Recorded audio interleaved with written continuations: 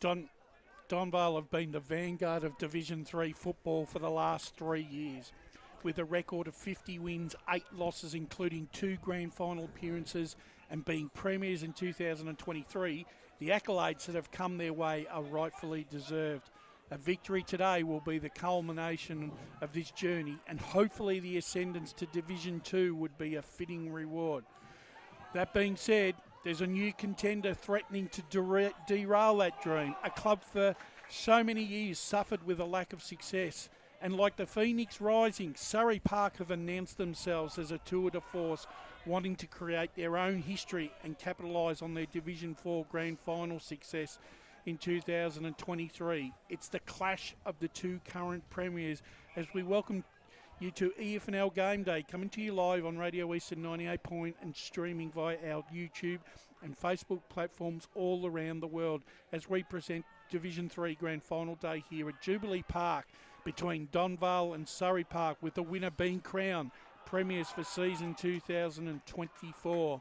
Good afternoon, I'm your host Wayne Brasher, and what an action-packed pre-match set down for discussion this afternoon as we preview today's grand final, as well as being joined by our feature guests, the respective coaches of Donvale, Kevin Collins, and Surrey Park, James Kenworthy. And the action doesn't stop there, as Premier, Division 1 all have finals actions coming your way as well, in which our team will be all over it. Without further ado, it's time to introduce the panel. One of the foremost analysts in the EFNL, whose opinions are highly respected. It's a warm welcome to you, Matt Lee. Good afternoon to you, Brush, and all the viewers and listeners. Great to be out here at Ringwood, and well done on the editorial there, Brush. It's set up for what he's looking for, a tremendous afternoon of football. Really looking forward to it. Crowd building, so much anticipation about this game. Can't wait to get stuck into it.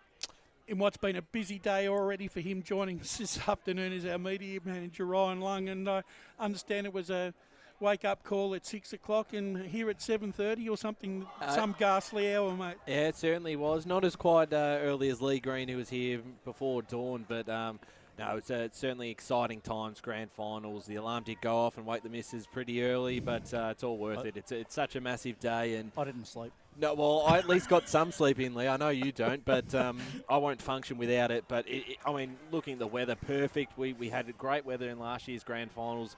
Hopefully, fingers crossed, this remains throughout the rest of the final series. Yeah, we've been blessed, haven't we? Well, we certainly have. And look at the crowd at the moment. We haven't got that on the screen, but the packed crowd behind the goals, Surrey Park and Donvale playing in the reserves, followed by the senior grand final. So the crowd is already big, which is great to see. Yeah, and we do have just before we get on, we're basically 12 minutes into the third quarter here, and Donvale 3-8-26 are leading Surrey Park 1-2 out. And it's a bit of a dour struggle out there, isn't it? They just butchered a set shot from about 15 out before Donvale, so they're keeping Surrey alive. But if you do want to watch that game, of course, we do have that streaming as well. Gentlemen, it's been an interesting year for both clubs, in the fact that it's very rare that we have two grand finalists from the previous year playing off in a grand final. There's a lot of pros and cons for both sides this afternoon. Where do we want to start? Do we look at Surrey Park and as the one challenging for the title? I think we should have a look at them first, because they've had a pretty hard run coming into this semi-final this afternoon, Spider. Well, they're certainly primed for it. They've had to do it the hard way, and they've gone the long route to the grand final. But they're well prepared. You can just tell that they're going to be up for the fight. And we were talking about it in the preview show yesterday. This has got all the feelings and the emotions, but it actually has a lot of racing parlance about it. I love my horse racing, Brush. And I actually think about the 1986 Cox Plate, Bone Crusher and Waverley Star, because what has happened is these are two teams and clubs going against each other, and I think this is going to come down to right to the last couple of seconds of the game. I just don't think this is going to be determined till very late in the piece, and it's just going to be one of those ones stride for stride the whole way around the track. And I think at the end of the day, we're going to come down with a winner, and it's not going to be determined like that. They're just two heavyweights that are going to really fight it right out. And you talk about the racing parlance. It's the Melbourne Cup right throughout the course of the year is the marathon, is the big race, and all the clubs underneath, they were chasing Donvale for a portion of the year, but then you had Knox that were certainly coming up, and then Knox were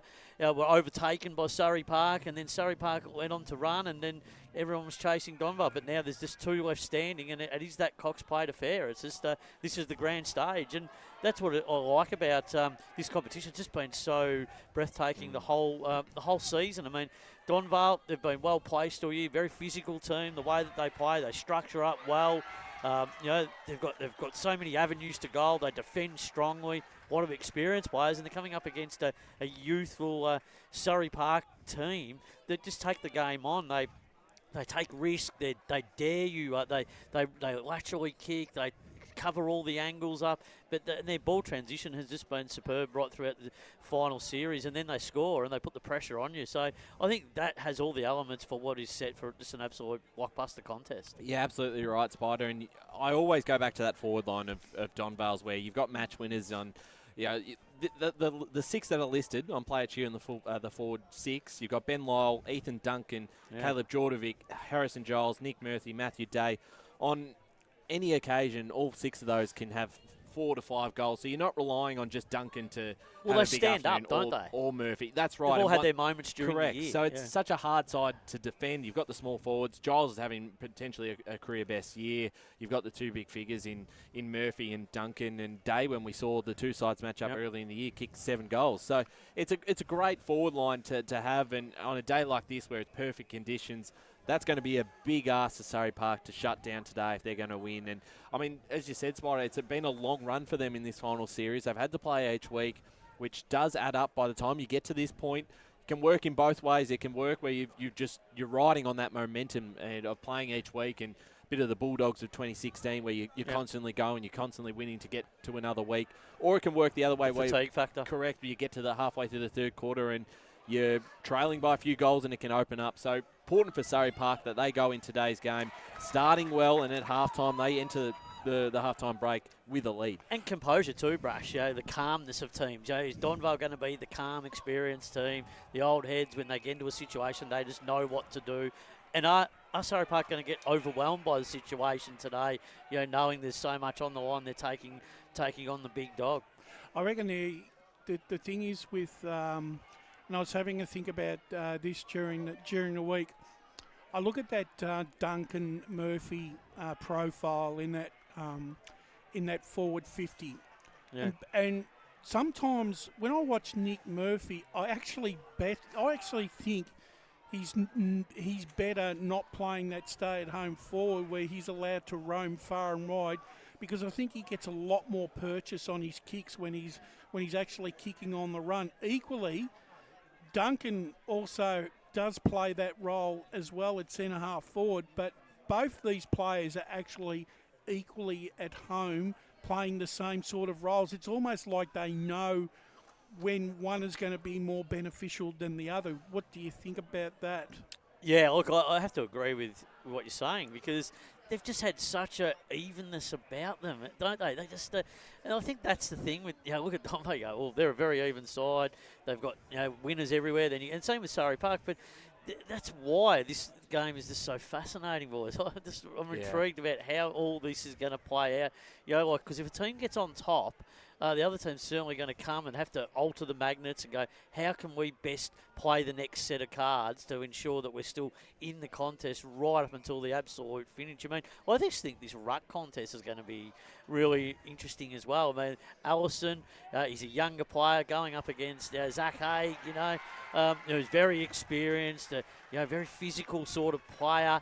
So they do two different types of rucks, aren't they, really, the way that they play them. And so it's going to be interesting to see how they're both coaches, manage that and set that game up because of the capacity for the midfields. They're different blends of midfields, aren't they, Ryan? They certainly are. And I think if Surrey Park to win, you look at guys like Tom Smith who are just made for this sort of stage. Yep. We saw his performance last year in the Division 4 Grand Final. He can hit the scoreboard, and that's what they need through those midfielders. When they load up and bring in these experienced players of Mahon and Hendon, these are guys who have been key to getting them to this stage.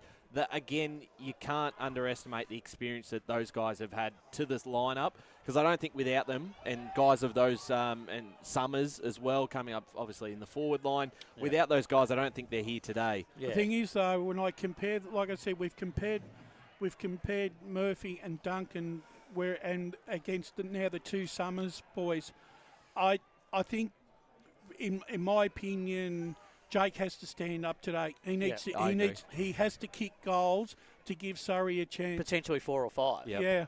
Whereas I can easily see a combined at least minimum 5 goals between Duncan and... Or spread, more even spread, as we were just alluding to. So it's that balance, is it? Finding the balance. So, okay, let's look at a scenario, and it was a scenario that I put to Steve Buckle a few weeks ago about, do Surrey push their forward pockets up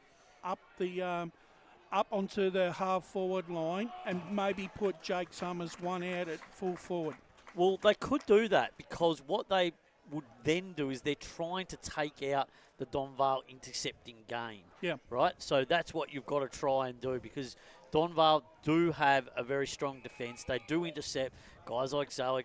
They do, and you've got like guys like Max Otten, etc., that get busy, and then they start their attack from their defensive part of the ground. So that's the challenge for Surrey Park, what they can do to counter that this afternoon. And for the first time this afternoon, it's a warm welcome to James Kenworthy, coach of the Surrey Park Football Club. Good afternoon, James, and welcome to Grand Final Day in Division 3. Good afternoon, gents. Thanks for having me. James, it's been a very interesting ride for Surrey Park this year. Basically, second on the ladder, yet you've played all the way through the final series. How does that sit with you and the playing group? We actually love it. It's great continuity for all the young boys, just playing games of footy, keeping that momentum rolling through. So I think for our group, it's really good playing week to week.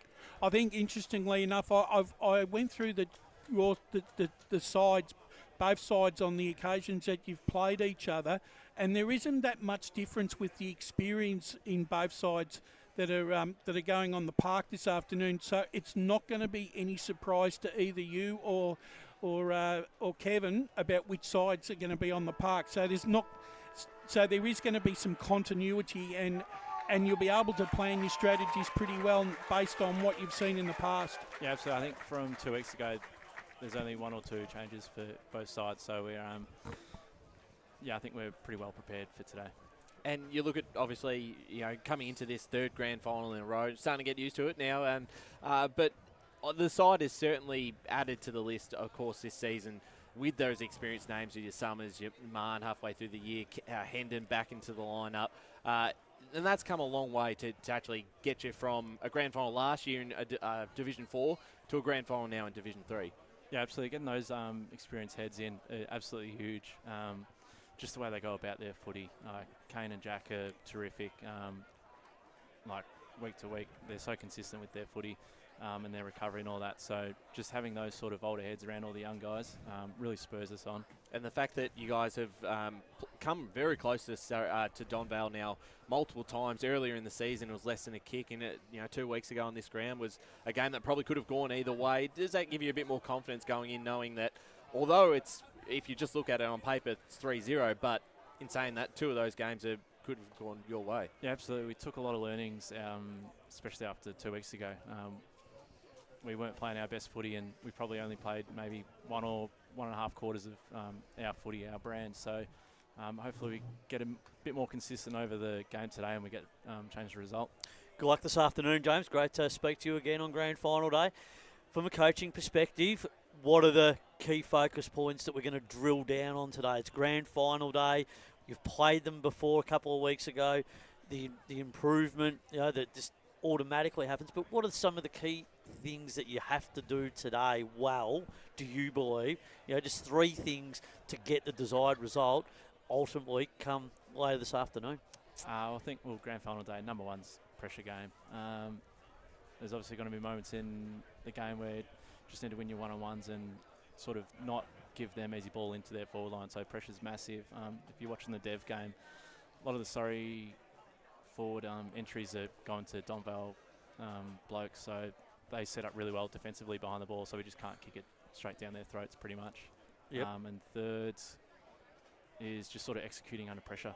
Yeah, so you're talking about the pressure game, but what also about when you're talking about your brand, you also want to do things better with ball in hand as well. What do you want? Is that the sort of thing you want to move the ball a little bit more with speed? Do you want to try and play a little bit more tempo at times today? Because Donvale when they do defend well, they're going to be relying on you guys to turn the ball over because they know that you like to move it at speed, and then be aware that you can play the other card and try and tempo the game on your terms as well. Yeah, absolutely. I think we find ourselves when we try and rush things, we turn the ball over quite a bit. So, yeah, relaxing with ball in hand is going to go a long way to us winning the game. Now, coaching's all about keeping the players ready for this big game and keeping an open mind. How do you go with the calmness before the game when you leave here and talk through the situations, because it's not another game of footy. This is the game. This is grand final day. You have different people coming to watch from outside of the four walls of the club. There's grandmas and grandpas. There's aunties and uncles. There's people that don't normally come and watch Surrey Park playing. So you're on the biggest stage. How do you keep the team focused just at the task at hand of getting the ultimate success come 5 o'clock today? I think it's just sort of keeping everything relatively low key, not. Obviously, being here for the third year in a row, everyone's sort of gotten used to it a little bit. So we compare our sort of week to 2 years ago when it was our first one.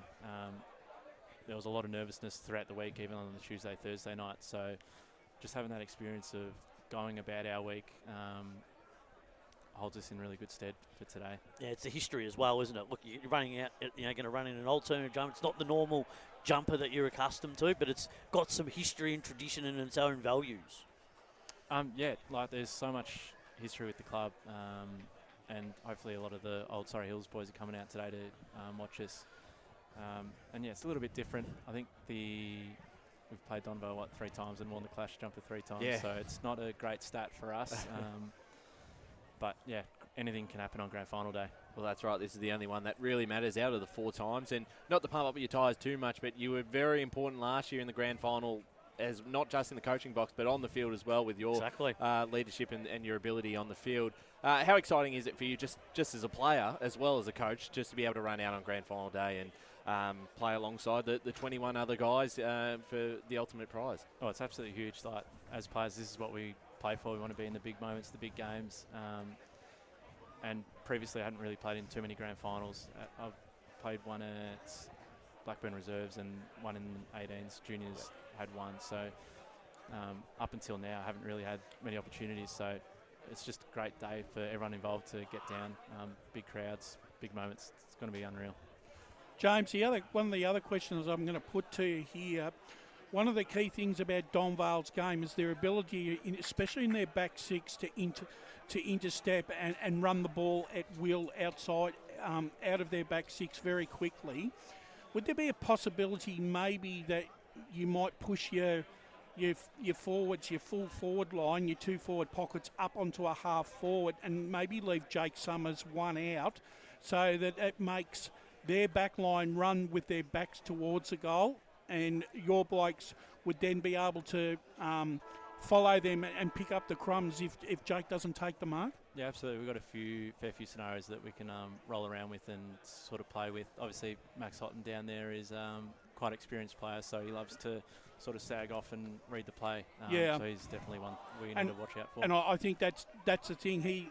It's exactly what I was thinking, because he likes to get the game on his terms, and the thing is you've got to try and push him out of his comfort zone very, very quickly, because when he's not feeling it, his disposal just goes a little bit. He does tend to turn the ball over because he panics, and I think that could be one area where you may be able to exploit them. But I think also too, the 2 players that I'm really impressed with, I love the run of Nick Can off the half back line, where he's prepared to run through the middle and take on. And I think that's going to be really important as this game progresses this afternoon, because I noticed that last year, that was when he really came to the fore in that second half. Yeah, absolutely. Nick's been huge moving into the back line for this year. Obviously last year he was quite a notable goal kicker. But he's just got great natural pace, natural ability to read the ball, intercept marking is really good. So having that drive off half-back's absolutely huge today, especially on a big deck like this. And I think also too, Tom Smith, I mean, he has poise and and plays a mature game beyond his years. The way that I think the thing that sets him apart is his ability to run into position and know when to give the handball, know where to kick it, know when to size up the situation, when he needs to keep possession of the ball. Those sort of footballers don't grow on trees, and he's going to be equally as important this afternoon, especially in that midfield. Yep, Tommy Smith's absolutely unbelievable. It's great to get a front row seat out there with him. I'm actually looking forward to him showing his wares today. Yeah, he loves the big moments, the big games. Just his natural ability just to find the footy, and he's so quick, so agile, and he's quite lengthy as well. So him up forward is pretty hard match up. It is, yeah. To find. And the ruck duel as well, equally as important with a guy like Haig and Allison going at it, and they've had some pretty good duels in recent times. So yeah, absolutely. Zach, obviously one of the premier ruckmen of Div 3, so much experience, and then going up against Chrissy, one of our under-19 boys. Chris has been huge all year for us, and yet there's going to be a pretty decent battle today. Obviously a hot day, so see who can outlast who in there. Yeah, well, both players, James, have got exceptionally good tanks to be able to not only ruck but play that old traditional followers role around the ground and accumulate possessions. So that's also going to be a really key battle. So in essence, looking at the grand final overall, looking at the side that you've picked this afternoon, is it, in your opinion, the best side, right, that you've put on the park this year, knowing that this is the most important game of the year? Is that with available players or yes, non-available? Available players. Because I had a look at the reserve squad, and whilst they've got some good players in there, none of them actually shouted out to me that they were going to force a place in that senior side at this particular time of the year. So from my point of view, I think it's probably the best side that you've got in today, and I think it gives you an undeniable chance of winning the flag this year. Yeah, for sure. Going in unchanged to a grand final is pretty big. So yeah, that doesn't happen again, very often. Just that and it's the balance, Yeah. balance too, because it's who you play as well, because one thing may outweigh the other. You might want an extra tall for an extra small, or an extra mid, or an extra defender, depending on the combinations. You know, if you're playing someone else, depending on height, size, whatever, that's what you go with. But no change. That's where it sits, isn't it? Yep. Doesn't matter now. Yeah.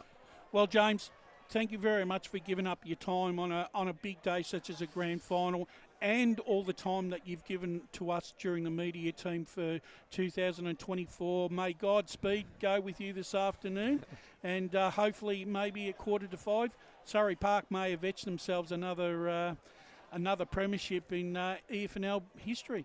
Cheers, fellas. Thanks heaps for having Good me, luck, guys. James. There you have. Cool. There you have it, ladies and gentlemen. James Kenworthy.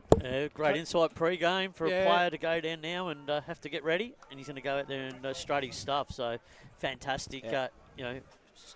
It's an interesting. It's almost like for the coach. It's almost like glass half full, half empty. It has to be on a grand final.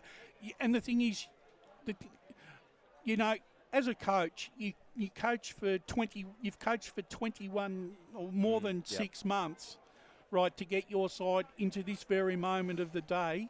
Yet there's still going to be scenarios that you, as a coach, that may have worked in 21 weeks of football that may not work on the most important days. And he might not have played his card yet. He might have his card just nicely tucked away in his sock, and he might put it out with a couple of minutes to go. That could be the difference between winning or losing. So, but that's the thing about they're the little key moments of coaching, and that's why we like the game so much, and we get a great insight from a particular player that's coaching.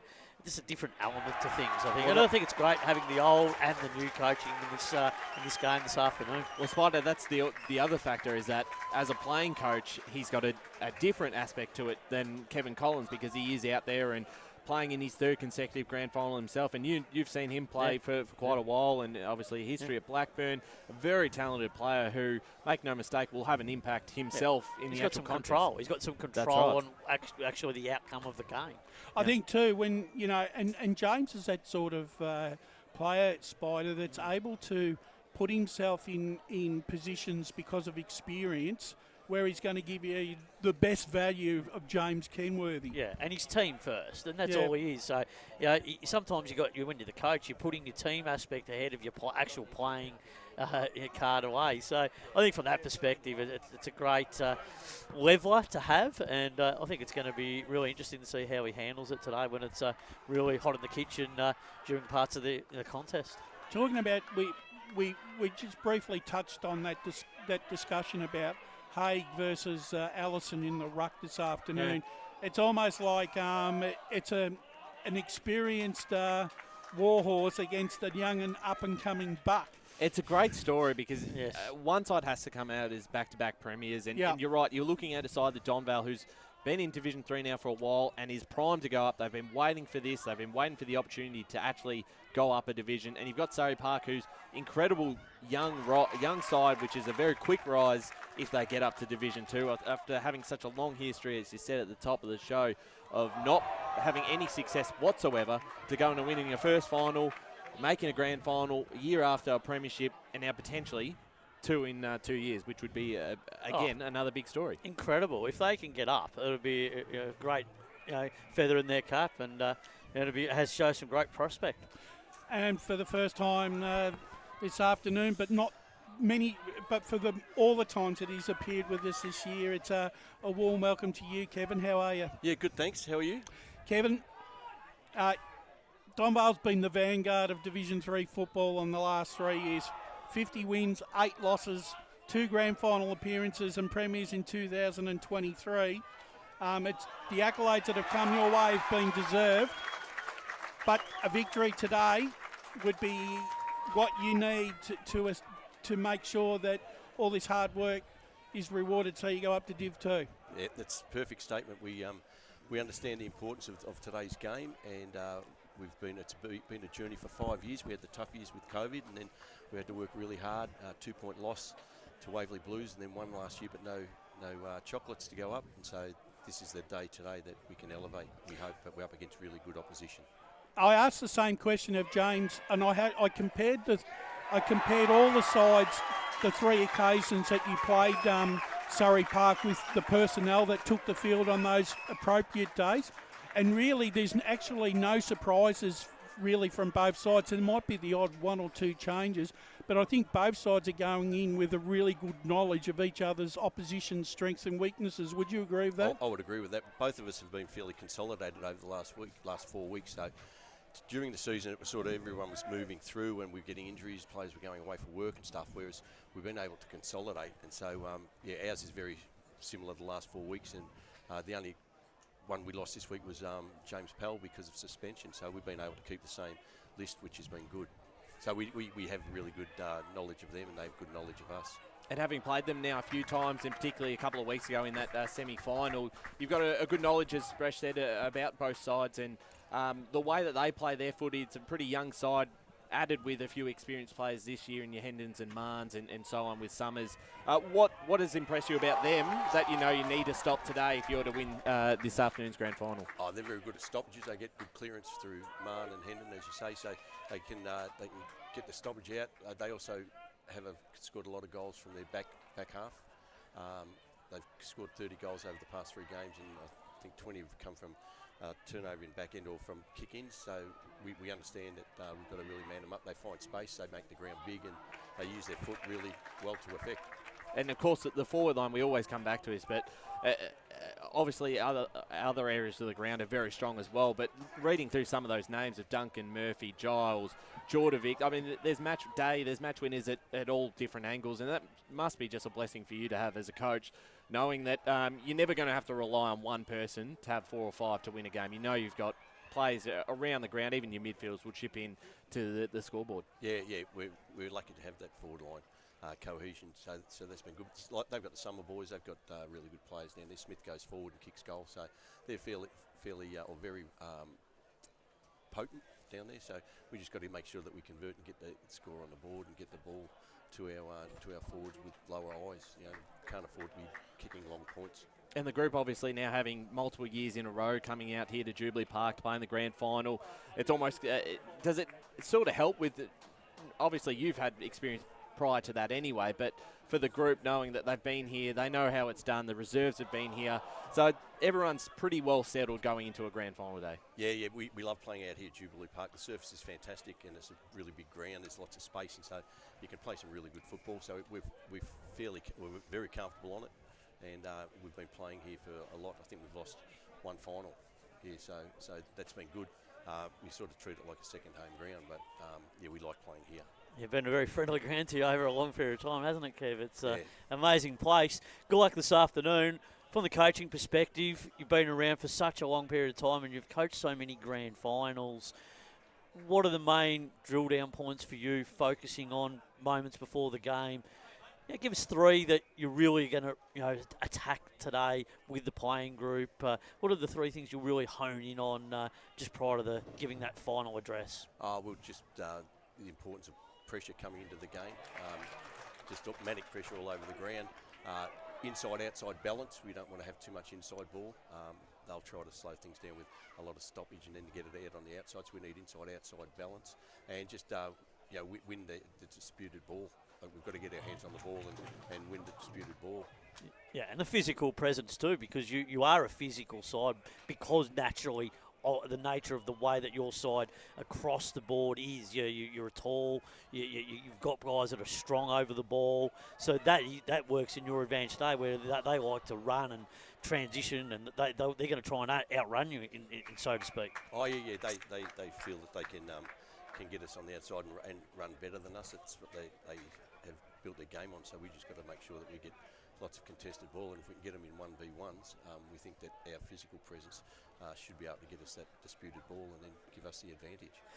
All across the year, you've always been seen as the team to chase, and I've been talking about racing parlance. I know, not sure how much you love your horse racing, but Cox Plate, one of the biggest races on the calendar. But I go back to 1986 with the Bone Crusher, Our Waverley Star thing, because it's like this is not going to be decided this game right till the final moments in the game. So you've all got to have a bit of calmness about you from a coaching perspective to give that feedback to the players that no matter what happens, everything's just got to be played out to the absolute final second. Yeah, the team who hits hardest for the longest wins the big games like this one, and you've got to just keep going and going and going right throughout the day. And so I'd agree with that.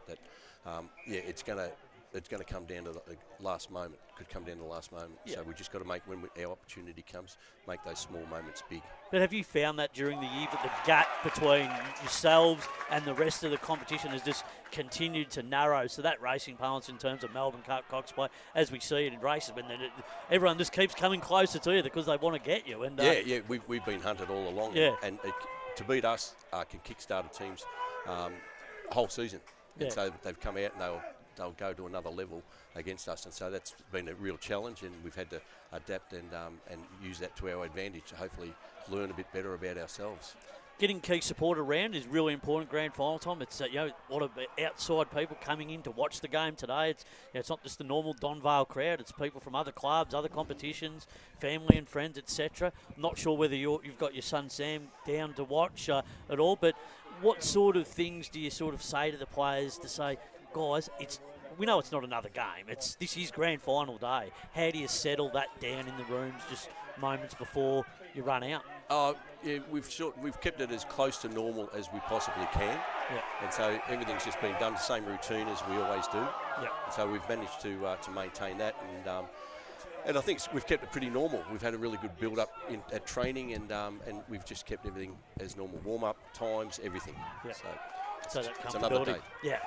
Well, Kev, good luck to Donvale this afternoon, and like I said, it's been a proud 5 years for the club, and hopefully for Donvale, they fulfil their destiny this afternoon at 4:45, and once again, you will become a premiership coach. Well, we're keeping the fingers crossed, boys, but there's a lot of water to get under the bridge. But I do appreciate that, and you have a good call today. Thank you very Get to much. work on it, Kev. Go the Vales.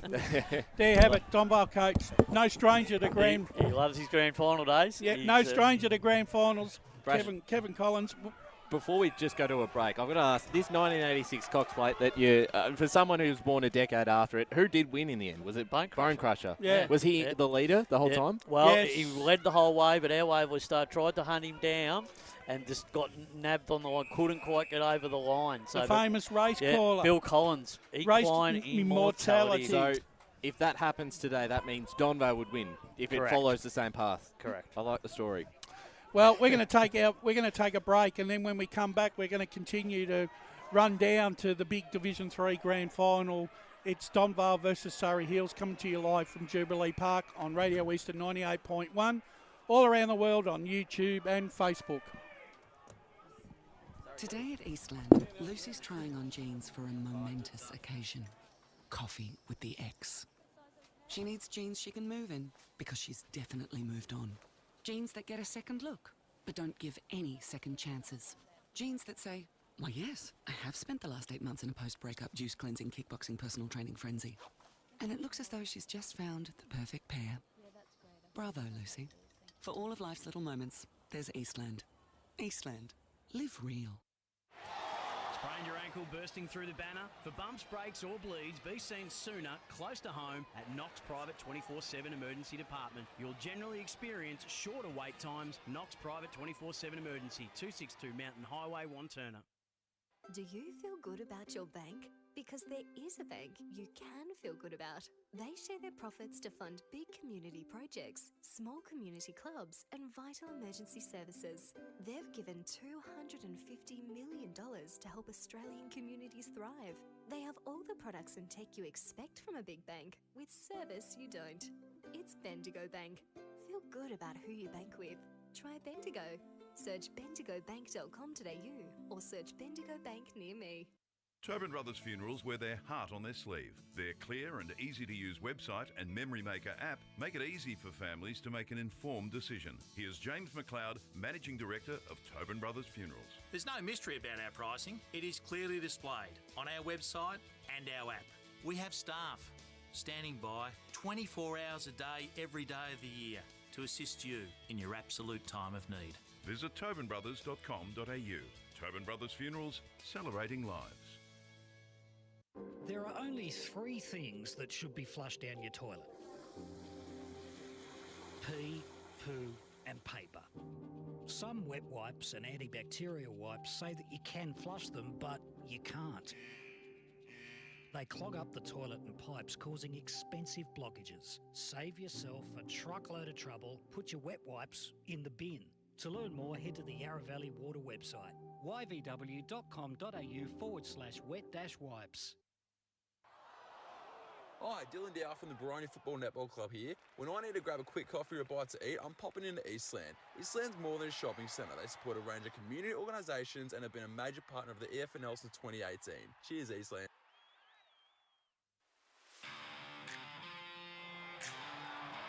You are listening to Radio Eastern FM 98.1. With live and exclusive coverage of the EFNL football season. Bringing you the match of the day with score updates from all divisions. And now we cross to our commentary team for the Radio Eastern 98.1 Match of the Day coverage. Welcome back, ladies and gentlemen. The Division 3 Reserve Grand Final has just hit time on, and it's going to be a barnstorming and very close finish.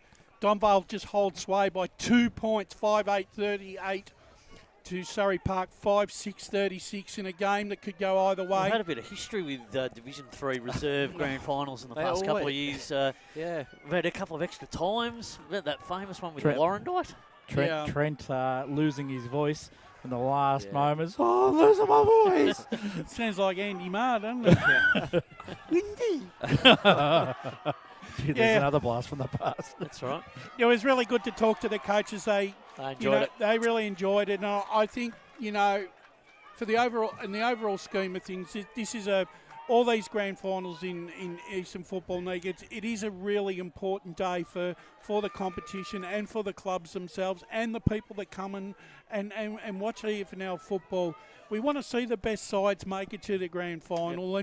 And to be honest with you, these two have been the best sides, first and second, for basically the majority of the year. Well, they have been, and it's a tremendous reward for whoever is fortunate enough to hold the cup up, because so many people behind the scenes put the work in, the volunteers, the people that, make the club tick, whether it's the team managers, whether it's the people in the canteen, whether it's the people that are serving dinner on Thursday night, someone standing on the gate at home games, someone selling a raffle ticket, whatever they're doing, and that presence around the club, it's the satisfaction and the reward for a job well done. So, we just hope that everyone can enjoy the moment and be a part of it. So, for Donvale and Surrey Park, they've all got hard-working volunteers and members and supporters. So we hope they all enjoy the afternoon and what's in great prospect.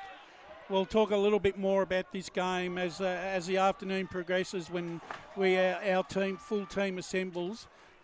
We have some other games going around the grounds this afternoon, and one big game in Premier Division. It's second semi-final day at East Ringwood, and East Ringwood are part of that at Bayswater Oval this afternoon.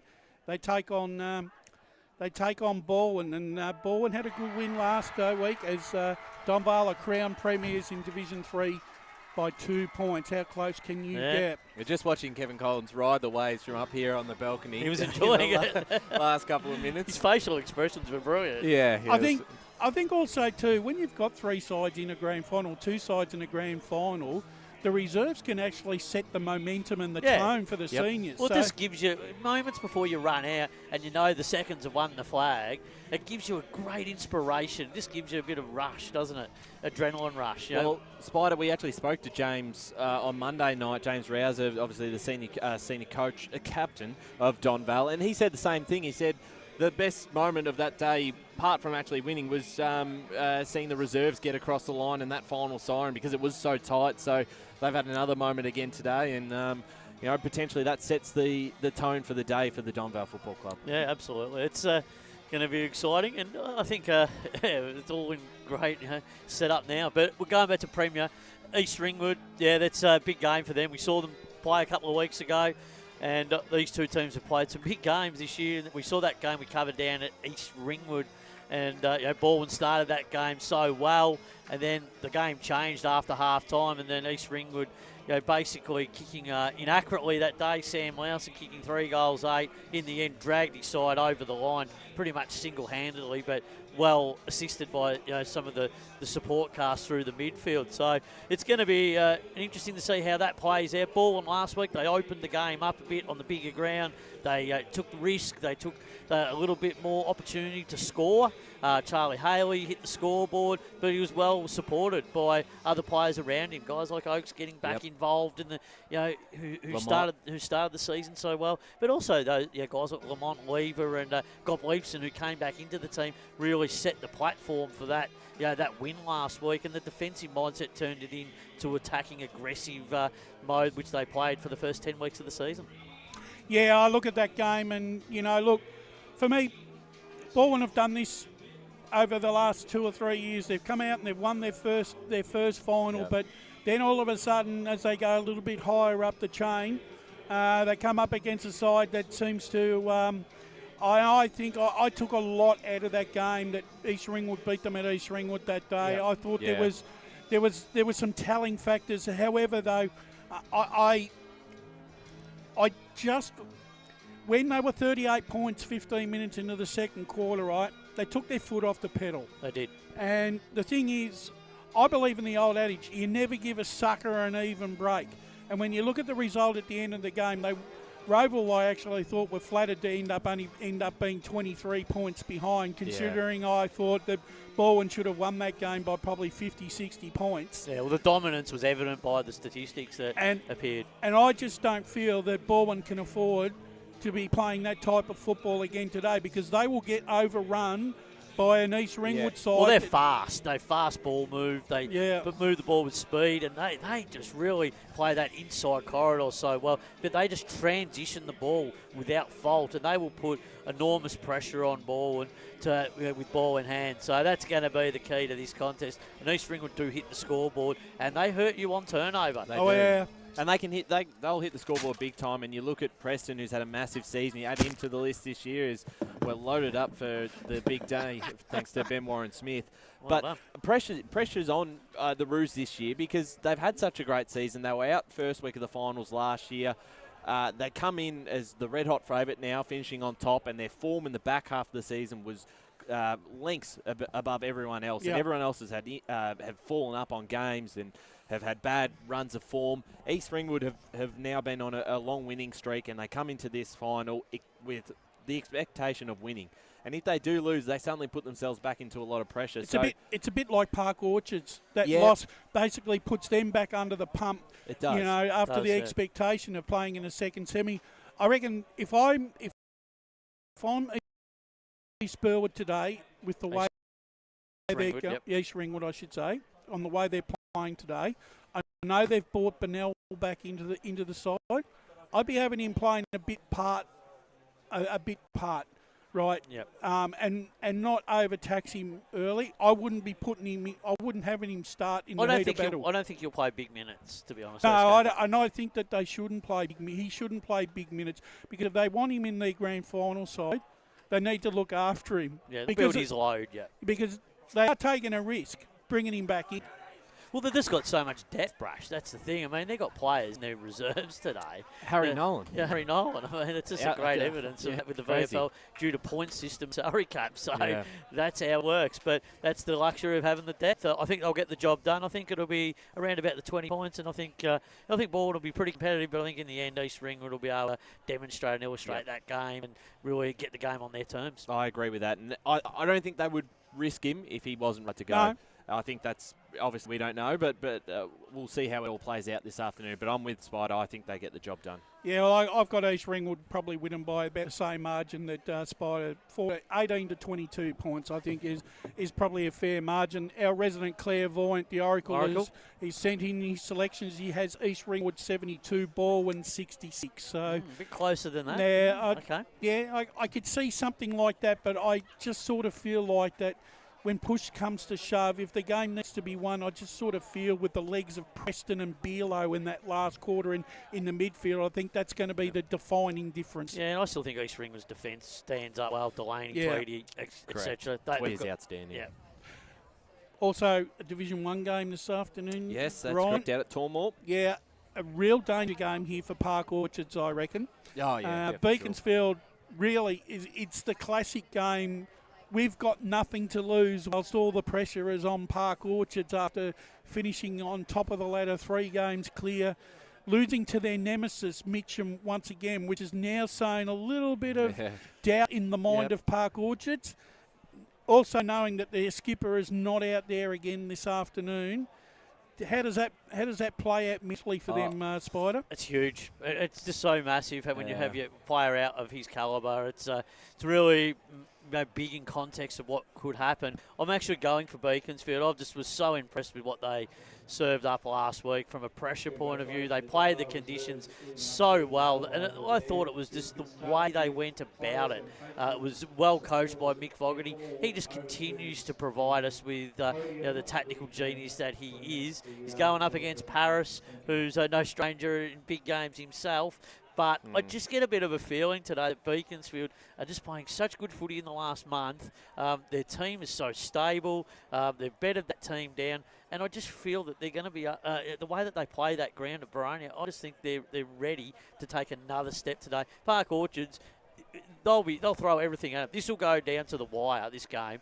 But I've just got a bit of a feeling about this one with Beaconsfield. I think they're ready to take that next step into a grand final. I think they've really. I think now they're really the challenger. I think if they get this right, who knows what could happen? And they're saying, what about us? And I think that we clearly saw that last week in those conditions it applied against South Belgrave, and they deserve their victory, and they deserve the opportunity today to take on Park Orchards for a spot in the grand final. Ryan, I said in our pre-season podcast that I thought Beaconsfield would make it to a preliminary final this year. I said that as well. Yeah, you said it. You alluded to the fact that for the very rare times this year, since the final started, that Mick Fogarty has been able to bed down a side when you consider the amount of changes he's had to make, 6 or 7. And really, I think, in all honesty, that's the genius of Mick Fogarty at right in play there. The way that he's been able to manufacture victories, and some of their victories have been they've been hard fought. They've had to fight a lot of games. Well, they have. They have. Ship, Delarue, and then knock her up forward. They've got everything that they need defensively, through the midfield, and then it finishes off up forward. So they've got all the parts. That's right. They've got the side that's certainly capable of making a grand final, and once you get there, anything can happen. Yeah, anything can happen. That's right. I still think for a side, and Park Orchards finished the year 17-1. I understand without Prosnack makes it very tough. If Prosnack's there, I'm tipping them with a lot more confidence. Yeah. I'm still predicting that they will find a way, because you can't rely on just one player. If you're going for, if you're playing that well all season and winning 17 games, it's not just one player. There's a lot of players on that side that have really stood up. Price Inglis is probably a little underrated. Keppel's been very important. Spiteri's having a great season. Whitnish. I think there's enough talent on that lineup that they'll find a way to get through, because if, as you said, if they go out in straight sets for the year they've had, Spider, the home and away season they've had, that would be disappointing. Extremely disappointing. And the thing is, that last quarter last week, we'll find out today whether that was an aberration or whether that was an identity that we are discovering about them, whether they have hit a wall, whether they have fatigued, or whether not having their captain is really playing on their minds from a leadership perspective at the moment. I think too, when the thing is, when you have an opportunity like you've had throughout the season, where you've had a fantastic home and away season, right? The guarantee is there is no guarantees that you're going to have that same type of season next year. No, that's right. So, for all intents and purposes, Park Orchards have got to go out with that same. It's a bit like the old Port Adelaide phenomenon. They're going to go out there and put whatever happened last week at the back of their mind. Yeah. And they've got to go out there and play the game that's got them to where they got to in the first place. Yeah. And if they don't do that, then that's where the genius of Mick Fogarty and that team of Beaconsfield, they'll be able to exploit that mental weakness if the pressure is on, especially like last week in that last quarter. South Belgrave didn't handle that pressure. No, they didn't. In the opening 10, 15 minutes very well at all. And if Beaconsfield bring that pressure, particularly in the first quarter today, Park Orchards might just be on the back foot. They might be, but they've got to attack the game right from the outset and make a statement, putting scoreboard pressure on right from the start. And we've seen this happen both ways, Brash. We've seen it where you lose that first final and just it all falls apart, and you come into the next game low on confidence. You're playing a side who's coming off a win and it falls apart. Or the other way, you respond quickly, you make a statement early, you head in front at halftime, and you put away the side you're playing against where you're expected to win, and you advance through to another week. It's up to them. It's in their it's in their hands, yeah. Well, it is, and I also think too, obviously, different conditions at Tormore today, where both sides are going to get an opportunity to score at both ends of the ground. I think that's really important, because basically last Sunday's first semi-final was really ruined by the prevailing conditions. It basically, no side at any side chance with only being able to kick at one end of the ground really took advantage of it, did they? Yeah, and it's just the exploitation of who's going to use the ground better, in terms of the width, the size, who's going to give the time and space, who's going to defend harder. Park Orchards they're a bit of a run and gun sort of team, whereas Beaconsfield, they're sort of hunting you down with their defence and their territory game and their forward pressure, like they did last week, and then they hit the scoreboard accordingly. Someone needs to put some time into Brandon White, I'll tell you that much. If Park Orchards are going to win this game, they've got to limit White's influence. Yep. The other thing too, the actual game could also be won by the coaching bench, because I just feel at times that Paris's game plan is a little one-dimensional. He's very rigid. Yeah, it is a very rigid plan. And if you don't have a plan B, and I know Mick Fogarty has more than plan B, he does. Yeah, and that's why he's had so much success. And that also could bring Park Orchard's undoing as well. And Paris has had success too, but he's had some really great teams, that are a lot better than this Park Orchard's team currently. He's had some greats come through some of the teams he's coached, whether it be at East Ringwood, South Croydon, etc. Donny East. So it's just now this team is just starting to establish themselves on a journey. It's whether they can have that plan A, B, C in place, and Paris, can he deliver it and get them to a grand final? If he does, it's a big tick after what happened last season coming down from Premier. All right, gents, what's the score? Who wins this? I'm sticking with Park Orchards. I think it'll be close. I think Park Orchards by 2 to 3 goals. We reckon, Spider? Beaconsfield by 5 points. Well, it's funny. I'd like to give a side another chance, but I think the game's going to be won in the coach's box myself. Yeah, and that's what I think. And I think Mick Fogarty might have the answers that Paris doesn't. For that reason, I'm going to pick Beaconsfield, but the margin's not going to be great. They don't blow sides out of the water, Beaconsfield. They just do the job. 2 goals, I reckon, in it. Yep. Yeah, I think it'll be close. Even if Park Orchards get on top, they don't really smash opposition teams. They'll get there, I think, in my opinion, but not by much. I think it'll be a good game to watch. Well, earlier in the season when they played Bayswater, they had that opportunity. They couldn't do it either. Yeah. So, I mean, look, they're more a side that like to grind you, Park Orchards. That's right. The Oracle has Park Orchard 67, Beaconsfield 72, so another close prediction there. I could see something like that happening. I think it's just, but like I said, it's a goal in it. So it's not like there's really a definitive score for. And finally, just before we go to our last break, in Division 3, the Oracle has Donvale 90, Surrey Park 71. So it's a 3-goal victory by the Oracle for Division 3. Well, I'm going Donvale by 7 points. Yeah, I had Donvale by 8, Ryan. I can't. I was going to make up a tip, but I've got my tip published in the record today, so I can't change. It's in black and that's white, right. Mate. That's right. So I've tipped Surrey Park by a point. Well, and I don't do it with confidence, but I just have that feeling they are the underdog. You thinking our Waverley Star's going to get up? The Waverley Star, that's right. Bone Crusher this time won't get up. Well, gentlemen, I've got to watch that race now. Well, gentlemen, that's pretty much done and dusted. You'll be joining me again at half-time as we once again dissect what's happened in the first half. But for now, we're going to take a break, and when we come back, we'll assemble a call team for the big Division 3 clash this afternoon in the grand final. It's Donvale versus Surrey Park. As Sarah opened her best friend Jackie's wedding invitation, she was overcome with a wave of emotion. While her 2 young boys wrestled on the floor, tears of happiness rolled down Sarah's cheeks as she saw the words she'd been longing to see. Please note, this wedding will be a child-free event. Well, Sarah, looks like we're off to Eastland for a new frock and some heels. And let's book in that babysitter. For all of life's little moments, there's Eastland. Eastland. Live real. At Yarra Valley Water, we know reducing your shower time, or show time, to 4 minutes can save you an average of $200 a year on water and energy bills. Shower shorter. Save water. Authorised by the Victorian Government, 1 Treasury Place, Melbourne. Sprained your ankle, bursting through the banner, broke a finger, high-fiving the ruckman, or did you run into the goal post again? For bumps, breaks or bleeds, be seen sooner, close to home at Knox Private 24/7 Emergency Department. The preferred provider of emergency care to the Eastern Football Netball League, you'll generally experience shorter wait times. You don't need private health, but there is an out-of-pocket fee. Be seen sooner, close to home at Knox Private 24/7 Emergency Department, 262 Mountain Highway, Wantirna.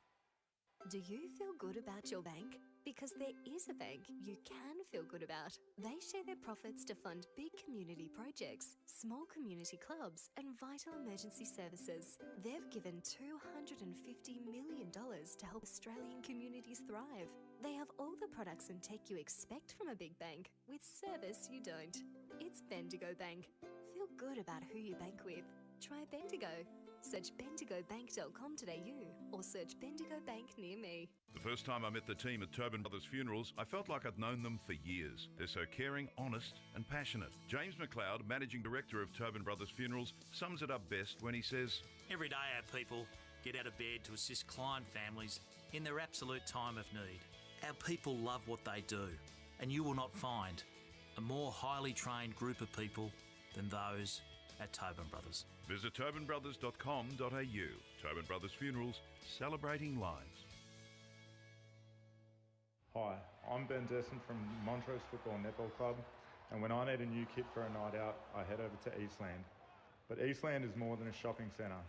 They support a range of community organisations and have been major partners of the Eastern Football Netball League since 2018. Thanks, Eastland. You are listening to Radio Eastern FM 98.1. With live and exclusive coverage of the EFNL football season, bringing you the match of the day with score updates from all divisions. And now we cross to our commentary team for the Radio Eastern 98.1 Match of the Day coverage. Well, a very good afternoon from Jubilee Park, where we've just seen a cracking reserves grade grand final. And if it's an omen for the day, the Donvale faithful will be pretty happy because they've gotten up in the reserves in a tight one, 38-36. But this is what it's all about. Sun is shining. The ground looks in superb condition. And, of course, finals, that's what we do come to the footy for. And it's just got a different feel out here today, obviously, with everything on the line in this grand final. Donvale going for back-to-back flags and Surrey Park trying to cap off a meteoric rise. They were in Division 4. They won the flag to come up to Division 3. And here they are on the verge of back-to-back flags in different divisions in consecutive years, which really would be a quite extraordinary performance. My name's Brett Beston. Great to have your company this afternoon, wherever you are across the globe, watching on Facebook and YouTube, and of course 98.1 Radio Eastern. Big welcome to our listeners as well. Time to bring in the call team. My co-caller this afternoon. Look at him rubbing his hands together. He's never been he's like a child on Christmas. He's like a kid in a candy shop. Surrey Park's #1 supporter, and of course Josh Ward. Joshy, you're excited, no doubt. Absolutely. It is not just for this game, but just for this weekend as both Donvale and Surrey Park enter the arena out here at the magnificent Jubilee Park, a sun-bathed Jubilee Park. Really looking forward to calling this game alongside you, mate. Indeed, there's been a few changes in the commentary team late, so I'm just trying to catch up with who's on. I think Brash is on. Brash, are you doing special comments? No? I think it is right. I think it's Ryan Long and Blake Tennant on special comments. Right. I'm doing scores, Brett. Scores, all right. So Brash is doing scores. It's all over the place at the moment. And then down on boundary today, we've got Blake Tennant, and I think Jared Beelan will be down there with him. I believe BWS is Ben Warren Smith is swapped with Blake Tennant. We've switched the magnets. I have no idea what's going on. No. Fair dinkum. There is a fair bit going on. I do have some very, very interesting news, and there's a late out for Donvale. I've been keeping this one under my lid, but there's a massive late out which can make a significant difference. Matt Liardi is not playing. He's a very late out today, and coming into the side will be Nick Day. To join brother Matthew. So Nick Day will be in jersey 7, and all that experience for Matthew Liardi. He's out of the side in jersey 3. So that makes a massive difference to Donvale because he's a survivor from that 2017 flag, and of course played last year as well. Yeah, he did, and he's been he hasn't played the last couple of weeks or for a bit for the last month almost. So he was listed in, and it is still a bit of a loss, but. For Nick Day coming in, of course, when we did that match of the round earlier in the season against between Donvale and Surrey Park, he kicked 4 goals that day. Matt Day kicked 7. Obviously, it's a lot different this time around. Surrey Park pretty much at full strength. Donvale are at full strength, but it is a bit of a big loss, and certainly going to be interesting to see who fills that void with Liardi out and James Pell out due to suspension too. Yes, indeed, yeah. We saw Surrey Park a couple of weeks ago. They were very good, of course, in the second week of the finals. Terrific victory. So, I mean, they're coming into they're heading form at the right side, as are Donvale. So, I mean, we saw Surrey Park beating Knox last week in a pretty good game. So they were in a bit of trouble early. I thought Knox had them early. Yes. But then they bounced back, and in the end, they just ran all over the top of them. So that's got to be a bit of a confidence booster coming into this one. Well, I was out at that game actually, and they kept Knox to just 1 goal. But they were in trouble early on. Knox had most of the running and were kicking to the right of your screen or right of your radio dial if you're tuning in on 98.1 FM. So, and they didn't take advantage of the breeze. But Surrey Park did get off to a pretty decent start and were able to just run over the top of them in the final quarter. So that will give them a lot of confidence. And they've gotten closer to Donvale on each occasion this season as well. Obviously, take out that massive loss. Spectators, can we please head off the ground, please? All spectators. Can we please head off the ground, please? As you might be able to hear, Blake All spectators, boys down the back there. Doing a great job on the mic, but it's of course he's been doing most of the emceeing today, as it looks like the two captains are into the middle of Jubilee Park, Lachlan Bacon and James Rouser, and Dean O'Neill tossing the coin as well for Surrey Park. He might be trying to do so again. So there is a little bit of a breeze that picks up on the odd occasion to the right of your screen or right of your radio dial, which is the end that Surrey Park are kicking to, or to the Aqua Nation end out here at Jubilee Park. Donvale king to the left of your radio dial, or to the left of your screen if you're tuning in on Facebook and YouTube. So just a word, sorry Joshy, the word about the last time these sides met, because they have met just a couple of weeks ago, of course in the finals, round 2 of the finals. On that occasion, Donvale got the chocolates. Actually, we'll stop with that because we're going to go into the boundary. Ben Warren Smith has got himself in position. BWS. Yeah, it's great to be down here on grand final day. I'll tell you what, Jared, these conditions down here, they're picture perfect. Bruce McAvaney called them delicious. Absolutely. But yeah, there's that slight, we've sort of sussed out the breeze, guys, and Jared, it seems to be heading down to that Aqua Nation end of forward pocket, right forward pocket. Absolutely. It's pretty slight though, however. It's quite different from the past few days that we've had in Melbourne. It's been very blowy, but today, thankfully, it's started to hold off. And the ground conditions are fantastic down here. It feels very nice. It's a very clean track, I think. No, I'm fine, thanks, mate. Absolutely super. Brash is fine, and we're fine down here as well. Right across the ground, there is a bumper crowd down here. There's so much parking available in this Ringwood precinct. So if you're around, get down here today because it's going to be an absolute cracking game. I think winning the toss is a good thing for Surrey Park to kick down with the breeze in that first term. It's going to go right down to the wire. We know these two sides are so close and so evenly matched, but today I'm going for Surrey Park by 2 points. I'm changing my tip. You'll see in the record I said Donvale by 10 points. I'm on the Surrey bandwagon today, Jared. I'm sticking with Surrey. My tip was Surrey Park by 8 points. I'm staying with that. I think it'll be a fantastic upset for them. It'll be incredible for them to go up to Division 2 after this. Donvale, I wouldn't be surprised if they win it. They would deserve it, but get off the fence, Surrey Jared. Park. Thanks, boys. Enjoy the day down in the sun down there. I'm going for Donvale today. They won the flag last year, of course. They didn't get to come up, and my mind goes back to that famous win they had in 2017, and there's still half a dozen players, of course, in that side when they came up from Division 4 to Division 3, and I think they're a big chance today, and I've got them winning by 8 points. Joshy, no doubt you'll be going for Surrey Park. By how many? I was about to say, can I leave my tip unspoken? I'll say them by 8 points. We're joined by media manager Ryan Long now. You had Surrey Park winning, I believe? I have them by a point, and that's official in the record, so I can't go back on my word. And I think it's going to be very tight. I think it could go either way. But I'm backing in Surrey Park. Just a great story, and it's two great stories, really. But I really think this will be a very tight one. Wayne Brash is on scores today. So, Brash, who have you got winning this one and by how many? I had Donvale winning by 8 points in the record as well, Brett. And I think it was a close thing. I could have gone either way, but I just felt that the experience of Donvale might just stand them in good stead when the time counts. Indeed. Now, Ryan, you'll be able to confirm us. I think we're having the national anthem, is that right? So the players are just getting into position, so we're probably going to stop in a moment for the anthems. But thanks for joining us wherever you might be. On behalf of the in fact, let's go down to the ground side. Welcome to Jubilee Park for today's Eastland Division 3 Senior Grand Final between Donvale and Surrey Park. Donvale progressed through to the grand final by defeating Surrey Park by 4 points in the semi-final played here at Jubilee Park, while Surrey Park progressed through to the grand final by defeating Knox by 47 points.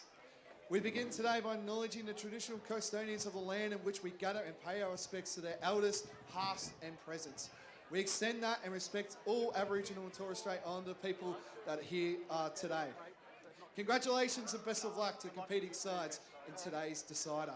Officiating umpires for today's matches are, in the field is Dean O'Neill, Bailey O'Neill and Mitch Hart. On the boundary is Taruku Nakshep, Logan Shelton, Ben Triplow and Judd Woolharp.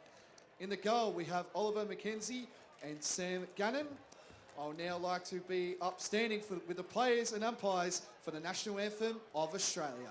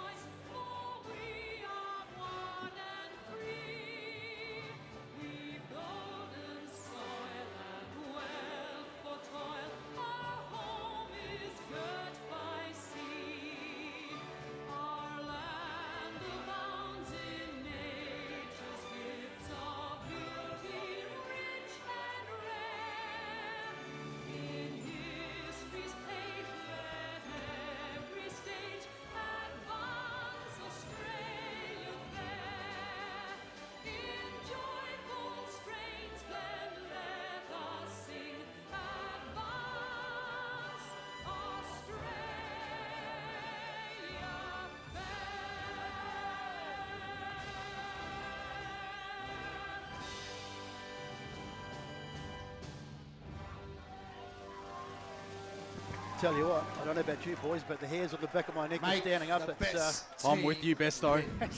It's a really special occasion when the National Anthem plays and it's finals, and you know that both sides, there's no next week. Of course, the winner will take the flag. The second, or the runner-up, obviously, will they'll be happy with getting here, but it's terribly disappointing to lose in a grand final. And I tell you what, it's going to be an absolute cracking game. High scoring, do you think, boys? Absolutely. It wouldn't surprise me if it is high scoring. Both sides, when they're on their game, they can certainly open up the contest. And if it's late on, if it has been a slog, then it wouldn't surprise me if this game is wide open, Ryan. Oh, yeah, absolutely right. It's a very exciting time. The two sides are well known now to grand finals. It's a crazy stat that you've got two sides who are playing off in a grand final for the third straight year, and they've followed the same format so far. They've had a loss, then a win. One of these sides will win today and go up to Division 2. The loser will remain in Division 3 for another year. It's everything on the line today. It's a very exciting time. Let's welcome a man who's been down he's very, very busy today because he's doing the MC duties down on the ground as well. Blake Tennant. Blakey, good to see you, mate. What's your tip for today? I did put it in the record. Donvale to win by 24 points today. I think they've been the best team. They've been the benchmark team all season long, and I just can't see them dropping it today. I know it's going to be tough. I know grand finals are a different story, but I think where you got the class at Donvale, I'm going to go with Donvale today. I suppose the other thing we have to bear in mind too, and I'm not being criticising in any way, so no one take offence at this, but Donvale didn't get to come up last year when they won the third division. Yeah. And that's just the way it was. We all know the reasons why. So they've got a bit of a sort of almost a point to prove. They've got to almost chip on their shoulder a little bit. They've got to win twice to get the reward that maybe they could have got last year if things had been different. So yeah. It's a fascinating contest, and I'm just looking at that forward line again with Donvale. They've got match winners everywhere, and you can see obviously Murphy and Duncan out at full forward at the moment. Those two will be able to certainly make their impact. I believe Wayne Brasher already has a score for us around the grounds. Yeah, both Park Orchards and Beaconsfield are already 1 point apiece, and East Ringwood have opened their scoring. They're 1 point to Bowen 0, both about 8 minutes into the first quarter. Thanks, Brash. And also, boys, just I don't know if you mentioned it while I was off, but how good does the Surrey Hills jumper look on a grand final day? The history combined with the club, obviously Surrey Park, Surrey Hills, it's fantastic seeing. I'm sure there'll be quite a few Surrey Hills people out here at Jubilee Park today. Very pleased with that. And Surrey Hills people potentially tuning into the stream as well, Besto. Indeed, Joshy, take us away, mate. Chris Allison up against Zach Haig in this first contest. Haig won it down. Smith will run onto it first. Tries to get past his opponent, couldn't. Kenworthy wrapped up by Carl Heagney. This ball not going anywhere. And it'll be tossed up forward of centre. Forward of centre for Donvale. As Allison got a bit of a run up. He didn't get a clean tap down. Mine applies the tackle there. So this is a key matchup as well. James Kenworthy on Kyle Higney. Should be an exciting battle on the wing, that one. Absolutely. As Allison won that tap down. Zalak running onto it. Gets it back to his brother Christian. Bacon read it best. McCormack tries to dig it out, and getting the kick off the ground there is Donvale. David Holland sends it inside 50. Ken came in from the side. Allison there on the ground. Woods fumbling, and Marn is wrapped up. We'll have this ball tossed up. A minute played here And it's all locked up still. So talking about Kyle Higney, he was terrific in, I think it was the round 1 match we watched. He was absolutely outstanding, so he'll be one to watch today. As Surrey Park get it forward, it's not really going anywhere. It's almost gone straight up in there. Awkward bounce. Mill goes back. He's got a bit of work to do. He takes possession, but it's been hacked away downfield, so it's going to go inside 50, is it? It is indeed, so a little bit of pressure on here.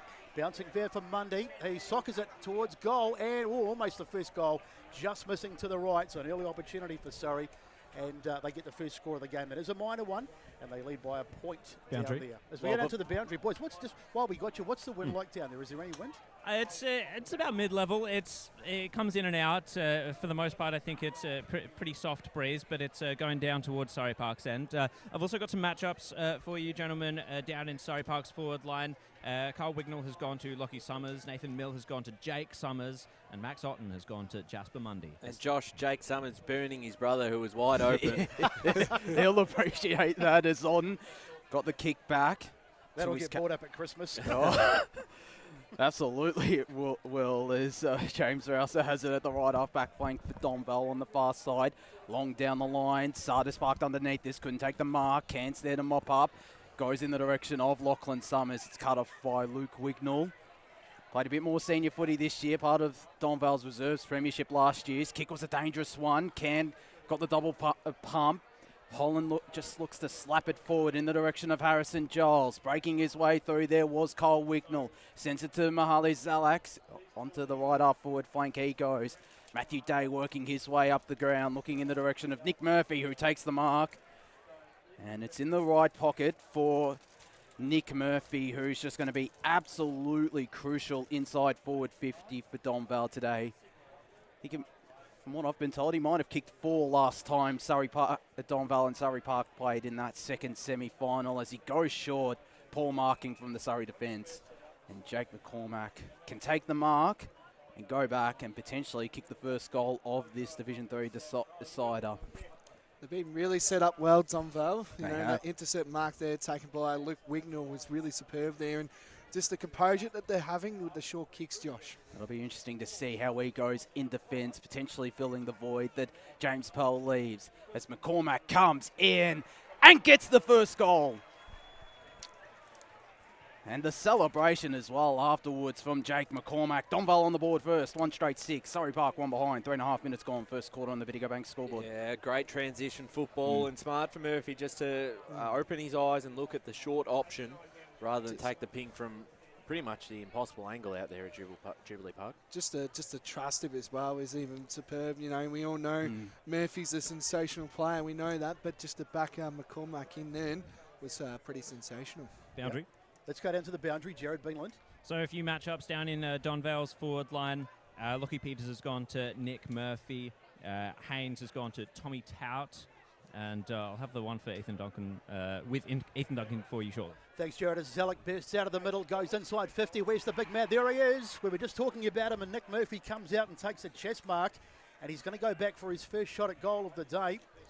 So he's been overshadowed a bit this year, Nick Murphy, in the goal-kicking stakes, because Duncan's kicked 70, but Murphy's still done all right with his 46, but he's been the pivot and the spearhead of this team for so long, but playing maybe a slightly different role these days. And here he is for a chance to kick Donvale's second, probably from about 35, I'm picking, by the time he kicks it. Left foot kick on its way, and he splits the middle. So Nick Murphy gets another one. It's his first of the day, second for Donvale, and they're off to a bit of a fly here on the Bendigo Bank scoreboard after 5. They lead 2 goals straight to 1 behind. Just seeing what I just saw there at the centre of the ground, did everyone see how good, you know, everyone was getting around each other from Donvale today? Yeah. You know, just the confidence and just to get around each other is what you need in a grand final. Where Surrey, they're just hands on the hips, I feel like. So you've got to have your heads up all the time on grand final day. You've got to be up and about from the get-go. I know things haven't gone Surrey Park's way, but you just got to be up and about. I haven't seen that. Zalek very good out the middle too. Yeah, it was. As Haig won it down. Running onto there's Chris Tout, and his kick was a good one. Found Nick Day, the late inclusion for Donvale. Goes to the goal square. Murphy's there again! Oh. Lachlan Peters has had his work cut out from him against Nick Murphy, and Murphy can go back and had a second goal along with a goal assist. And you can't really blame the defenders. They get killed out of the middle. That's 2 times in a row they've walked it out. As Murphy struts his way in, gets Donvale's third. And that's certainly going to come back to those centre clearances, how easily the last 2 have come out of that Donvale midfield, and they've been able to hit up targets, and they're already looking dangerous. They cannot put this Surrey Park defence under more pressure than they already are against this Donvale attacking lineup. Boundary side to Jared Beanland. My mistake before. George Haynes has actually gone to Ethan Duncan, not Tommy Tout. And just looking at these centre clearances, I really feel like Surrey Park's feeling the absence of Jack Mann.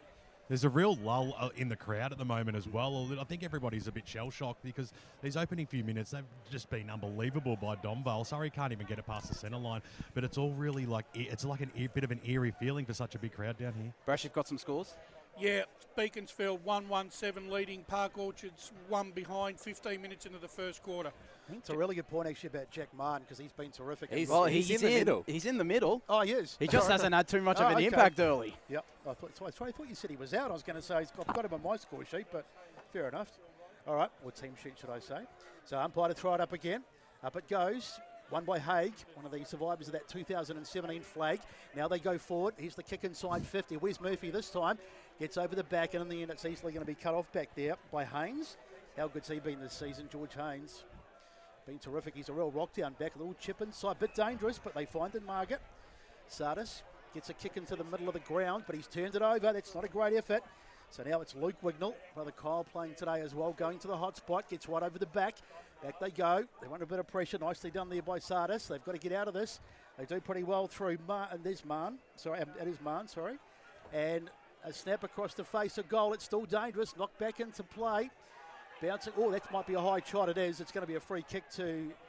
It is. Free kick to Surrey Park, and they'll come out of defence. Lachlan Bacon goes short to Nick Can. Got plenty of real estate in the middle of Jubilee Park. Sent it long in the direction of Tayden Vitaka. Went over his head. Smith's gone deep down forward. Vitaka still ran onto it. He can dribble it through for Surrey Park's first goal. He does! That's a much-needed response for Surrey Park, and it comes through Tayden Vitaka. Donvale 3 straight 18. Surrey Park 1-1-7. Brash, you've got some scores. Yeah, Premier Division. East Ringwood 1-2-8 leading Baldwin 1 straight. 15 minutes into the first quarter. And on that play, beautiful transition. It was the first time they really looked strong going on the outside and finding Vitaka to that second effort to finish off. And much needed goal because, again, they lost the centre clearance, Blake, and had to do the work from the back line. And they just trust themselves to go through the middle of the ground, take a corridor as well. So they get the hit out of this time, Surrey Park, knocked forward, but they are getting beaten quite badly out of the middle, but they did win that one as the ball goes out wide. Wignall's there, can't take the mark. Fighting with the contest there, but can't quite take it. One of the Surrey players got pulled off the ball there. Might have been a case for a free kick. Goldsmith goes forward to about half forward, right over the top, and that's a terrific mark taken there by Sardis. He's had plenty of it early. So Sardis looking around, and he decides to go into the middle of the ground where there's plenty of space. That's ridiculous having that amount of space. Now Glare's kick, but he's turned it over, and it's the experienced Maxi Otten who comes off half-back. Goes in the direction of James Rouser. Got Sam Naidu for company. Naidu applied a strong tackle. Still got a handball away, did Rouser to Ben Lyle, and gets a high free kick. Handballs it immediately to Max Son. Was corralled almost by Bacon, but still gets his kick deep inside 50. Duncan was there, was spoiled from behind. Donvale have the numbers on the ground. And picking it up, they're getting it to Jordovic, who's going to go a snap-on goal. Surrey have the goalkeeper on the line, and that's George Haynes. Donvale's first minor score of this game, 3-1-19. Surrey Park 1-1-7, 9 3/4 minutes gone. First quarter on the Bendigo Bank scoreboard. Nicely tipped over the bar by Georgie Haynes there. Had a massive game last weekend well. He did. He was watching a bit of that footage earlier during the week. So 19-7 as the kick comes out. Good 1-2 finds Can. Nick Can off to the races. Decides to send a long kick forward. It's not a particularly... and it bounces awkwardly too, so it actually turned out to be pretty good. It's Cameron now bringing it out for Donvale. Kick forward and he finds... In fact, he's turned it over. So they're going to go inside 50 here, the Surrey Park side. There's the kick. Can they find a target? No, they can't. It's been cut off. And for the moment, it's Donvale who will work it out. Nice kick finds Holland. Has it at the left half-back flank for Donvale, right on his defensive 50. Kick was to It's too slow there in the end for Adam Cameron. Jake Summers came in from the side as we cross down boundary side to Ben Warren Smith. Yeah, just a note on Surrey Park. They're moving the ball really well through the middle, but their skills are letting them down at the moment. Some real opportunities in the last few moments. Just those unforced errors are really hurting them. Allison won the tap down. Can't follow up his own work. It's Goldsmith who just sends it long in the direction of Ben Lyle. Can will run onto it first. Tries to evade Lyle. He does. Duncan comes in from behind and gets the holding the ball free kick. Brilliant play from Ethan Duncan. He's got Nick Murphy deep. Looks like George Haynes has gone to him. Haynes got the spoil in, and he might pick up this ground ball. He's corralled out of bounds by James Rouse. Right forward pocket for Donvale, around 20 metres out from their goal. Well done to Haynes there, because those one-on-one battles are going to be crucial, and he's certainly going to be under a lot of pressure today on Murphy. You know there's going to be a lot of ball directed that way. So if anyone's going to stop Murphy, it would be George Haynes. So that's an interesting matchup as Hay tries to take it out of the ruck, but the ball spills away. These Rouse are getting it back. Gets a little handball off. Now they'll go inside 50. The left foot kick to the hot spot has been smothered. In fact, with completely lost side of the board. Giles it is. So watch the celebration if this goes through too. So here he comes. This will be goal number 4 if they kick this. So this would be some start in this grand final. We're up to 12 minutes played. No excuses for not kicking well today. Conditions absolutely fantastic. The ground looks like a carpet. So here he comes. He's the kick on the way, and he split the middle, so that's a goal. Another one for Giles, or another one for Donvale. Giles gets his first of the day, and it's not getting ugly yet, but 4 goals, 125, playing 1-1-7 on the Bendigo Bank scoreboard. Some worrying signs for the Surrey Park side after 12 minutes. Yeah, just really got to compose themselves here, because I know it's only 3 goals the margin, but if it plays out the way it's going in the next 10 minutes, suddenly you've got a massive uphill to climb. So they've got to limit their scoring while getting a couple back themselves. Just got to lock it in their attacking half, Surrey Park, as Allison gets it in that direction, but Mihaly Zalak will send it forward for Donvale. Woods went the spoil, gets it in the direction of Mahon. He gets it from Hendon. Mahon's handball wasn't great. Hendon's there on the ground. And they wrap up Mihaly Zalak. Get it out through the Surrey Park duo. Kennedy to his coach, Kenworthy. Got Garvin caught on this broadcast side. He gets it to him now. Garvin looks to go in the middle of the ground in the direction of Renan Fallahay. Had front position on Adam Cameron. Got Jake Summers calling for it deep. And Tom Smith as well. Smith flies, couldn't take the mark. Holland's there on the ground. Taps it in front of him. Mundy trying to force him into a turnover, and he does now. Summers goes back to Kenworthy, who was dispossessed by Goldsmith. Naidu sends it inside 50. A pretty decent kick. It was overcooked for Hendon though. Looks in Smith. Might run onto this. Up against Christian Zalak. That's a very interesting matchup. He goes back to Chris Sardis. Dances his way out of trouble. Goes inside 50. Fallahay with the fly. Couldn't take the mark. Mundy's there on the ground. On there to clean up, and he'll rebound for Donvale. So Donvale will bring it out. Good little period there, but they couldn't quite finish it off. Surrey Park, but they're looking a little bit more likely. Now the little handball off, and they're out here. Donvale, they can come forward again. There's the kick to about half forward. Bouncing around there, no one gets it, but they've got Surrey Park defenders back there, and they'll be safe. Little chip inside, and the mark is taken. So Surrey will come forward again. Kick into the middle of the ground. Not a particularly good one there. Hendon was there, but he couldn't take it. But it's still, Surrey Park have still got it, and they're out. Umpire says play on. I thought I heard the whistle there, but the kick goes inside 50, and the mark is taken, and it's Renan Fallahay. Hasn't seen that much of it early, but he's, in fact, he's going to give it off. Sorry, Jared, we'll come down to you in a moment. And the mark is taken there by Kennedy. Before we go to the boundary, the work rate from Kennedy to set that up and then push forward to be able to now have a set shot. Well done. So we'll just hold off before we go to the boundary while Ron Kennedy takes a shot at goal. And one of the key players in this side, he probably goes a little underrated for a guy who's played over 150 games and a real talented midfielder. So Ryan Kennedy, they could do with this one. This will bring it back to a 12-point lead, and for all Donvale's dominance, that'd be a pretty good result. Comes in slightly stuttery, run up. There's the kick, and the crowd behind the goal went up pretty early. So Kennedy puts it through. That's the second for Donvale, and they close the gap. 25 plays 13 on the Bendigo Bank scoreboard. Let's head down to the boundary. Yeah, going back a couple of plays, that goal was generated from a rebound where Surrey Park had it up their end for quite a while. Donvale were on the counter-attack. They were out in the open, but Surrey Park defence, they had the wherewithal to drop back, and they were able to cover off that attack and rebound, and it ended up in that goal. So it was impressive stuff, work rate from the Surrey Park defenders. Brash in the score centre. 22 minutes into the first quarter, Park Orchards 4-2-26, leading Beaconsfield 3-2-20. Ryan Simmons got the tap down. Giles will run onto it under pressure from Hendon, but still escapes. Takes a bounce, takes a second bounce. He doesn't decide to take a third. Looks in the direction of Lyle. Sardis came in from the side and took a great mark. 30 disposals last week, Chris Sardis. Been terrific since coming back to Surrey Park after spending the last couple of years at Blackburn, I should say. As Can gets the free kick. Advantage paid. Kennedy in the middle of Jubilee Park, sends it in the Tom Smith direction. Zalak with a really good mark, and he plays on immediately. We'll get this ball back under pressure from Renan Fallahay. It's a pressure cooker out here at Jubilee Park. And a brilliant tackle from Renan Fallahay. Looks to send it in the Tatum Vitaka direction. Has Nathan Mill for company. And there's a holding free kick going in the direction of Nathan Mill. Not the right decision there from Fallahay. So ball coming back in from Donvale. Isn't it great to see all the people behind the goals? Yeah. It's just a totally different atmosphere, isn't it? Obviously, because we're at a grand final, but it's wonderful to see as Higney gets it in the back pocket. It's the kick down towards the tall men. Up they fly. Mark not taken. Rouser was there, couldn't take it. Ball spills out. Still there, though, as Goldsmith gets worried off it. Now it was Fallahay who got a handball away. It's all over the place at the moment. Falls eventually into the hands there of Giles, who'll go forward. He runs. As a bounce, Giles. He could kick this, Giles. He slams it on the boot, and I think he's missed. He has.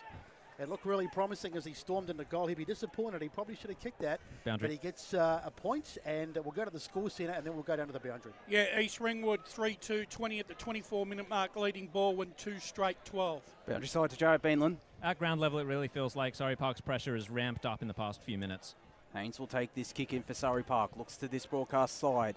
Got Summers leading up, and he finds him. Two former Premier Division players going head-to-head there. Jake Summers and Max On. Summers one out. He looks to go down the line. It'll be turned over. No, it won't be. Day couldn't grasp the mark. Wrapped up by Taine Vitaka and Connor Ryan Simmons. Umpire will call for it. Bang on true centre wing on this broadcast side. Right in front of us out here at Jubilee Park. Day won the tap down. Looking for Zalak. He'll run onto it eventually despite some pressure from Naidu. Too much pressure. And Mahali Zalak will take this free kick, the former Doncaster man. Once again on true centre wing, right on the cusp of the centre square as umpire will call him back on his mark. It's been very noticeable very early on. Absolutely, he has been. As he goes inside 50, out the back, Peters. And there is a free kick going to Nick Can after Ethan Duncan tried to crash the pack there, Besto. Yeah, pretty blatant push that one. I think even I could see that in my eyesight's pretty ordinary. Surrey bring it out, slams it into the middle of the ground, finds a target too. Good kick. Now they'll wheel around and they'll send it forward. Sorry, another inside 50 coming up here. Can they get on the end of it? It's bouncing towards goal. It's going to be dangerous, but it just beats everyone through. That was an opportunity, but it, in the end, wasn't the best of kicks, and it's gone through for a point. So we're nearly into time on. We're coming up to 19 minutes, and it's 26 playing 14 on the Bendigo Bank scoreboard. Thanks for joining us on Radio Eastern 98.1 and Facebook and YouTube. David Olin will take this kick in for Donvale. As he saw that one through for a minor score. Goes to this broadcast side. Zalak will come in. Nearly took a great mark. Surrey have the numbers on the ground. Summers, handball too hot for Smith. It was taken high by Tommy Tout was Tom Smith. And he's certainly someone, we know what he's capable of, Tom Smith. Definitely. I think I touched on he would have a lot of Eastland Sports Go vouchers. He would. He's a very big player in a big game time, and this is a big moment in the game, this one. We did Surrey a couple of weeks ago, and he was outstanding. So 2 goals he kicked best of. Absolutely. So he's made for it, boys. Absolutely, as he's kicking from a slide angle just inside the 50-metre arc out here at Jubilee Park as he slowly struts his way towards the big sticks. The right. Give him the big wind up and look what you give him a build up, yeah, and then they let you down. But they on Surrey Park though, they've really started to settle after a very nervy first 10 minutes. Blake, they've just found a bit more of they found their feet. They've been able to stop the scoring from Donvale, and create a few opportunities themselves. Now it's just converting them. Just the centre of the center of the ground transition stuff that they're doing is just through the roof at the moment. Going away in Surrey Park, but yeah, it's an interesting. So Max went to collect the ball and he got a fair bit of some kind words. Yeah, you got a bit of advice from the supporters behind the goals. It's a good point that you make, Ryan, though, because this is not an ordinary game. I mean, we're going to have the nerve factors and the things that you see, the mistakes. A lot of them are going to be through anxiety and nerves and things like that. So it's coming away with the ball now is Donvale. They go out wide, and the marker's taken over there. And the other thing too is the heat. If you look at some of the players, you can see there's a fair bit of sweat. So it's obviously quite warm down there. Warmer than we expect. Yeah, rotations will be high. Yep. And just even looking at some of the guys coming off the ground, as Higney tries to get around his man, he handballs it to himself, toes it away, but in the end it was a bit of a nothing. A bit ambitious. Yep. A little bit. I just feel like as well, it's going to be the team. I know it's the first quarter, but it's going to take the moment's best day on who wants it the most, and that's just how I feel in this grand final. And at the moment, it's going Donvale's way, but Surrey is just still going strong, which is really good. Absolutely, long way to go yet. As went to the ruck that time, it was day, but the umpire says we will have a throw in because it's gone straight back out of bounds again. So it's early days, best day, but just saying it's the team that takes the moment. Absolutely, no, I'm completely agreeing with you, Blake. So when it goes again, Day into the ruck that time, but he got beaten to the ball that time by Ryan Simmons. Ball picked up over there by Rouser, sorry, I'll get it right. I have this problem every year. It's Wignall, now he gets it onto the boot. He slams it forward, but it's not a particularly good kick, and it's been cut off pretty comfortably over there in Surrey Park to bring it out. Nick Can looks in the direction of George Haynes. Will now go up against two Donvale players. He can't pick it up cleanly. Might have been held without it. He was. Too much pressure from Caleb Jordovic. And that was a dangerous kick there from Nick Can. Haynes ran onto it eventually, and he decides to go short because he's got Jasper Mundy all by himself at the right half forward flank, around 55 metres out from goal. Got Jake Summers calling for it deep. He heads in that direction, can't clunk the mark. There's going to be a push in the back free kick, and it's going to go to Luke Wignall, who looks like he's playing in defence, potentially in position for James Pell, who, as we mentioned, was suspended this week. So what did you get? Just the one game? 2 weeks. I think 2 weeks. So Luke Wignall will take this free kick. Was part of that reserves premiership last year for Donvale. As his kick fell short of Rouser. Mundy's there to clean up. He sends it in the direction of the goal. Brilliant, Jasper Mundy. And it's a 5-point ball game out here at Jubilee Park. 3-3-21 Surrey Park. 4-2-26 Donvale. Brashen with some scores. Yeah, quarter time at Bayswater. East Ringwood 3-2-20 leading Baldwin 3 straight 18. I'll have to see the kick again. It looked more of a floater that just it was on track and he got the distance on it, and that's all that matters. He's loving this little celebration. He is nicknamed the ball is Jasper Mundy. He has crossed down boundary side to Ben Warren Smith. Well, those people who are old enough to remember Peter Sumich, it was every bit of a helicopter punt special, that one. Yep. So much needed goal for the Surrey Park side as they get back within a kick. Good game this one. 23 minutes gone in the first term. Ball's on the board. So 26-21. Haig got to the head out that time and they burst out of the middle. Donvale. Haig trying to get him there again. Bouncing around all over the place. McCormick ran past it. Wignall was in there. He can't get it either. Throwing himself in there desperately was Day. I tell you what, it's pretty willing now. Haig decides just to try and find a target. It's a one-on-one. Plenty of holding over there, but the umpire said nothing doing. It might have even been some front-on contact as well. But it's gone out of bounds. Let's go to Brace, in the score centre. Yeah, quarter time in the First Division preliminary final at Baronia. Park Orchards 4-2-26, leading Beaconsfield 3-2-20. Got a couple of belters going on today, guys. Umpire throws it on these Haig. He gets his kick smothered as he tried to get a snap on goal on the ground. And the umpire says we will wrap it up as it's taken there. And a bit of pushing and shoving. Sutherland on the bottom of that. Got to get this out of the system early because the anxiety levels, as I say, will be very high. Couldn't take it there, Haig, into the arms there for a moment of Tout, and we're back into the same situation. Get us going, Josh. Nothing much happening. Let's see what happens from here as ball tossed back up. Haig nearly took matters into his own hands. Nearly diving onto it there. Was Rouser wrapped up. In fact, that was Chris Tout. Of course, came across along with Tommy Tout in the mid-season, and Christian Zalak to Donvale to strengthen what was already a very strong lineup. As Haig, the backwards tap, there is Jordovic. Gets the goal. That's brilliant play from Donvale.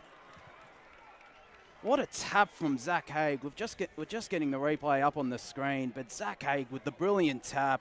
Jordovic got some separation on Nick Can, and he gets his first. Donvale get their 11-point lead back. 5-2-32. Surrey Park 3-3-21. 25 minutes gone. First quarter. Bendigo Bank scoreboard, Blake. Got to remember how young this guy is and how good this kid's going. He's through the roof, and big time stage as well. Big kicks there, and just to get that break, they just need that little bit of a break to Donvale.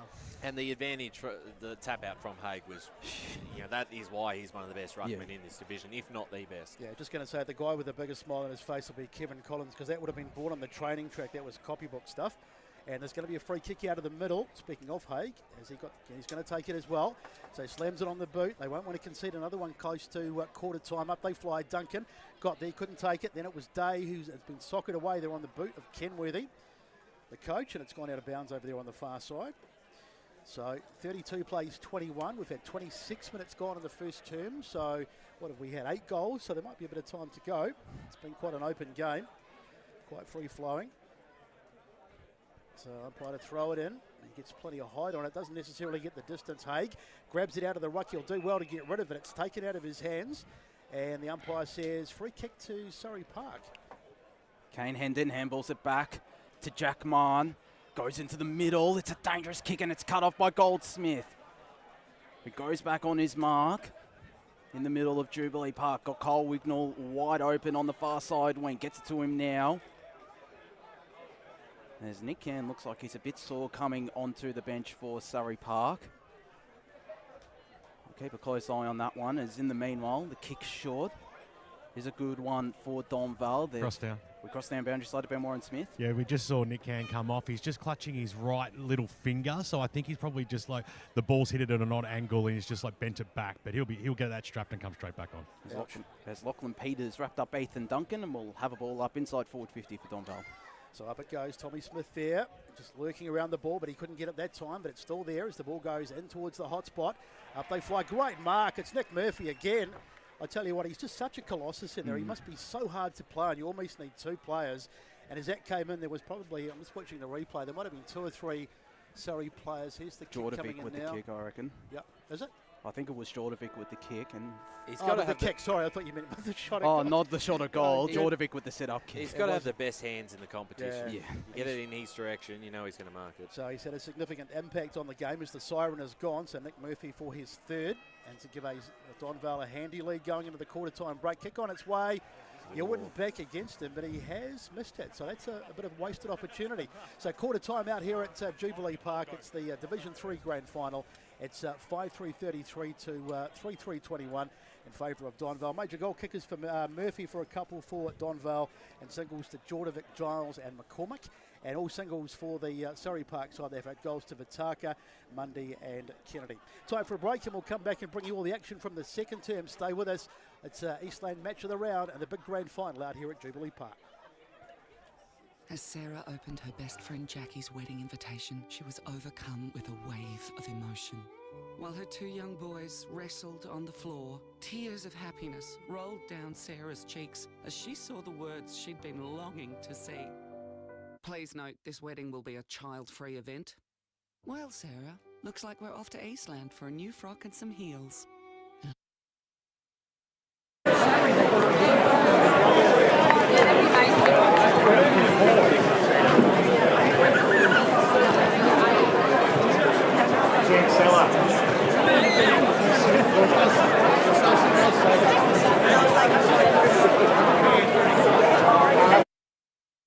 Of emergency care to the Eastern Football Netball League, you'll generally experience shorter wait times. You don't need private health, but there is an out-of-pocket fee. Be seen sooner, close to home at Knox Private 24/7 Emergency Department, 262 Mountain Highway, Wantirna. Do you feel good about your bank? Because there is a bank you can feel good about. They share their profits to fund big community projects, small community clubs, and vital emergency services. They've given $250 million to help Australian communities thrive. They have all the products and tech you expect from a big bank, with service you don't. It's Bendigo Bank. Feel good about who you bank with. Try Bendigo. Search bendigobank.com.au or search Bendigo Bank near me. Tobin Brothers Funerals wear their heart on their sleeve. Their clear and easy to use website and Memory Maker app make it easy for families to make an informed decision. Here's James McLeod, Managing Director of Tobin Brothers Funerals. We pride ourselves on being the most transparent funeral company. All pricing on goods and services are available on our website. It's all there for you to see and make very informed decisions when planning a loved one's funeral. Visit tobinbrothers.com.au. Tobin Brothers Funerals, celebrating lives.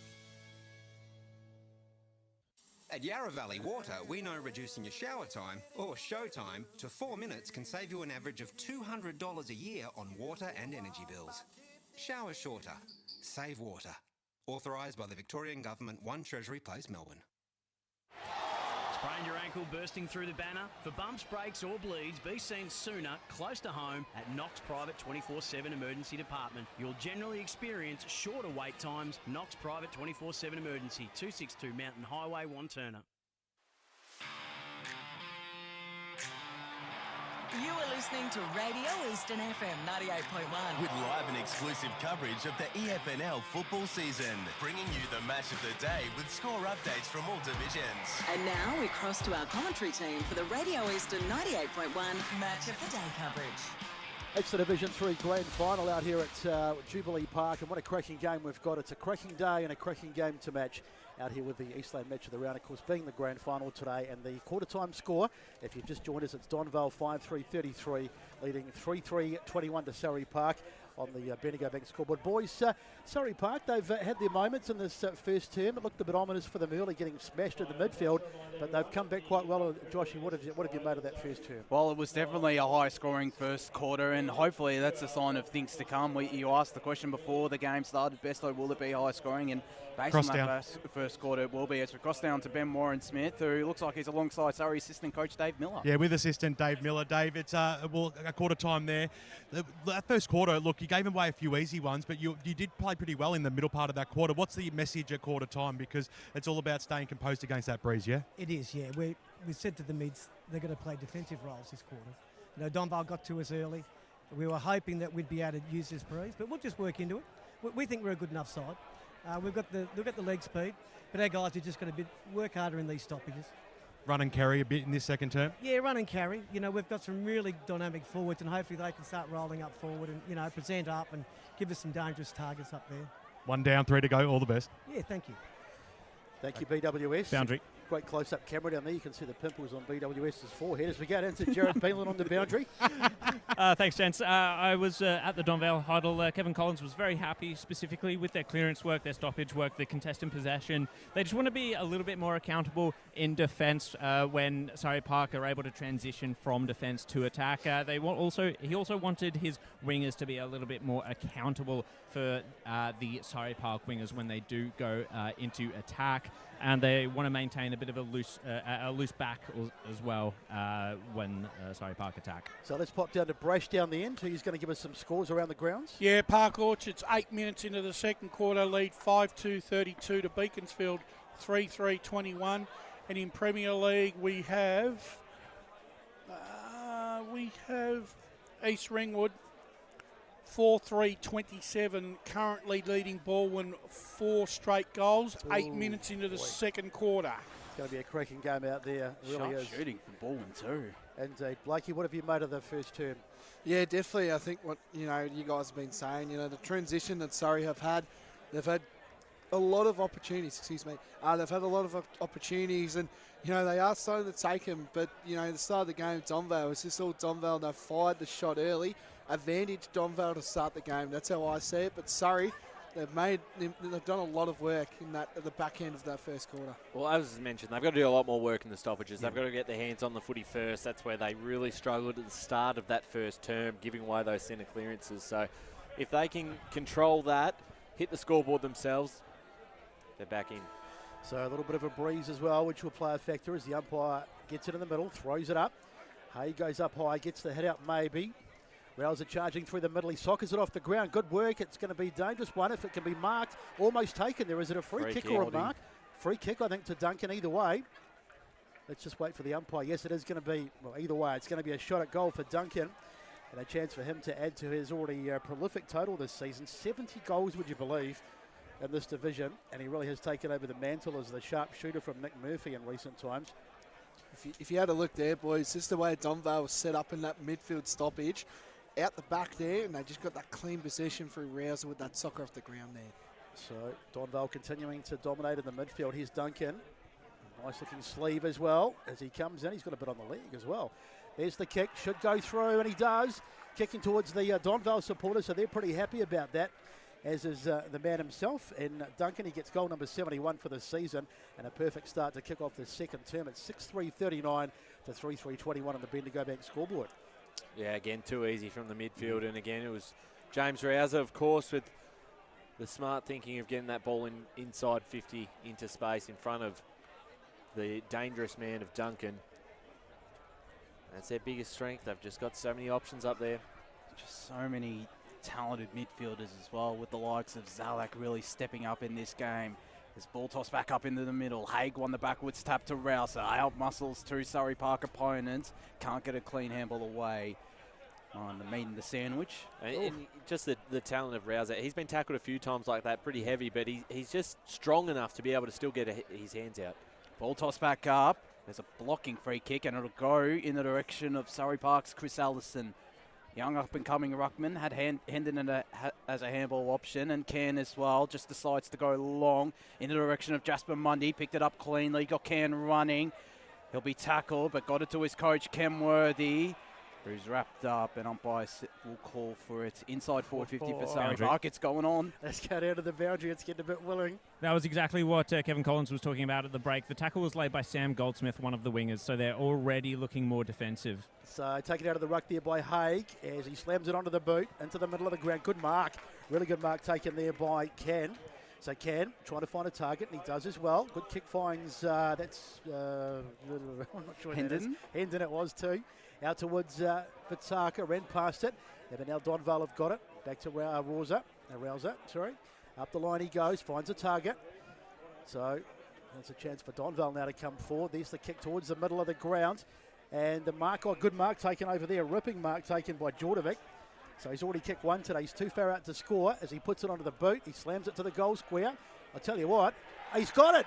Never mind about too far out to score. It was a brilliant shepherd in the goal square that did the job as it was coming in, and that's goal number 2 for the big man in Jordovic.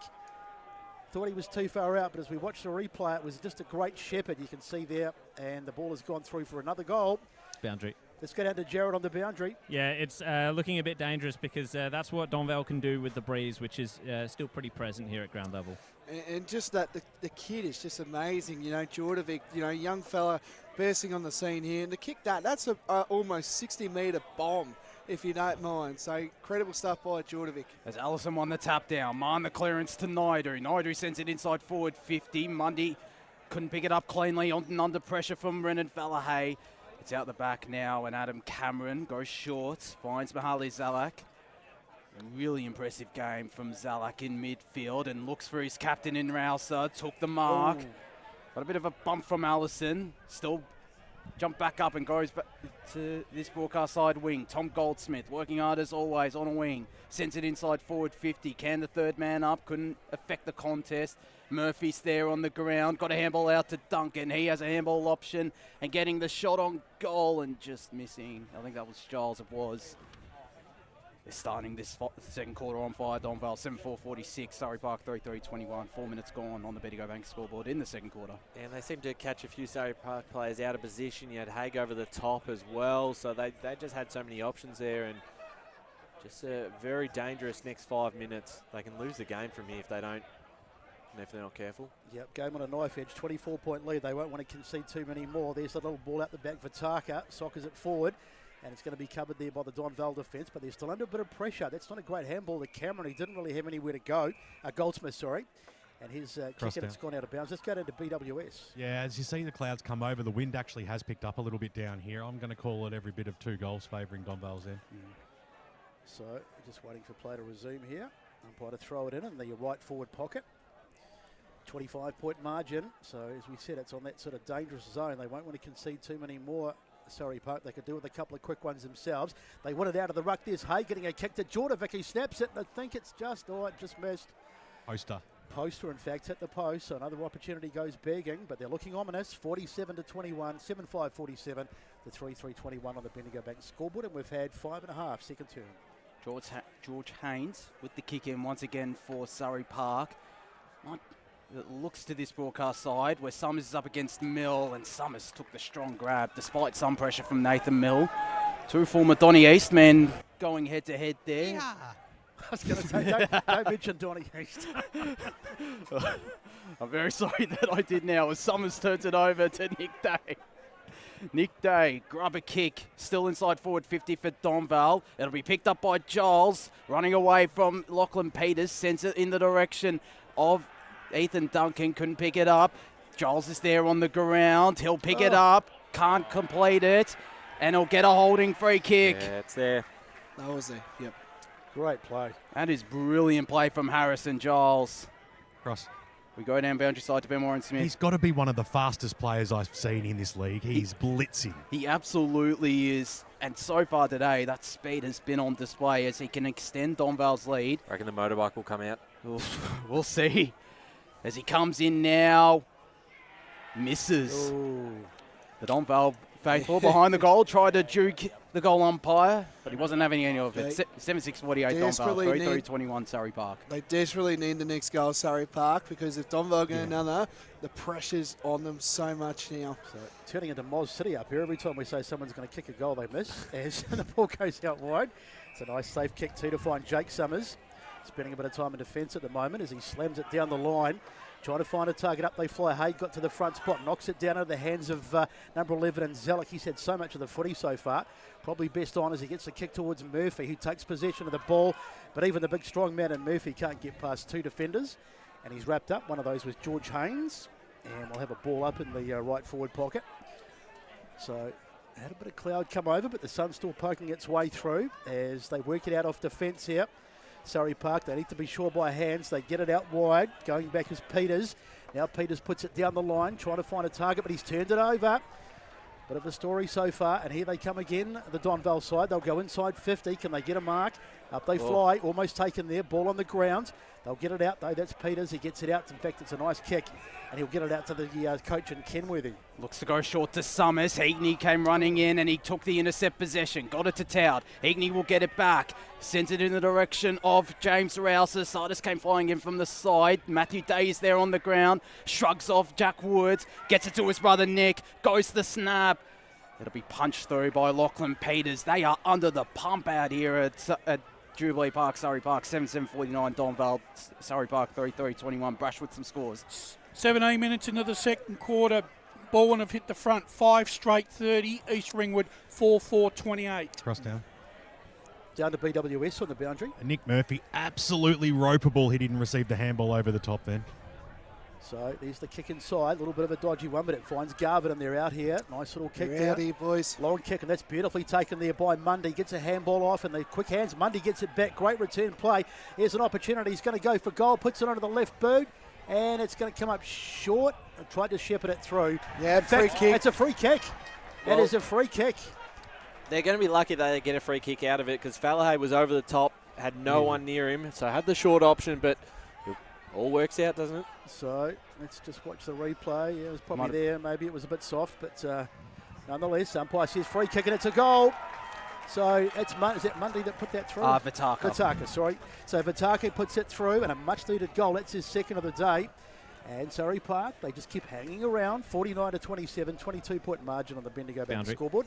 Nearly 10 minutes gone, down to Jared on the boundary. Yeah, they've not lost their dare, have they, Surrey Park? They're under the pump in defence, but it's good to see that their transition work, they're able to take the risk. I think it was Cal Garvin who just played on immediately, instinctively even, and that resulted in a goal. Fortune favours the brave here in grand finals. And they have to keep it, don't they? They have to keep playing that way because they can't lose their identity and play into Donvale's hands. That's correct. Some scores. Brad, 20 minutes into the second quarter, Park Orchards 5-2-32, leading Beaconsfield 4-5-29. Contest out there at Tormore Reserve between the Sharks and the Eagles as Haig won the tap down.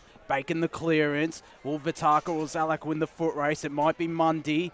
He runs onto it now. Can't take complete control of it. Just taps it forward in the favour of Donvale. Got a handball away to Cal Garvin. Sends it inside 50 in the Fallahay direction. Getting a hand in was Luke Wignall. Fallahay got a handball option in Taden Vitaka. Kick misses everything. Too ambitious there, Blake. Yeah, it was. But, back to what we were saying about then, how they're just keeping in there. They've just got to be resilient here, Surrey Park. They've got to stay behind. They've got to keep going. They're just going to hang in there. They've got to hang in there. The next 5 minutes is crucial for them. Absolutely. If they can snag a goal too, they'd be pretty happy. It'd still be a pretty decent buffer as Tommy Tout looks for Mahali Zalak. Chris Tout's there on the ground. His kick was a good one to Matthew Day. They've moved this quickly again, have Donvale send it in the direction of Nick Murphy, who has some separation on George Haynes. Murphy got the kick off the ground. It'll be cut off here by Nick Can, who's corralled by Lyle, but gets a short kick to Sardis. A late short kick to Sardis, but it wasn't a mark. It went along the ground, but Sardis does pretty well. Floats it out wide. Hegney takes the mark, so it's going to come back. So they get it out, but as fast as they get it out, it comes back. There's the kick. Can they get a mark? It's plenty of defenders back there, and the punch comes in. Good work there by Peters. He gets hold of it too, and in fact, that's the kick off the boot now of Can. Can gets it out, trying to find a teammate on the ground. Smith's in there, can't quite get his hands on it. Bursting away there is Kenworthy. The coach, he has a couple of bounces. Now he puts it in field. Its kick's been smothered, and Donvale have turned this over again. It's all over the place at the moment as the ball comes back, and now it's back in the hands of Surrey. Smith streaming through the middle. Can he hit a target? Almost. Ball knocked away there. Desperate defence by Donvale. Just doing enough. Picked up over there by McCormack. He got shrugged. Calling for the high tackle. It was Goldsmith, in fact. And they're calling for the ball. That might be holding the ball, is it? Yep, it is. So it's going to go the way of Surrey Park. So a free kick for them and a chance to bring it out. It's going to Donvale, in fact. Adam Cameron. Donvale, sorry. Yeah, there's two. It is a great tackle there as Cameron goes short to Ben Lyle, who's right in front of us, around one or two kicks from goal as he sends it in the Murphy direction. It's Haig there, just got a kick out of thin air. Rouser picked it up really cleanly. He was wrapped up by Kane Hendon. Just noticed on the far side there before as well, the sign for the Zalaks as well, as you might be able to pick it up sometime soon on the Facebook and YouTube stream. There it is, the Zalaks rule. As Surrey Park clear. Connor Oren Simmons to Hendon to Jasper Mundy, who's worked really hard in this second quarter in this entire contest. Takes two bounces, takes a third, can take a fourth, can run into an open goal. In fact, he misses. Jeez, that would have been a great goal from Jasper Mundy. And the crowd behind the goals would have gone off. Oh, yeah. Absolutely. 4-4-28, Surrey Park. But that is their strength, isn't it? Their run and the outside run that they've got, which won them a grand final last year, they've got to keep that. They've got to be able to maintain that. It was special from Zellick, but he just couldn't finish it up. Bacon, it was, sorry. But now it's in the hands of Zellick, who'll bring it out. Here's the kick out towards the halfback flank. It bounces into the hands of Rouser. Here's the kick forward. It's going back to plenty of defenders back there, but Can got a horrible bounce under a bit of pressure, floats it back inside. Mark is taken, good work. Surrey Park to bring it out, kick it in the middle of the ground, gets right over the top, and in fact it's been taken there. Good work by Kennedy. One goal to him today. Kennedy tries to find a target, good kick, and he picks out a man in Mundy. So Jasper Mundy has also kicked one today, and he's kicked 18 for the season, so 19 now with that one, and this is a big kick. We saw him have that little period of play before, and if he'd kicked that would have been some goal, but couldn't quite do it, but he could possibly kick this one. He won't kick this one. He needs to kick this one. Oh, who did that come from? Was it the Oracle? We'll never know. There's the kick on its way, and it's not going to give the legs off hands, and Max Sutton just happy to take it through. So whoever that was, mystery man, they were right. Through for a minor score. The margin is 20 after 14 and a half. How does that work if you create a Moz but also get it correct? The mystery man, he's a smart man as Sutton takes this kick in. Goldsmith all by himself. Took the mark ahead of Garvin in the end, who gave him a bit of a nice push afterwards. As he has it at the right half back flank for Donvale. Sends it to the right half forward flank for them. Duncan got hands onto it, so did Peters. Managed to get a handball away somehow. It's out here to Angus Sutherland, onto his left. Goes short to Lachlan Summers. A really good mark taken there. Summers looks inboard because he's got Connor Ryan Simmons running for him. Bounced in favour him. He's still evades. Zach Haig goes short because Sam Naidu was there. That's great play from Surrey Park. And Sam Naidu from almost directly in front, around 30 metres out, can make it a 14-point ball game here, Ryan. And that's what happens when they can take the game on. They look exciting now. They're starting to hit up targets in their forward 50. It's all about converting them now. Absolutely, as Naidu comes in now from directly in front. Gets it there. Goal umpire had to work, but Sam Naidu has his first, and Surrey Park's fifth. 5-5-35, the Panthers. Donvale 7-7-49. We've played 15 and 3/4 minutes in this second quarter on the Bendigo Bank scoreboard. Just the feel of the game too, to be only looking at the margin now, 14 points. Yeah. The early stage of the second quarter, Donvale missed a couple opportunities. That margin suddenly blows out to a very, past that 5 to 6 goal mark, and it's in a dangerous spot. But they've just worked their way, and they've been able to stick to their game plan, and it's working so far. Brashford scores. Yeah, Baldwin 6 straight 36 lead East Ringwood 4-5-29 on the stroke of half-time. So bursting out of the middle there is Marn. He slams it inside. If they could get another one, that'd be fantastic. That's bursting away there nicely was Mundy.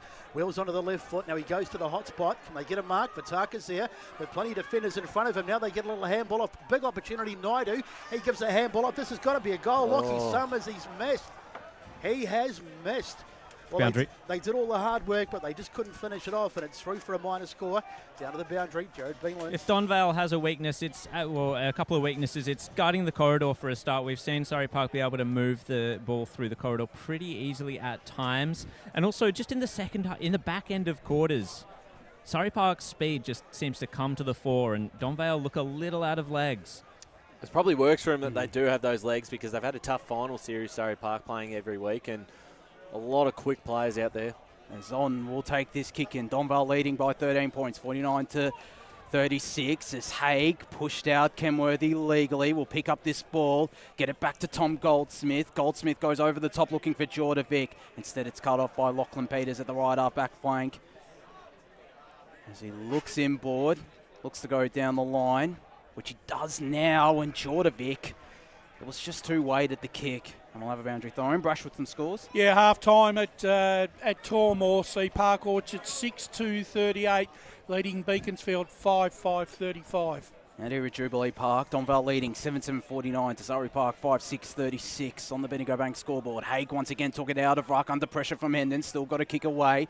Angus Sutherland up against Jordovic. Jordovic one out, unloads the top. That would be a tremendous goal missed. That is a great effort, Caleb Jordovic. That is just 14 points the margin. 50-36, boundary side to Benmore and Smith. Sorry, Josh, I was just going to say that hit the post on the way through. It was so close. So he's had a few incredible shots at goal today. He has. Great work by Zach Haig in the lead up to winning that ball. As Surrey Park bring it out, there's a short kick. It's a bit of a dangerous one. They're putting themselves under pressure. Marn wheels away. It's the kick up the line, trying to find the big man in Summers. The ball falls for them though. And a chance for a late one. Nice little kick over the top. Calls to play on. I tell you what, they were lucky there. It's Mundy who bursts away, gets the ball back inside to Summers, goes to ground, and they've turned it over. So just a bit panicky. Now it's in the hands of Wignall. He slams it forward to about half forward. Bouncing around, but it's going to sit up for Can, who gets it off to a teammate. Floats it back to Summers. They're making it really hard for themselves by giving a lot of hospital handballs, and that's a kick up the line, which is not particularly good either. Bouncing around, Max Otten's got himself up the ground, and there's cries of holding the ball, but surely there was no prior there. And the umpire comes in and says, we will throw it up. Two former Blackburn teammates going head-to-head there. Kenworthy and Otten. Have you made up with Otten after round one, after slamming him in 15 minutes into the game? Day won the tap down. Ryan Simmons won the clearance, though, to Lachlan Bacon. Nick Day intercepted the handball from Bacon. McCormack under pressure. Day was under pressure as well. His kick will go out of bounds. It won't. Bacon managed to keep it in. It'll just be a stoppage. It won't even be a stoppage as Wignall tries to will his way through. Can't. Umpire will call for it. I think we've got a new segment called Ryan Goes Bang. That's a big one right there. Let's go scores with Brash. Half time at Bayswater. Bowen 7 straight 42, leading East Ringwood 4-5-29. Zalak's kick was a dangerous one, and it was cut off by Chris Sardis at the left half-back flank Besto. So Sardis takes off. I'm just getting the arrow out of my arm as the ball goes out to about the half-back line. Good challenge coming in there from Tout. That was Tommy. Of course, Chris also playing today. Up they go towards the half-forward line, over the top. Nice mark taken there by Cameron. So, in fact, it's a free kick. Push. So going the way of Surrey, so a chance for them to get a late one. And that's not a great kick, and it's been marked easily by Nick Day, laid into the side in place of Matt Liardi. Big out today, but he's played all right so far. There's the kick in the middle of the ground. Good mark taken there by Fallahay. So Rennan goes back, puts a little short kick on, picks out a teammate as well. Good composed play. Lockie Bacon now. There's the kick. He's to about a half forward up. They fly Smith, but great work in the front spot there. And the mark is taken there by Tout. Tommy Tout, and they'll bring it out. In fact, it's not Tommy Tout, it is number 37 in Zalak, Christian. As he goes out to Max on, there's a bit going on off the ball as well. As Donvale play on immediately, send it inside 50, but it wasn't a great kick. Haynes intercepted it. Again, another big game from Haynes. Straight through the middle, finds Hendon. Was held up well there by Mahali Zalak. Hendon goes lateral to Lachlan Peters, who has it on the far side. So 21 and a quarter minutes gone in this second quarter. 14 points the margin in favour of Donvale as the kick was a dangerous one. Cut off by Tommy Tout.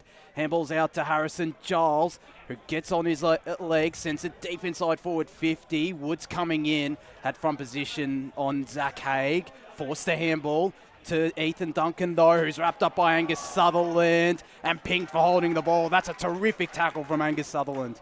Yeah, absolutely. What a great story. It absolutely is. Under-19s grand final last year. I think he was best on in that grand final too. He was. Angus Sutherland, and he goes lateral to Chris Sardis on this broadcast side, Besto. So Sardis to bring it out. Just over the 21-minute mark. Oh, it's gone through hands. That was should have been taken. Bad mistake, and it could cost them. On the boot now of Day, of the Nick variety. Goes towards Haig. Haig takes the mark. He's right on the 50-metre line. He's too far out to score, though. I did say that before. As the kick goes in. Almost a mark taken. Ball bouncing away there, and they'll bring it out nicely through Haynes. Haynes gets it out. Dangerous kick, Smith. So composed as Tom Smith. Great hands as well. Finds Summers. Back to a teammate. They're putting themselves under pressure. That's holding the ball. That was an absolute fiasco, and it's going to go the way of Donvale. Almost to 25 as well. Things aren't going his way today, boys. Jack Mann. So free kick, it goes the way of Zelik. So that's Christian, of course, brother also playing today. Pops it back to Wignall. As Luke Wignall finds Murphy. He's a long way from home. You could still pick it from here, I was going to say, you could still back him. He's gone the Ben Brown sort of run up here. Yeah. Oh, So- no. he shows a bit of candy. He goes back inside, puts it on the boot. Now it's high up and under, bouncing around. It's not going to be taken, though, as the ball bell. That's a big, strong tackle. And Hendon slammed into the ground there. Is it going to be a ball up? No, they've still got it. Then they're going to come back inside again. There's the kick. Can they get a mark this time? Look, plenty of defenders back there. Flying over the top with Satis. And it's going to be wrapped up in there on the bottom, and we'll have a ball up. I think it's Duncan, is it at the bottom of that? Doesn't matter. Ball up it's going to be.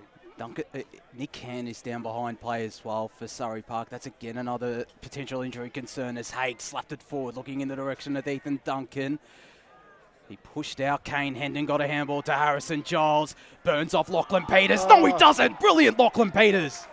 Good tackle. Oh, the one time he's been actually chased down, and that was a great tackle. That is brilliant. Not many players can chase down Harry Giles. Absolutely not. As Peters' kick, it finds Jamie Glaire. Bites off the 45, finds Cal Garvin. If we can, boys, boundary, Nick Can off the ground as well. Just looks very sore. He does, as Garvin plays on immediately. Handballs to Chris Sardis. Under some pressure from Zalak and will be pinged. Brilliant piece of play from Mahali Zalak as well.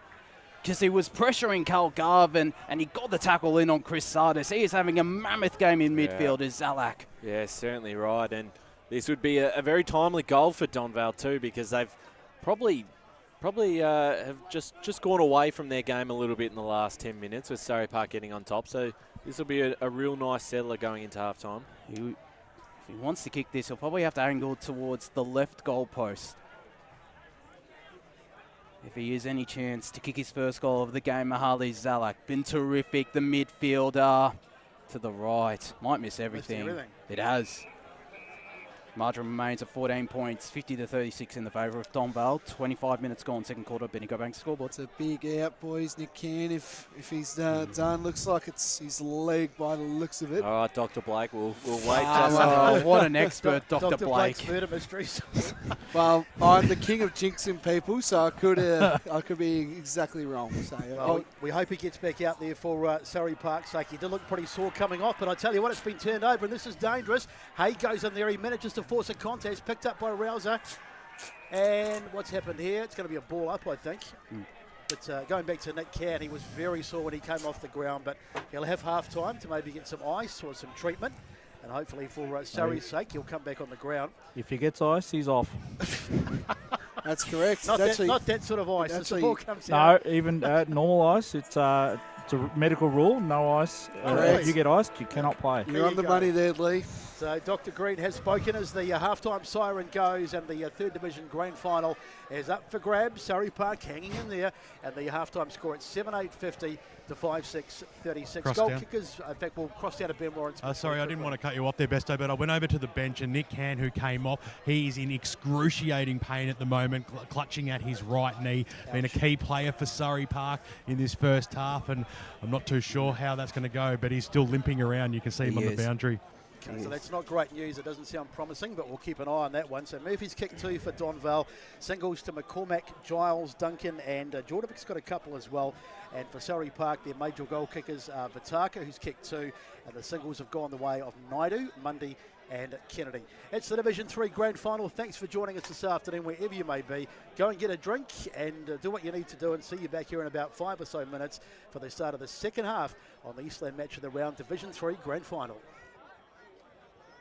As Sarah opened her best friend Jackie's wedding invitation, she was overcome with a wave of emotion. While her 2 young boys wrestled on the floor, tears of happiness rolled down Sarah's cheeks as she saw the words she'd been longing to see.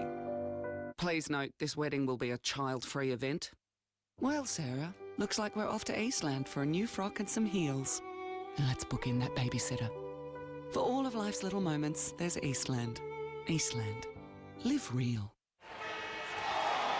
Sprained your ankle, bursting through the banner, broke a finger high-fiving the ruckman, or did you run into the goal post again? For bumps, breaks or bleeds, be seen sooner, close to home at Knox Private 24/7 Emergency Department. The preferred provider of emergency care to the Eastern Football Netball League, you'll generally experience shorter wait times. You don't need private health, but there is an out-of-pocket fee. Be seen sooner, close to home at Knox Private 24/7 Emergency Department, 262 Mountain Highway, Wantirna.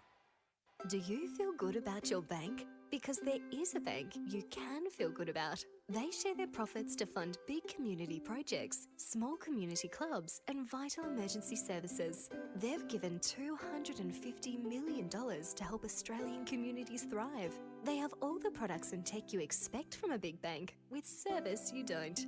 It's Bendigo Bank. Feel good about who you bank with. Try Bendigo. Search bendigobank.com.au or search Bendigo Bank near me. Tobin Brothers Funerals wear their heart on their sleeve. Their clear and easy-to-use website and Memory Maker app make it easy for families to make an informed decision. Here's James McLeod, Managing Director of Tobin Brothers Funerals. We pride ourselves on being the most transparent funeral company. All pricing on goods and services are available on our website. It's all there for you to see and make very informed decisions when planning a loved one's funeral. Visit tobinbrothers.com.au. Tobin Brothers Funerals, celebrating lives. Do you want to study at the #1 sports science school worldwide? Study sport at Deakin and benefit from the most advanced sports facilities available, from running tracks to biomechanics labs, and decked out gyms to a climate chamber. Deakin have what you need to graduate ahead of the pack. Discover endless opportunities in sports science by visiting deakin.edu.au/sport. Deakin, proud sponsors of the EFNL.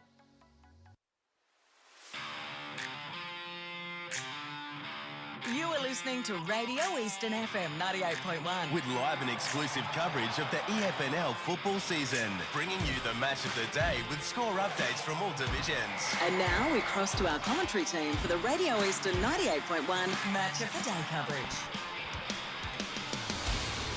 Welcome back, ladies and gentlemen. Half time here at Jubilee Park in the big Division 3 Grand Final, which sees Donvale 7-8-50 leading Surrey Park 5-6-36. Joining me on half time, Matt Spider-Lee and Ben Warren-Smith and Jared Beanland. Gentlemen, it's been an interesting first half, really. It's been 4 quarters, 2 to each side in 2 quarters, so to speak. Absolutely. Brush, look, I mean, first quarter, Donvale got off to the flying start, kicking the first 3 goals of the game and really flew out of the gates. But after the first 10 minutes, Surrey Park settled. They composed themselves and they got themselves back into the game, started to get their ball transition moving, started to hit the scoreboard, started to have some impact in the game. It's really been only a 10-minute patch, I feel, that Donvale have only had really control of the game. For the other parts of the game, I think Surrey Park have really committed themselves really well to the contest. I think they've really transitioned the ball strongly. They're challenging Donvale in all aspects of the game, with some of their intercept marking. I think Sardis is playing a really strong game down back. Just guys like Tom Smith also giving them some good good targets. Jasper Mundy, he's always the opportunist up forward. Yeah, he's missed a couple, but he's looking busy. He's looking creative. He's looking intent. He wants to be a part of it, and they're really starting to move the ball. And they're really putting Donvale under the microscope. So Donvale got to be careful. They've got some work to do. There's, without question. Look, the scoreboard reflects that they're on top, but they have got a game on their hands, that's for sure. BWS, how do you feel like Donvale are in front by 14 points, but you don't get the impression that Surrey Park are out of the contest? No, you're spot on. And you know what? Like, in some degree, I feel like almost Surrey Park could have been in front at halftime. Yeah. Just the way that they're transitioning that ball from centre-half back right through to centre-half forward. It's only these sloppy disposal errors that's really, like, shutting them down. Just at those critical stages, they're just, like, letting something slip. A couple of decisions have gone, against them as well, or they've done something silly to give away a free kick. But at the end of the day, like, Donvale is starting. Me and Joe were talking about a bet down boundary. Donvale are just dominating the first 5 to 7 minutes of each quarter. That's what we've seen in the first half. In the clearances too, BWS. Yeah, and then all of a sudden Surrey Park are just working themselves back into it, creating these opportunities for themselves, but they're just not putting it on the board, are they, Jared? Absolutely, and I think it comes down to they need to get the ball into the hands of some of their better ball users. Sardis, I want to see him a little bit more. He's been good when he's had the ball, and his matchup against Matt Day is fascinating. It is. Day has him in the air. Sardis at ground level. I think that's really interesting. Nick Cairns, obviously, if he does stay off, well, he's so important, loss. Jared, isn't he? If he stays on the ground and comes back and has some impact, they're well and truly in this contest. Yeah, absolutely. And Jack Marner, I want to see him start to fire up, because that can just stem the bleeding in those clearances a little bit if he can get on top. I actually think in the second quarter was actually a bit of a luxury that Donvale had Zach Hay resting on a half-forward line. It almost seems like that, they're just saving him for a big second half. He may pay the whole second half. Well, perhaps. He's wearing them down, but I think Chris Allison is also applying himself quite well as well. I think he's playing a pretty good game. He's done some really nice stuff. I think this is really even. Apart from the 3 goals, the game is on a knife's edge. Yeah. And I really feel that Surrey Park are giving themselves every chance. If they're with another goal, if it's around that 7 or 8 points, they'll give themselves that chance to run over the top. But Donvale this quarter really need to put the foot on the pedal, and this is their go time. This is where we're going to see how good a team they've been throughout the quarter. They'll want to be Donvale to be confident going into last quarter. They'll want a 4-goal buffer. Yeah, even potentially 5 goals. Yeah. They've got to really step it up this quarter, and Kevin Collins will demand it. But Surrey, in fairness to Surrey, they've technically got the breeze. They do. Right, and they're going to need they will need a 3 or 4 goal lead, I feel. I don't think the wind's playing that much in this game. It's a very light breeze. It's a cross breeze. It's not really going to any Pacific end. I think it's for across the ground towards the half-forward flanks. Yeah, it's sort of blowing down to one of the scoreboards here in the right forward 50-metre line. It's sort of going across there. So we've been able to see players get pretty good distance going end to end, but it is favouring downhill. And if anything, it would be a 1-goal-ish, 1 to 2. But Surrey Park, if they can get themselves like to within that goal or even be in front at three-quarter time, you just never know. They might just all that momentum and that speed that they've got that they're showing. It's that energy, isn't it? And they've got that energy and they've got that, what's that word that I'm looking for? Like they're not afraid to actually take the game on. What's the belief? Daring. That's right. Daring, belief, it's all that part of it. And this is what will really make you or break you in this second half. So, the question marks are there for it's just now a matter of who's going to be standing. We've talked about, the pilots I've been talking about. It's really building up into that, Brash, with that race terminology we've been talking about. Brash, this third quarter, we could say it all year, it is the premiership quarter, this one, isn't it? It is, and the fact is I look at the Donvale. I looked at the potential of the Donvale forward line compared to Surrey Park.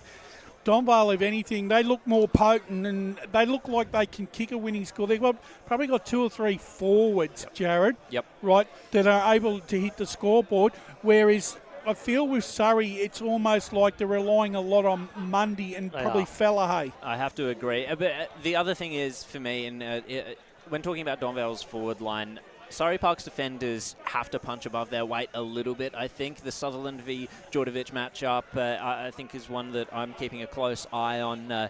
It really is down to those one-on-one matchups down there for Surrey Park, and they have the potential to do it. They've done it so far throughout this game. I think I've been impressed with their defence for the most part, but it's Donvale. Yeah, it's the pressure. Yeah, exactly. Yeah, and that's what they spoke about before the game with James. He was talking about that, Cuddles. He was, Kimworthy, he was talking about how they've got to break it down, make the pressure, make them make mistakes, and hurt them back the other way. Donvale will do the same if you give them the turnover. Well, gentlemen, that's half-time done and dusted. I'm pretty comfortable up here. Should we just keep them off and we'll just stay on? Yeah, we'll call the second half. No, but I'll stick with Donvale, but I think Surrey are right in this game.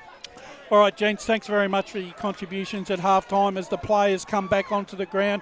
And when we come back, the resumption of play, it's the big Division 3 grand final. It's Donvale versus Surrey Park right here on 98.1, live on YouTube and Facebook around the globe. Today at Eastland, Lucy's trying on jeans for a momentous occasion.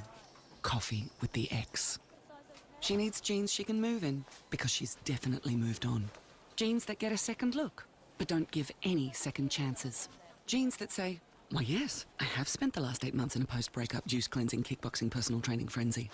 And it looks as though she's just found the perfect pair. Bravo, Lucy. For all of life's little moments, there's Eastland. Eastland. Live real.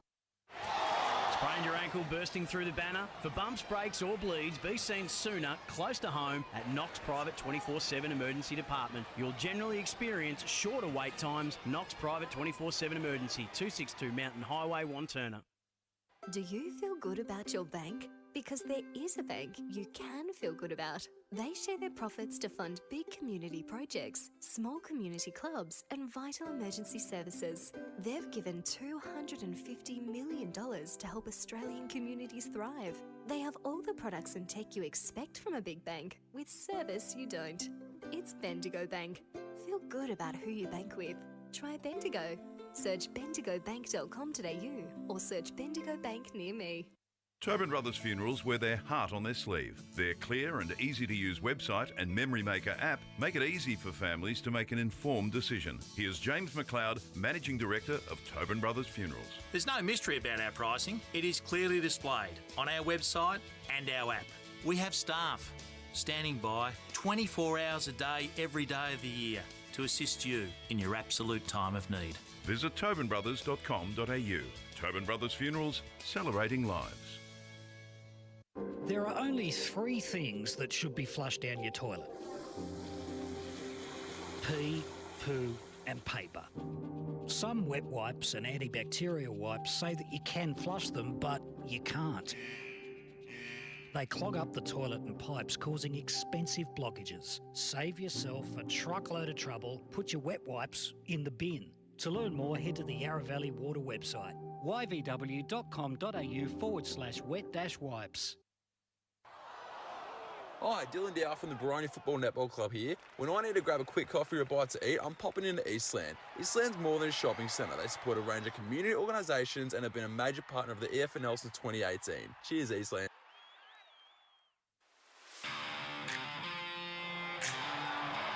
You are listening to Radio Eastern FM 98.1. With live and exclusive coverage of the EFNL football season, bringing you the match of the day with score updates from all divisions. And now we cross to our commentary team for the Radio Eastern 98.1 Match of the Day coverage.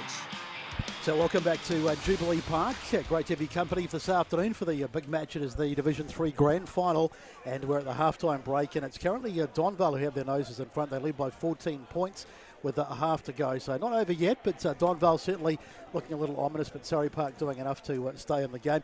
Let's go down to to Brash. He's on the score centre because there are some other matches being played around the grounds today. Brash? Yeah, thanks, Brett. 7 minutes into the third quarter at Donvale in the Division 1 preliminary final sees Park Orchards 7-3-45 leading Beaconsfield 5-6-36. Not sure if players resumed since half-time in the match at Bayswater, but their last score had Borwin in front at half-time 7 straight 42, leading East Ringwood 4-5-29.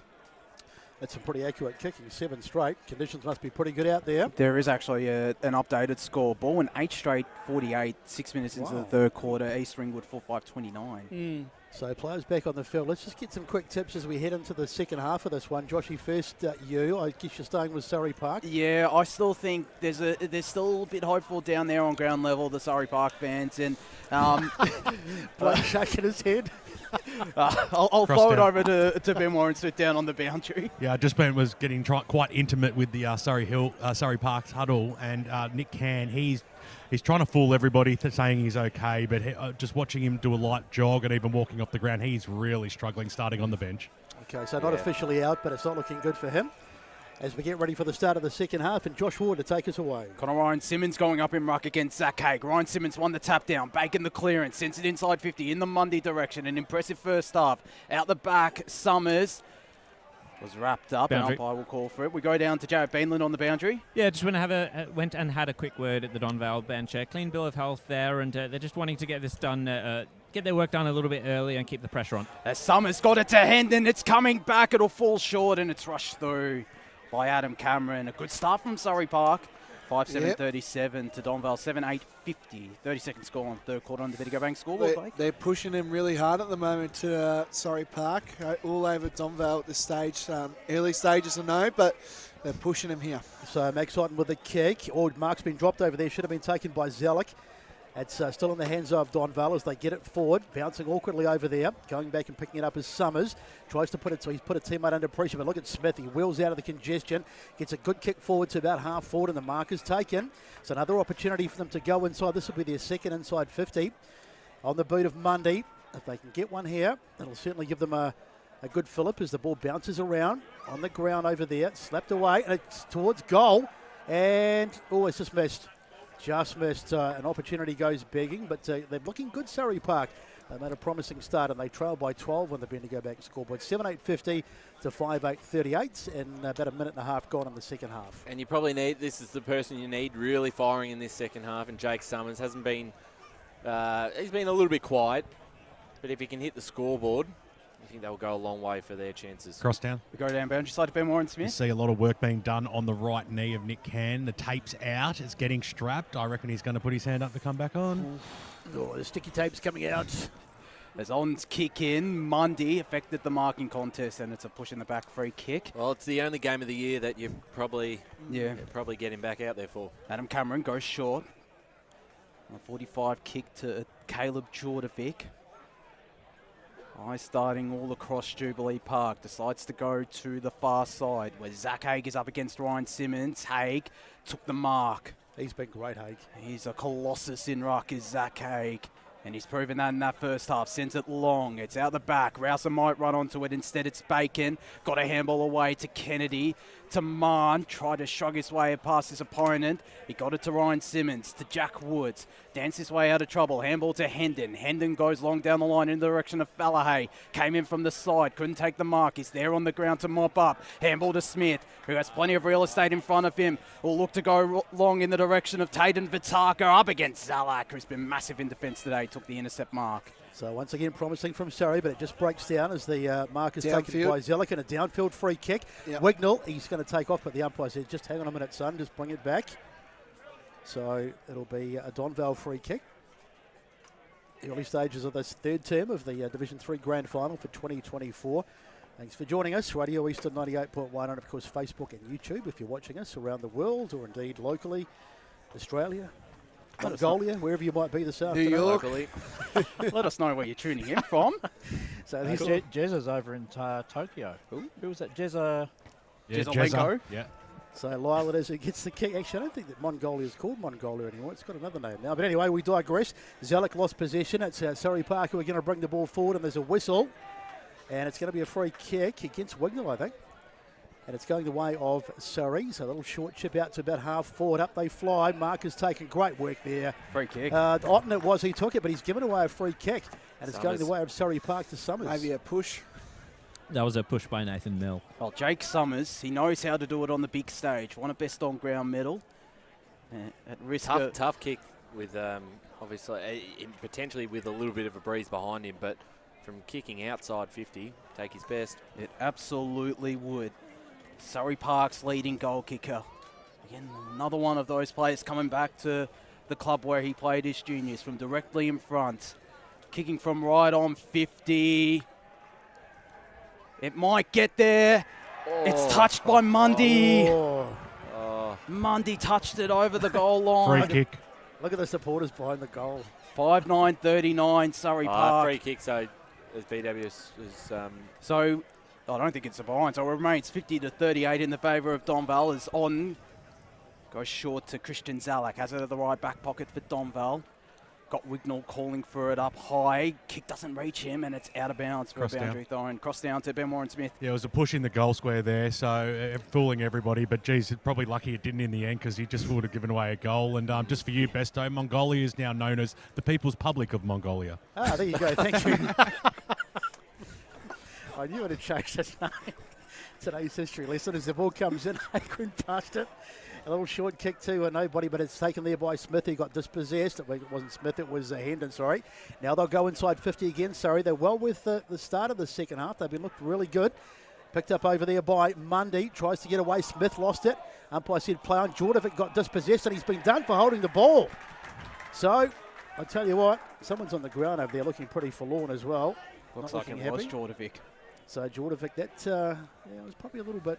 No, it was probably there. Let's have a look at now. There's Jordovic going there. Not so much holding the ball as just incorrect disposal. I was going to say it really wasn't holding the ball, but you're right. Umpire Lee Green, he doesn't miss anything. Cairns coming back onto the ground as well. Here he comes. Sorry. So they're going to roll the dice with him. He did have a sideways step as he came on, and I thought, geez, he's going to tumble. Fallahay it is who's taking the kick, and this has got to go through. He strikes it pretty well. It's there. Beautiful kick straight through the middle. So Surrey Park, they've got it back. Hard to believe, really, but 7-8-50 plays 8-6-44 on the Bendigo Bank scoreboard. Just a kick in it, and we've had 6 gone in this third term. Well, they've started off much better this quarter than they have in previous quarters, Blake and Ryan. Well, absolutely, and they needed to convert those because they've had the opportunities in the first 6 minutes, have all the play, and finally they get some reward out of it and get a goal and get back into this contest because if the breeze does pick up in the last quarter, they'd want to be in front. They want to have a pretty handy buffer as we go back up in the middle of Jubilee Park. A tight grand final so far. Haig won it down. Tout running onto it. Sends it forward for Donvale. Jordovic up against Chris Sardis. No clear winner. Sardis slaps it forward in the direction of Hendon. Got Mann running. Handball was too hot for him, but Naidu picked up. Sends it down the line in the direction of Jake Summers. Got hands onto it and will play chopping of the arms. As he gives a bit of feedback to Nathan Mill. Goes short to Sam Naidu. Looks like he is stepping it up this quarter is Jake Summers. Naidu had Lachlan Summers offering a lead. Has his coach Kenworthy offering a lead deeper. Decides to go in the direction of Brendan Fallahay on in the hole. Fallahay flew and gave away the push in the back free kick. And Donvale will take advantage here, get it Kyle Wignall. So Jordovic's kick finds Wignall, ducks out of a little bit of traffic, comes back onto his left boot and goes into the middle of the ground. Good kick. Picks out a target in Cameron. So Cameron, where will he go? He decides to come out towards this broadcast side of the ground. Doesn't get there on the full, but it bounces in front of Goldsmith. He does pretty well. He gets it to Zach Haig, who probably could have gone for that, but he just hung off it and waited. And now the tackle's been taken by Lyle. And what's the umpire paid here? Just a ball up, I think. High tackle. High tackle. High tackle. So Lyle's going to get a free kick. So let's see. He doesn't think he's got the distance, so he's just going to set it up to the goal square. Where's Murphy? It was Haig they got there. Jordovic bounces past him. Some crazy bounces out there at the moment, and it falls for Surrey Park, and they'll bring it out off half-back. Nice kick, and Smith is out. Gets it to his coach, and James Kenworthy has a paddock in front of him on the far side wing. Takes 2 bounces. Could take a third if he wants to. He does now. He's at the left half forward flank, calling for Leeds. He looks to go long in the direction of the Summers brothers. Lachlan from the side. Mill picked up the ground ball and sends it to the left half back flank for Donvale. Mark taken by Tom Goldsmith. Holding up Donvale in this third quarter. His Goldsmith kick wasn't great. Woods took the intercept mark. Got Can calling for it on a 45-degree kick. He might go to him now. He does. Rouser came in from the side and gave away the free kick. Umpire calls advantage. Mundy can just send it long in the direction of Tatum Vitaka in a one-on-one. It might bounce out the back. Vitaka gets the shot on goal. It stays in somehow. Umpire calls play on. And Christian Zalak can take a couple of bounces. Gets a handball over the top. Finds Adam Cameron, who also takes some bounces. Got a short kick in the direction of Kyle Wignall, who can just compose himself. Boundary side to Ben Warren Smith. Jack Woods just came off the ground. You saw that kick was a little bit up and under, but he's jarred his knee, so he's just getting down, just getting a little bit of work on that, but he'll be back on. So trainer's been busy down in the Surrey Park rooms. Nice little kick there. Finds Mahali Zalak. Poor Nick Can, first contest, gets it cleaned up by Rouser. It's back on the field. Welcome back. There's a little kick down the line. Finds a target. So Donvale just working it around. There's Wignall. That's Kyle.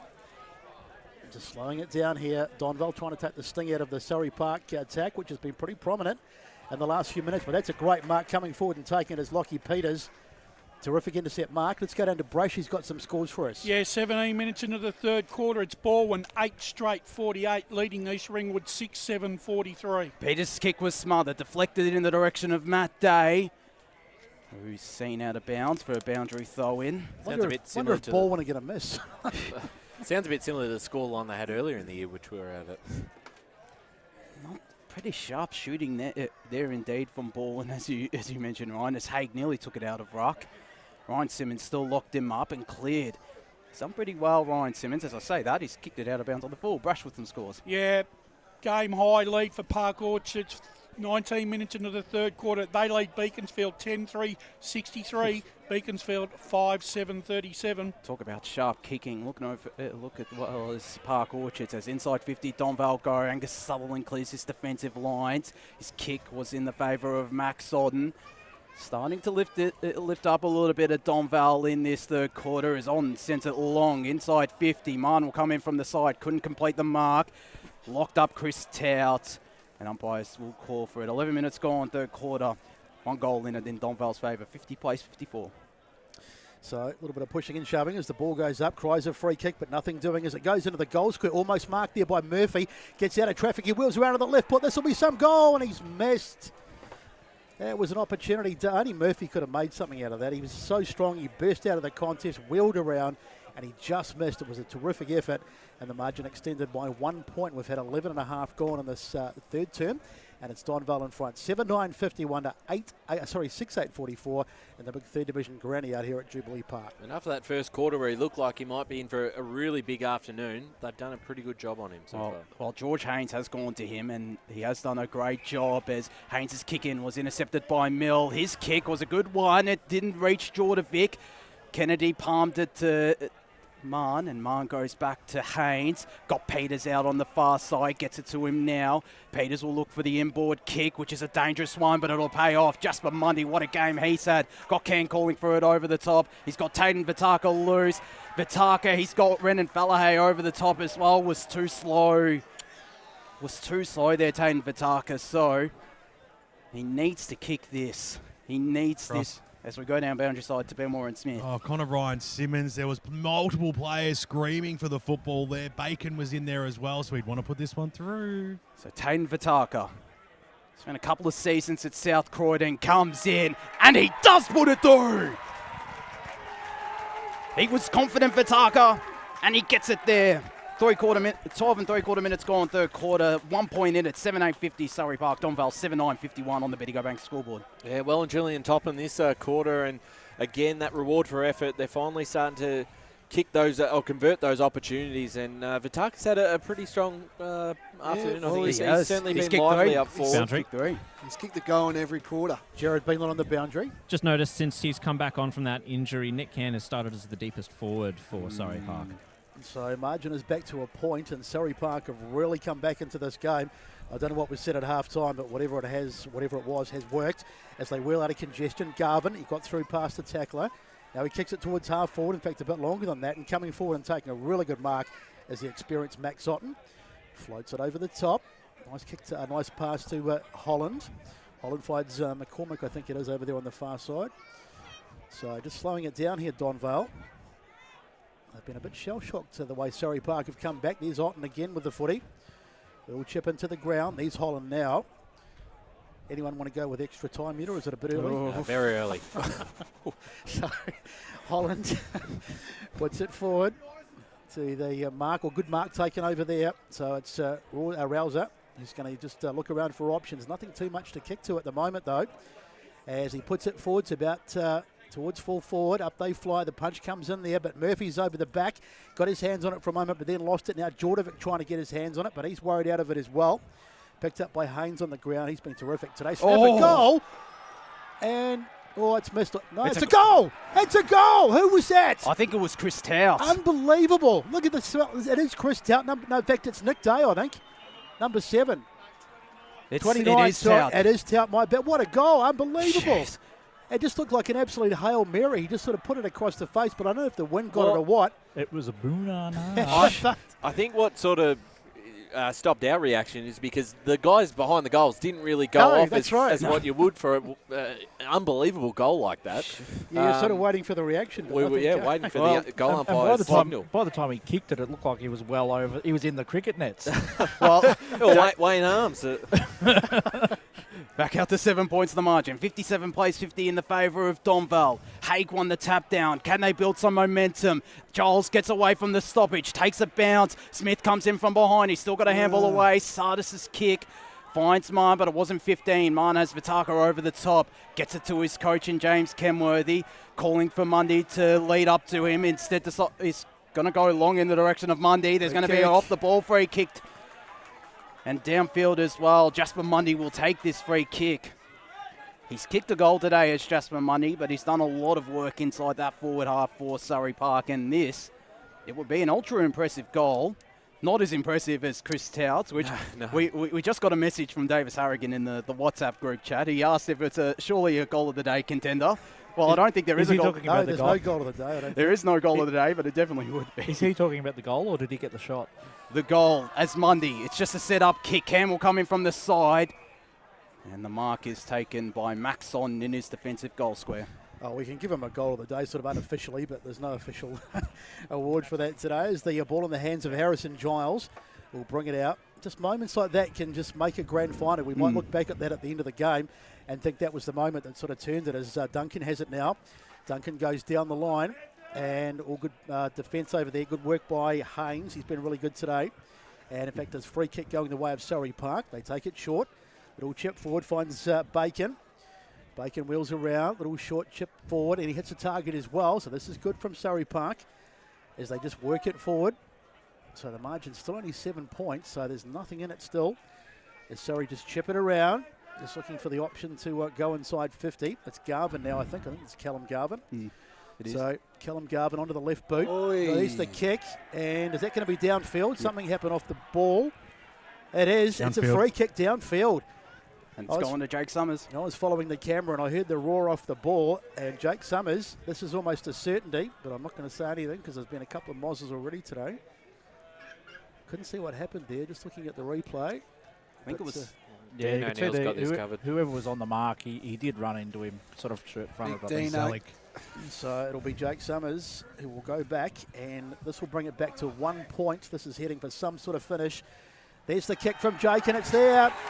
They went up behind the goal really early, and Jake Summers, it's his first of the day. He's kicked 43 for the season, though, so he knows where the big sticks are. And we're back to a 1 point margin. It's 8-9-57 to 8-8-56 on the Bendigo Bank scoreboard. We're 17 and a half gone, third term. And Josh, you even go back to that first final against Knox, where probably had a reasonably quiet game for most of the day, and we had his number, but popped up in the last quarter, kicked a couple of goals, and certainly helped when it mattered. So that's all he's got to do now. If he's in for a big last quarter, will certainly go a long way for Surrey Park. Brash with some scores. Yeah, third quarter, time on. Baldwin 8-2-50, leading East Ringwood 6-7-43. As both ruckmen cancelled each other's hit out, there's a push in the back, free kick going to Tom Smith, who ran onto it first, ahead of Mahali Zalak. Smith, Gottman calling for it short, ignores him. Has Mundy calling for it a little further, decides to go to his rucking. Chris Allison couldn't grasp the mark. He'll pick up the ground ball, look for a handball. Lon got the smother. Glaire's handball over the top is a good one to Jasper Mundy. Gottman inboard. He gets it in that direction, but they worked hard. Mundy's there again as well. Handball away to Sam Naidu. Looks to send it to the hot spot. Candice there. Couldn't take the mark. Valahay's there on the ground. Picks it up cleanly. Gets it to Lachlan Summers. Missing to the left. Jeez, that was had more time than he thought, maybe? I think he might have had a second or two, but it's just a minor score. We're all locked up. 19 minutes gone, third quarter. 8-9-57 apiece. Brash with some scores. Yeah, time on in the preliminary final. Park Orchards 10-3-63, leading Beaconsfield 5-7-37. Boundary. Down to the boundary. Max Otton's been huge in this third quarter, I've noticed, and Jasper Mundy dragged him up the field in that last contest and nullified his presence in the defensive line. So Christian Zalakit, as he sends it up the line, the scores are locked up. Good strong contest coming in, but it's well into the hands there of Garvin. Handball inside to a teammate in number 18 in Kennedy. And that might be holding the ball. What does the umpire say? Yes, it was. It's Chris Tout. No, in fact, it's just a ball up. Once again, I'm listening to the supporters. They just stop doing that. They're not really an indication as Hay gets another tap out. Ball knocked forward there by Hendon. It's been smothered though, and here they come off the boot of Giles, it's going to be. And he picks out a teammate. That was all a bit soft in the hands of Nick Day, and he gives it off. I thought he might have gone back and had a shot, and that's just a bit too easy. And he's picked out Lyle. And in fact, he's chipped that across, and it's been dropped over there. So now the shot comes in from... in fact, it's going to be marked, and Rouse is going to run into a goal and put it through. That is ridiculous. There were three players here who probably could have had a shot, and they just kept trying to give it off, and in the end it all worked out. That was extraordinary stuff. There's like 8 uncontested possessions there. It seemed a bit odd. I'm just not sure what was going on, because as I say, there were at least 3 guys who should have just gone back and taken the shot, but in the end it was Rouser, and he's put it through. 63-57, captain's goal, and we're into time on at the end of this third term. Hey, that goal there, boys, might put him in conversations there for how we think at the end of the day here. I don't know. He has had a good day. I think both Zalaks have been better in back. Just saying Don't go too early, Blake.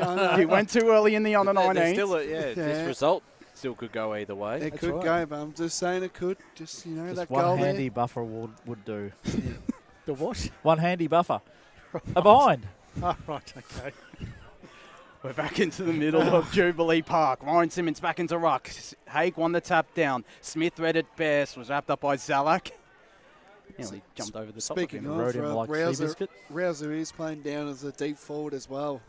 So Kennedy's trailing him. Ryan Kennedy, that is. As Ryan Simmons did well. Got it down to Smith. Glides his way through the stoppage. Looks in the direction of Nick Can. It falls short of him. Now up against 2 Donvale players. Still got the tap down to Tayden Vitaka. Vitaka got it to Falahay, who has to move immediately. Handball wasn't a great one. Holland was taken high by Vitaka. They're holding up Donvale. They hold the lead by 1 straight kick. 9-9-63. The Vales to Surrey Park. 8-9-57 as one of the stalwarts of this Donvale lineup will take the free kick. Goes long down the line to the far side. Haig couldn't take the mark. There on the ground is Hendon. Got out to Glare, who goes short to Smith. He can go back here, Tom Smith, and get a much-needed response, I should say, for Surrey Park. Not a much-needed one. It would be a response for Surrey Park. And through their He's been good, Tom Smith. He's done a lot of good things today. He absolutely has. Is yet to impact the scoreboard, though. And certainly one that can make an impact when he's on his game, whether that be through midfield and forward. Of course, the 2022 Division 4 Best and Fairest won Best on Ground honours in last year's Division 4 Grand Final. 45-degree angle from around 40 metres out. Sets sail for home. This is to the left. I think that's the second time we've done that, Josh, where you've we've hyped him up and he's done nothing for you. It's at least the fourth or fifth miles of the day. 8:10:58 Surrey Park, place 9:63 Donvale. 23 minutes gone, third quarter. Better go back to scoreboard. Yeah, thanks a lot, Smithy. So you build a man up again, and for what? So Christian Zellick it is, who sends it out towards the far side of the ground. Almost a mark taken. Might have been paid either a free kick or a mark to Wignall. I don't know you boys, but I'm starting to get a bit nervous up here. It's just the whole grand final thing. It just gets to you after a while because you know it's getting towards the end and it's such a tight game. So Tout it is, Tommy Tout puts it in the middle of the ground. Mark taken there, finds Wignall and Luke. Now they run across towards this broadcast side of the ground. The kick out here and there's plenty of space, an acre of space. Adam Cameron takes the mark. So 23 gone. So how much longer do they go in this term? Maybe a couple of 3 minutes. Brasher's the expert with the time. He usually knows as the ball goes all the way back, so they're just happy to just chip it around here. Maybe just waiting for that three-quarter time break, but a bit early to be trying to ice the game. Now Zellick puts it onto the boot, hits a target. Lots of loose men at the moment. They're all over the place. Probably needs to try and mark up as we go down to Brash while this is being chipped around to get some scores. Three-quarter time at Bayswater sees Baldwin 8-2-50, leading East Ringwood 6-7-43. They've missed a couple. That they have. As Wignall goes to the far side, Chris Tout all by himself. Right in front of the scoreboard, which reads Donvale 9:63, leading Surrey Park 8:10:58, 24 and a quarter minutes gone in this third quarter on the Video Bank scoreboard as the ball locked up. Right half forward flank for Donvale. Brush some scores. Yeah, three-quarter time at Baronia C Park Orchards 10-3-63, leading Beaconsfield 5-7-37. So can Donvale muster a goal from this stoppage? As Haig tries to bustle his way through. Smith got it out, but it was a throw according to the umpire. And Dean O'Neill. The Bear. The Bear. Zalak is rewarded. Goes lateral to Tommy Tout, who's in the middle of Jubilee Park. Will just set it up to the hot spot where Nick Murphy can fly. Got some separation. Mills there inside forward 50. Summers got the spoil in. Down to Sardis. Looks to go long in the direction of Jasper Mundy. Up against Christian Zalak. Mundy got hands to it. Zalak did well to spoil him though. Out the back, Tout. Couldn't run onto it. Instead it's Wignall. Got it to Christian Zalak. Zalak's ball is high up and under one. Near 50. Will Giles run onto it? He does. Corralled by Sardis. An umpire will call for it. And Dean O'Neill will have a ball up 55 metres out from the Donvale goal, the left half forward flank. So, as we've had, how long have we had? 25 minutes gone, so maybe not too much longer to go. In fact, right on cue, there is the siren. And what a game we have out here. It's the third division grand final. There is 1 quarter to go. And if you can tip this one, you're a better man than me. It's Donvale 9-9-63, leading 8-10-58. Through the goal kickers, Murphy's got a couple, as has Jordovic for Donvale. Singles to Tout, Duncan, also Giles, Rouser and McCormack. And for the Surrey Park side, the multiple goal kicker has been Fataka, who's kicked 3 today. And singles to Summers, Kennedy, Mundy, also Fallahay and Naidu. It's all set up for a grandstand finish out here. Division 3 grand final from Jubilee Park. Three-quarter time, it is 9-9-63, 8-10-58. Don't go away. We'll be back with the last quarter next. As Sarah opened her best friend Jackie's wedding invitation, she was overcome with a wave of emotion. While her 2 young boys wrestled on the floor, tears of happiness rolled down Sarah's cheeks as she saw the words she'd been longing to see. Please note, this wedding will be a child-free event. Well, Sarah, looks like we're off to Eastland for a new frock and some heels. And let's book in that babysitter. For all of life's little moments, there's Eastland. Eastland. Live real. At Yarra Valley Water, we know reducing your shower time, or show time, to 4 minutes can save you an average of $200 a year on water and energy bills. Shower shorter. Save water. Authorised by the Victorian Government, 1 Treasury Place, Melbourne. Sprained your ankle, bursting through the banner? Broke a finger, high-fiving the ruckman? Or did you run into the goal post again? For bumps, breaks or bleeds, be seen sooner, close to home at Knox Private 24/7 Emergency Department. The preferred provider of emergency care to the Eastern Football Netball League, you'll generally experience shorter wait times. You don't need private health, but there is an out-of-pocket fee. Be seen sooner, close to home at Knox Private 24/7 Emergency Department, 262 Mountain Highway, Wanturna. Do you feel good about your bank? Because there is a bank you can feel good about. They share their profits to fund big community projects, small community clubs, and vital emergency services. They've given $250 million to help Australian communities thrive. They have all the products and tech you expect from a big bank, with service you don't. It's Bendigo Bank. Feel good about who you bank with. Try Bendigo. Search bendigobank.com.au or search Bendigo Bank near me. The first time I met the team at Tobin Brothers Funerals, I felt like I'd known them for years. They're so caring, honest and passionate. James McLeod, Managing Director of Tobin Brothers Funerals, sums it up best when he says, Every day our people get out of bed to assist client families in their absolute time of need. Our people love what they do, and you will not find a more highly trained group of people than those at Tobin Brothers. Visit tobinbrothers.com.au. Tobin Brothers Funerals, celebrating lives. Hi, I'm Ben Desson from Montrose Football Netball Club, and when I need a new kit for a night out, I head over to Eastland. But Eastland is more than a shopping centre. They support a range of community organisations and have been major partners of the Eastern Football Netball League since 2018. Thanks, Eastland. You are listening to Radio Eastern FM 98.1. With live and exclusive coverage of the EFNL football season, bringing you the match of the day with score updates from all divisions. And now we cross to our commentary team for the Radio Eastern 98.1 Match of the Day coverage. Welcome back to Jubilee Park, and what a game we've got out here. It's an absolute cracker, everything you could have hoped for in a third division grand final, and it's Donvale with their noses in front, but really, it's a really tough game to call this one. 9-9-63.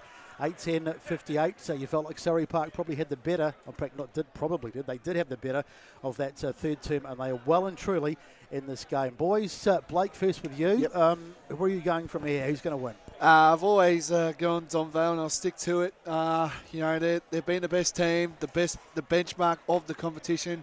This is where their stars will get them, I reckon. This game, I'm telling you, this is how I feel it is. It'll come down to the last 10 minutes. And I've been telling you in the first quarter, Besto, it's going to come down to the moments that matter most. I listen to you, Blake. You're very wise. Brash has got some scores, Brash. Sorry, Brett, 4 minutes into the last quarter at Baronia sees Park Orchard still in front by 25 points, 10-3-63. Beaconsfield 5-8-38. Jared Beelan's got one of the coaches down on the boundary. Thank you, gentlemen. I've got Kevin Collins, coach of Donvale. Kevin, what was the message at three-quarter time? Fairly tense game, of course. Yeah, it's a pretty tough game at the moment. Yeah, just our message was to make sure that we put them in 1v1s because in the second quarter they had 20 uncontested marks and they controlled the tempo of the ball. So we just have to get the ball in hand and then just lower our eyes and have our forwards hit up and honour the hit up and then have frontal representation. If the ball spills forward, their defence is held up, and so we've just got to make sure we get the ground balls, which we've been getting on top of now. Half an hour left. If you win at the end of the game, what do you think has done it for you? It'll be just our ability to just get one-on-ones, put them in the contest as often as we can. We've been good at the stoppages. We get out of there. So if Hagee can stay on top, get it to Rouser and a few of the boys, and Mahala, we can get it forward and get plenty of ball forward, then that'll do it. Thanks for your time, Kev. Good luck for the rest of the game. So a little bit of a pensive Kevin Collins. You can see that he's just looking a little bit testy, and rightly so. Let's go to Brash for some more scores. Yeah, 6 minutes into the last quarter at Bayswater. Baldwin holding sway still by 7 points, 8-3-51, leading East Ringwood 6-8-44. Media manager Ryan Long. Ryan, where are you going with this one from here? Who's going to get home? Well, I tipped Surrey Park by a point at the start of the day, so I think I'm going to stick with it because it is such a tight game. But it's a great finish to this game. One side's going to walk away as back-to-back premiers. Let's go down the boundary with Ben Warren-Smith. Well, it was awesome out there at the Surrey Park huddle at three-quarter time. They were in tight. They were really intimate. It's all about the fresh legs. They know they've got the speed. They know they can run over in this game. The message is run, run, run. Just don't stop. Just keep going. This is a win not only for the football club but the community. They are up and about. Look out. Surrey Park are coming. Yeah, we love to hear that. So enjoying some me time down there too with his close-up camera shots. I did see him. Leave my pimples alone, mate. He was about to speak, but he went, "Oh, the camera's not here. I'll quickly get in front." Doing a magnificent job is VWS and Jared on the boundary, Besto. Oh, I tell you what, this is just this game is on a knife edge. I'm so nervous. I don't know about the players, but I'm as nervous as a what do they say? Room full of cats with rocking chairs, or whatever that saying is. I can't remember. I'm with you, Besto. I'm with you as well, Besto. That's right. As nervous as something that's very nervous. That's right. What I'm trying to say. A nervous thing in nervous season. Josh Ward, get us underway. Connor Ryan Simmons against Zach Haig to start this final quarter. Haig looking for Rouser. It's Hendon who read the tab. Garvin got it to Smith. Was wrapped up. Donvale will look to move forward through Zalak. Kick was smothered by Mahn. Zalak will win the foot race. He doesn't. It's Garvin who's put together a decent effort on the wing today. Goes inboard to Kane Hendon. It's at the right half-back flank for Surrey Park. Grab a kick and a downfield free kick. He got smashed. There's been a bit of ill discipline from Donvale today. In fact, it's going back to Kane Hendon. Of course, one of the stars in midfield. Goes to another star in midfield in Jack Mahn. Two former Doncaster men combining. Mahn goes backwards to George Haynes in his defensive 50. Got Connor Ryan Simmons calling for it in the middle.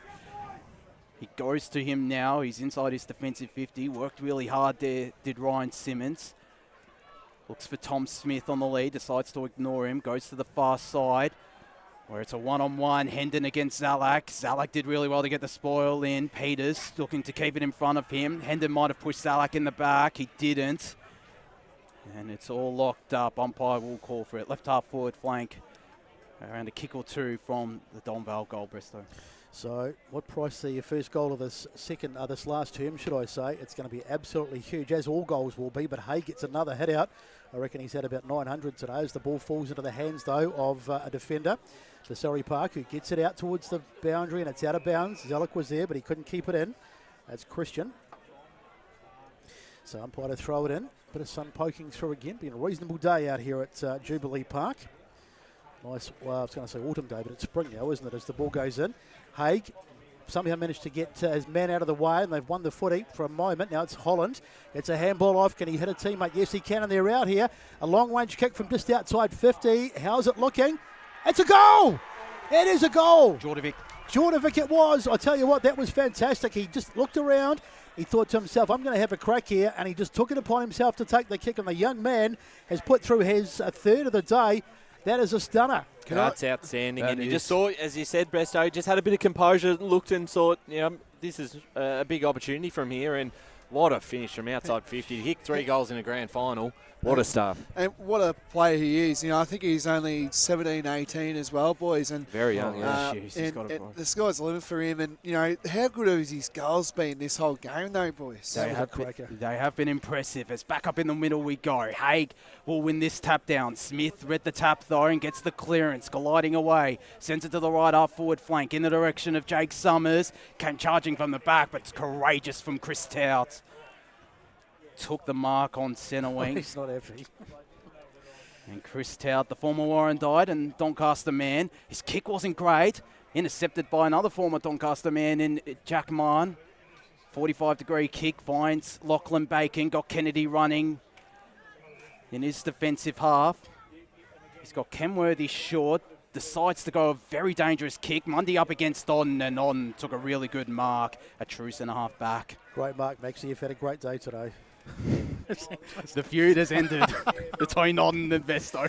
So the ball goes out towards the wing. Murphy couldn't get hands on it. Gone out of the game a wee bit, but he had a colossal first term as the kick goes inside. Taken there by Hendon. Quick handball off to Smith. Smith goes out wide trying to hit a target, but back there is Mill underneath it. Great mark. Great composure. And they'll come out of defence here again, Donvale. Out to a teammate in McCormack on the far side. Pretty sure he was one of the... Is that McCormack? It's Wignall, I think. Sorry. So Wignall it is, down the line as the sun pokes out again, but they've turned it over. Don't want to be turning the footy over at this stage. They go inbound and find Jack Mahn. So there's the kick. Forward to about inside 50. Up they fly, mark taken. I think it's not Summers. It is number 20 in Can.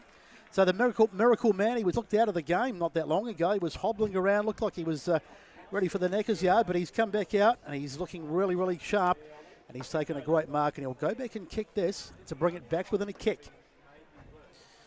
So they just will not go away, the Surrey Park side. Win, lose or draw, they have been outstanding this afternoon, coming in as the underdogs. As they have been all season against Donvale, or most of the season. So here he is, Can. A little bit of a slow, deliberate approach. He looks okay, though, as we said. He looked pretty banged up before, but he's come back onto the ground, doing the team thing. There's the kick. What's the crowd behind the goal? No, they didn't make a sound. So Can misses to the right, and the margin is back to a 10-point game, 69-59, 4 gone in the last term. Maxon will take this free kick. Not free kick. We go down boundary side to Belmore and Smith. You talked about the crowds behind the goals. One of the great things about finals and grand finals is where the supporters go travel from end to end. It's just fantastic to watch.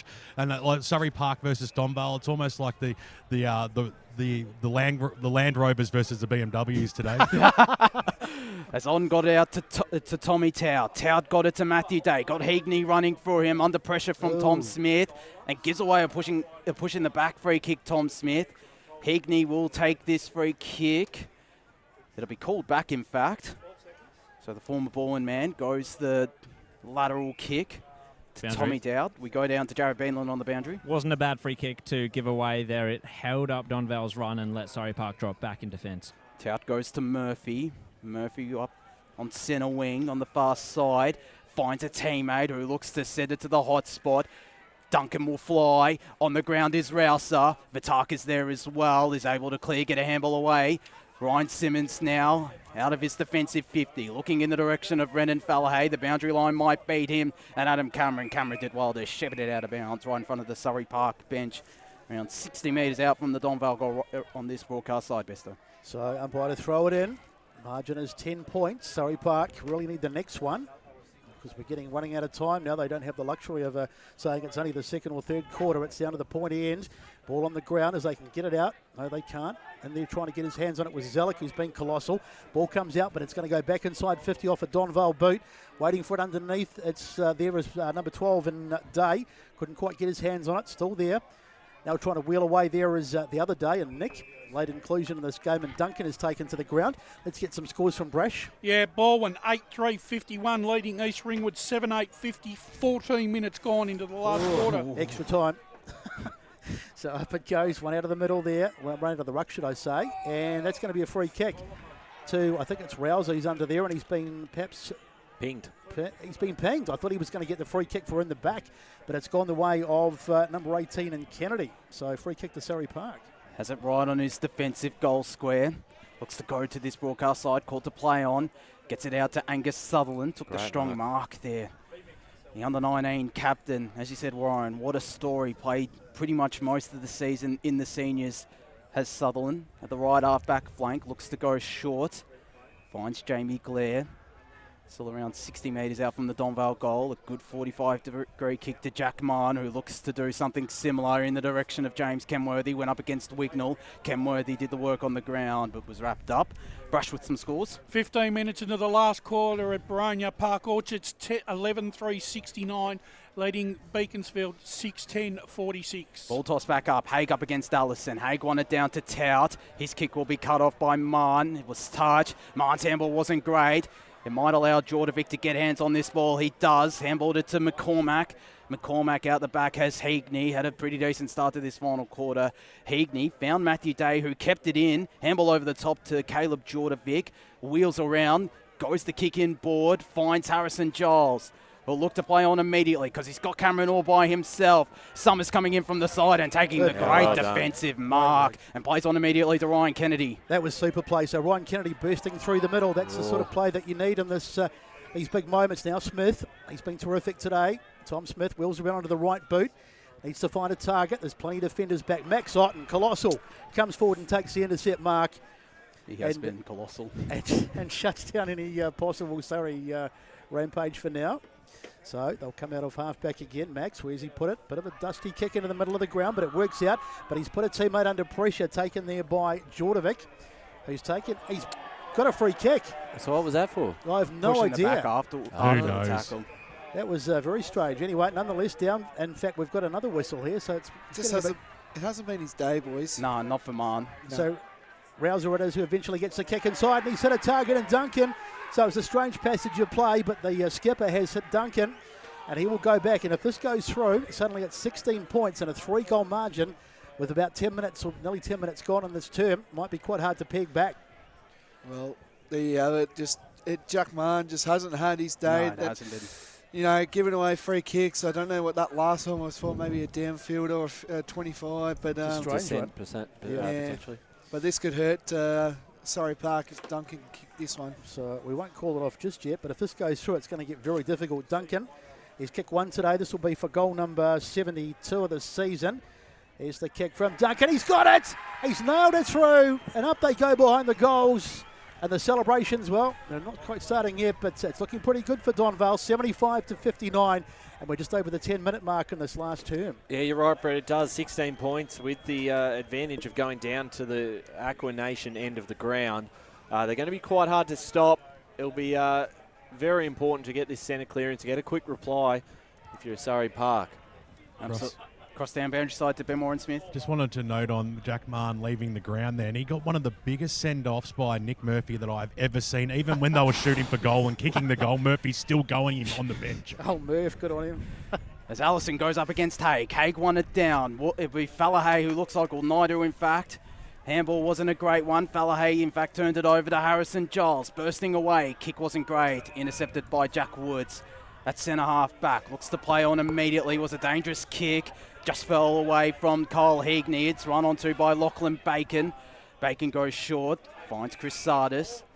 Numbers through the corridor. They do, and they go in that direction. Ryan Kennedy, he's got a player on the far side. That player being Kane Hendon. They've got some overlap through Surrey Park. Sam Naidu could get to Angus Sutherland. He decides to ignore him. Goes short inside 50 looking for Mundy. Corralled by Luke Wignall, but Mundy did well. Naidu shrugged off his opponent. Got it to his coach in Kenworthy. To Can, who can run into an open goal, and he misses. Oh, that would have been the... That's a free kick. It's a free kick. Geez, that would have been the story, though, coming back on the field and keeping them alive, but there's still a chance. There is. Is that Kenworthy taking the kick? I reckon it is James Kenworthy. That is a... Well, he's lucky there, Nick Can, because that was a massive missed chance on goal. Yeah, this is a big kick, boys. This is a coach's kick right here from James I was about Kenworthy. to say that, Josh. No, it is. Oh, will we go? Oh, he didn't want He's got the free kick, Kenworthy. I reckon the winds may have just got up a bit too. It's gusting sort of up and down up here, so maybe it's a little bit stronger at ground level. It is a little bit. Yep. There's Kenworthy on a 45-degree angle, kicking from around 30 metres out. The ex-Blackburn player comes in, nails it! There's still hope for Surrey Park. And he lifts the Panthers faithful behind the goal. 9-11-65 Surrey Park, trailing Donvale 11-9-75. 12 and a half minutes gone, final quarter on the Bendigo Bank scoreboard. Well, Blake, it's been the theme of the day. Every time Donvale look to kick away, Surrey Park have an answer. They just hang in there. And for a leader, a coach who actually plays, he's had some big moments today, and that's certainly the biggest of them all as we go. Yeah. Before we go to the boundary, just with Wayne Brasher in the score centre. Yeah, we've hit time on at Bayswater. It's still bowling by 2 points, 8-4-52. East Ringwood 7-8-50. Boundary side to Jared Beanland. Just wondering if you guys know how many goals James Kenworthy has kicked this year. I don't have that stat, to be honest. Anyway, we'll get back to you on that one, Jared. Ask Josh, I reckon. I'll quickly search it up. If that's his one and only, because he's mainly a defender or a wingman, that would be huge. So up it goes. Zach Haig wins another hit out. We've had 13 minutes gone. This is really the game that just keeps giving. Taken there by Sutherland. He done a bit of pressure. He lost the football, but they get it back again and they go inside 50 as that wind continues to blow. It's definitely getting stronger as they go in there and dive it on the ground. Naidu it is who gets there first, showing good commitment. In fact, no, it wasn't Naidu. It was Fallahay. And the umpire said we'll have a ball up just outside 50. So the margin is 10. If they get the next one, Surrey Park, it's on for young and old. Just quickly get a brush. Time on in the last quarter at Baronia. Park Orchards 12-3-75, leading Beaconsfield 8-10-58. So Sutherland with a football. He gets it out, tries to find a target in number 9 in Kenworthy, the coach. But it's been turned over. Heagney got a handball off. This is dangerous.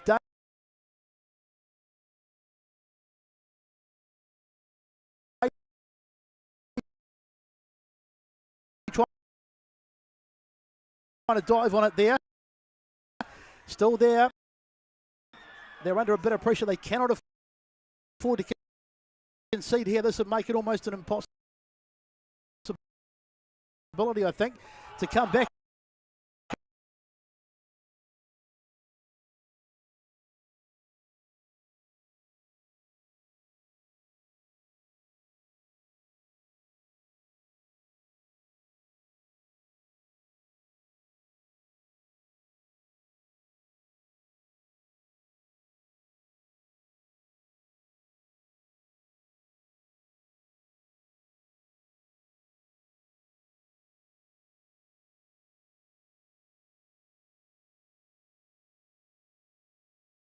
Or has he? Yes, he has. I thought I'd gone a bit early. So that's 4 for him today. And the margin is back out to 16 points. It's 12-9-81 to 9-11-65 on the Bendigo Bank scoreboard. 15 gone in the last term. Been superb all day long, has Caleb Jordabic up forward. 4 goals. Just been, could argue, has almost been the difference. And the last couple of times, Angus Sutherland has gone to Caleb Jordavic, has kept him pretty quiet, but he's putting in a massive grand final here, is Jordavic, Ryan. Yeah, it's a famous name at this club, and he stepped up on the big stage. Allison up against Haig in this ruck contest. Allison won it down. Smith running onto it, was under pressure from Tout. Still got a handball away to Lachlan Bacon. Chucks it on the boot. Inside 50, on underneath this. Vitaka flew. Mundy took the mark. And Jasper Mundy can go back and make it once again a 10-point ball game. This is entertaining stuff out here at Jubilee Park. And Jasper Mundy, if he kicks this, it would be... He's had one today. Is that correct, Josh? It is. He's had an opportunity before as well. He has. The first half, I thought he was pretty decent up in the forward half. And he has presented it as an option and worked hard on the ground. Played a couple of games with the Oakley Chargers as well. Did Jasper Mundy as he comes in from directly in front. It's coming back. It's there! It's a 10-point ball game once again. They keep fighting, Surrey Park. They keep finding responses. 10-11-71 the Panthers. Donvale 12-9-81. 16 and a quarter minutes gone. Final quarter, Bendigo Bank scoreboard. Well, they just keep the game alive. They keep the door open, but they've got to get 2 in a row. That's been the thing they haven't been able to do this last quarter. Get us 2 consecutive goals. If they can, suddenly it's anyone's game. But once again, it's still alive. And before that centre stoppage, Jared, I answered your question before about Kenworthy. That's his 9th goal. That was his 10th goal for the season there. So back in the middle, Haig wins another tap out. Can they get Smith ran past it? He had it for a moment and then lost it. Kick forward by Tout. Inside 50. They can't afford to concede here. Ball on the ground. Rouser ran past it. It's fallen into the hands of Murphy. Gets a handball over the top and it's going to be just going out of bounds in the right forward pocket. Well, that's not a bad result for them to have it out of bounds for Donvale rather than giving themselves a point. So 17 gone in the last term. 2 kicks the difference. Margin is 10. But they cannot afford to concede. As the ball comes in, it's won by Surrey. They get it out of defensive 50. What's the whistle? It's going to be a free kick, downfield free kick. So that will certainly help them. In the hands of Bacon. Bacon tries to find a teammate and does. Over the top. Ryan Simmons gets it over the top. He's got a man free too. And they'll go inside 50 again here. In fact, it's going to be a shot for goal. It's not going to have the legs. Can they get the mark? Oh, almost juggled there. That would have been fantastic. It was Summers. He's put it through. I don't believe it. Unbelievable stuff. He juggled the mark, but he managed to get his hands on it again. Let's watch the replay and see what happens. Wow. That is a stunner. Here it comes, and you can see he got up, he juggled with it, thought that the moment had gone. There looked to be the Donvale supporters coming over, but he squeezed it through, and that is a fantastic goal. And it's game on again. 18 minutes gone. Incredible. 4 points. It's still plenty of time on the clock too. There's a long way to go in this game, and Lockie Summers again probably hasn't had the biggest afternoon, but all that matters is when you show up at this for these key moments, and second effort. They've been very resilient here, Surrey Park. Haig won it down to Rouser. Rouser's locked up. Rusham scores. Yeah, Park Orchards 12-3-75, surviving a late comeback by Beaconsfield. 9-11-65, 25 minutes into the last quarter. It's tied out here at Jubilee Park and Tormore Reserve as Haig won the tap down. Hendon tried to run onto it, couldn't. Wrapped up Kyle Wignall. Dean O'Neill calls for the ball up. Does the momentum shift? Does this shift back into Surrey's favour? Let's see if it does. It's locked up in the middle of Jubilee Park. Ryan Simmons won it down. Zalak locked up by Smith. They won't mind this, Donvale. Brash scores. Final score at Bayswater. Ball when they're into the grand final. They've defeated East Ringwood 8-5-53. East Ringwood 7-8-50. Surrey Park won the clearance. Kennedy dancing his way out of trouble, but turned it over. Getting the shot on goal is Harrison Giles. It's got the legs, not the accuracy. 5-point margin. Donvale 12-10-82. Surrey Park 11-11-77. 19 and a quarter minutes gone. Final quarter on the Bendigo Bank scoreboard. Best though. That's heartbreaking for East Ringwood. It really is. They've been so good all year, but well, never mind. They've still got next week. Oh, they have too. So I keep forgetting about the second. Elimination. That's right. I keep forgetting about that. But good on Baldwin as the ball goes out. And nice mark taken there by Smith.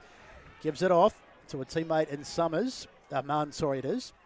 So Mann floats it down the line. Just keeping possession at the moment. There are less than a kick in it. So if they could get a goal here, Be interesting to see what sort of action they take, whether they decide to shut it up. It's probably a bit early, and that's Mundy on the far side. Jasper looking around. He hasn't got too many options to kick to at the moment. He floats it off the left bit. It's a terrible kick. Probably do with a stoppage here. That would probably be not a bad result. But wheeling around there is Vitaka, and Vitaka gets it forward. Plenty of defenders back there, but great work by Summers. He did really well, but then he gets his kick smothered on the grounds. Cries of holding the ball and a high tackle potentially as well. And the umpire's paid a free kick. High tackle. I thought it was a high tackle, so the umpire plays the free kick, and you can see that Lockie Summers put the hand on the head and said, what on earth is going on? Let's go down to BWS on the boundary. He'll be shattered as well because his intended target was Ryan Simmons, who was 30 metres out with not a player in sight. Tommy Tout will take this free kick. Far side back pocket for Donvale. Sends it to the far side wing. Nick Day in a one-on-one. Getting the small end and down to Tom Smith, who was taken high there. So they'll get an opportunity. Surrey Park got Sardis inboard. They get it to him now. He's in the middle of Jubilee Park. Got Jasper Mundy offering a lead. Taden Vitaka offering a lead longer, and Jake Summers as well. He might end in that direction now, Sardis. He does so. Summers came from the side. He might have grasped the mark. Umpire calls play on. Munn might have dribbled it through! He has! Surrey hit the front! 12-11-83. Donvale 12-10-82. I'm so sorry. I'm so sorry. I was waiting for a moment to say next score wins, and I reckon that's it. Well, it's still there's a ton of time left in this game, and what a comeback! What a comeback, Ben. I can't hear anymore. I'm waiting for him to run down and get into Nick Murphy's face after kicking that goal after his send-off that he got when he came off. What a goal that was. The crowd is on fire down here at the moment. There's a whistle. Well, sorry to all the listeners on Radio Eastland and Facebook and YouTube. Someone's thrown a can. Josh is paying for your new radio. Someone's thrown a can onto the ground, so the umpires weren't happy. You don't need that. No.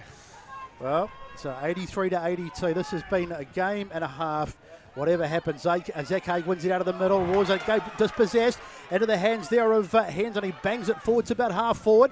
Up they fly, no mark taken. If they get the next one, sorry, they might be hard to stop.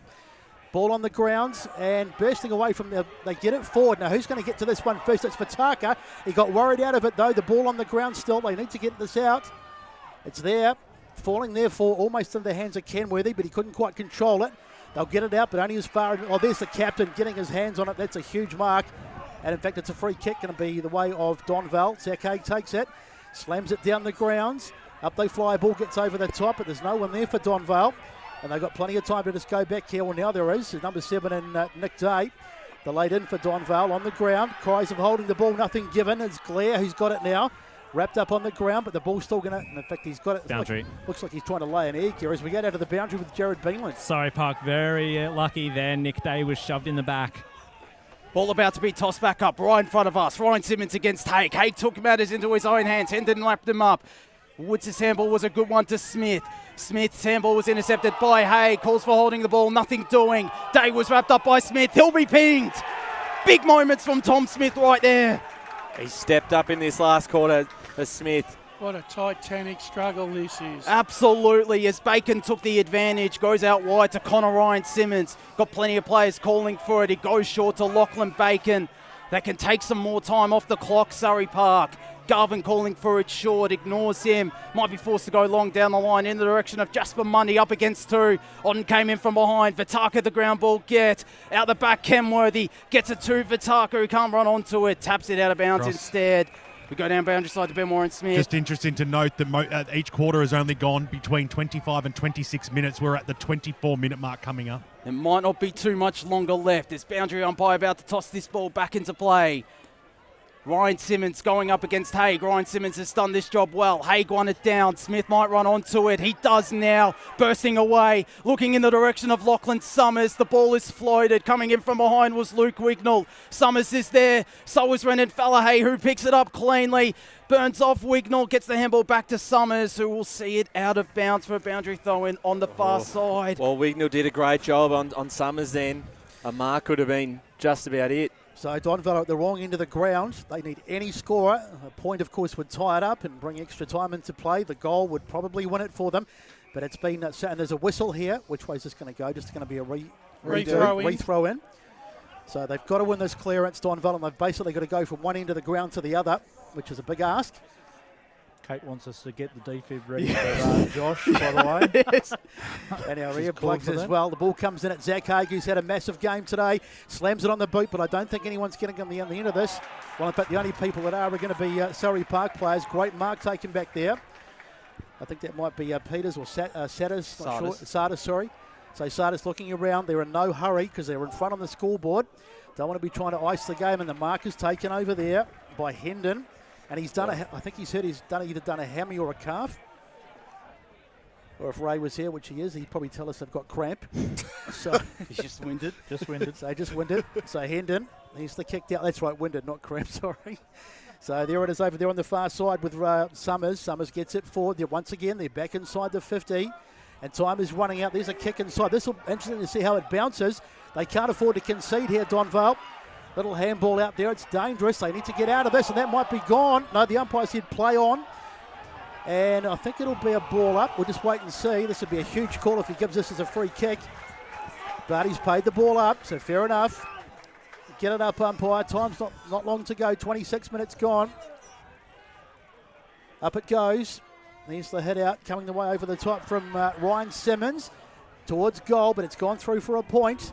And the margin out to 2 points, 84 to 82. 26 gone. Brush with some scores. Final score at Tormore. Park Orchards are into the grand final. 12-3-75 defeated Beaconsfield 9-13-67. Terrific victory from Park Orchards as Odden just decides to go long into the middle. It's the mark taken from Zalak. They have got to go now, do Donvale. Zalak has it a true centre-half back. His kick. There's the siren! Surrey Park going back-to-back! Unbelievable. 12-12-84. Donvale 12-10-82. What a grand final. That was unbelievable, and what a comeback. They looked done. They looked done at the start of the fourth quarter, going against the Aqua end. And look at the scenes. This is unbelievable. Back-to-back Surrey for a side. Had such a hard run for a long, long time. They get some success last year, and now they back it up. They're in Division 2. Surrey Park are in Division 2. Can someone pick Josh up off the floor, Okay, please? Green, I need the defibrillator right now. Cross down. Cross down, boundary side to Ben Down with the Warren-Smith. assistant coaches, guys. It must be an amazing feeling. What a comeback that was. Oh, unbelievable. We never gave in. Never gave in. We've got a young group that just believe. This is sensational. To be in 4th Division 2 years ago, we're going to 2nd Division now. This is huge for the club. This club is growing in strength to strength. Our 19s are great. The whole atmosphere, great family club. I'm glad I'm a part of it. Go and get amongst it. Fantastic stuff there. We'll get plenty more, guys. It's a celebration down here. Look at the scenes in the middle of Jubilee Park. You might be able to hear on radio.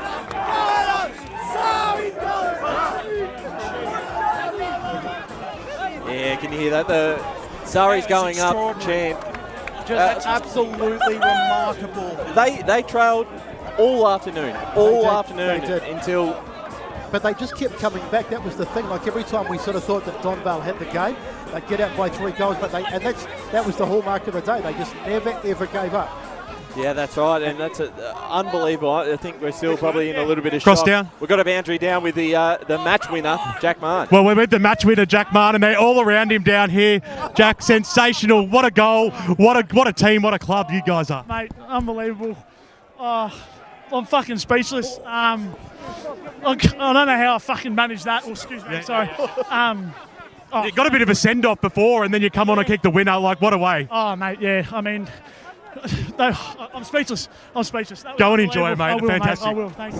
Thanks there to Ben Warren-Smith and Jack Martin. It hadn't been his day, but he came up with the biggest moment of them all, Besto. But that's the thing about grand finals, isn't it? You can have a dog of a day, and then just one moment can decide the game, and that's what we saw with him. So, I mean, we talked him up before the game. He didn't have a great day, but he'll be forever remembered now as the guy that kicked the winning goal in the grand final. Believe it or not, gentlemen, that's the second grand final that Donvale have been beaten by 2 points in the last 3 years.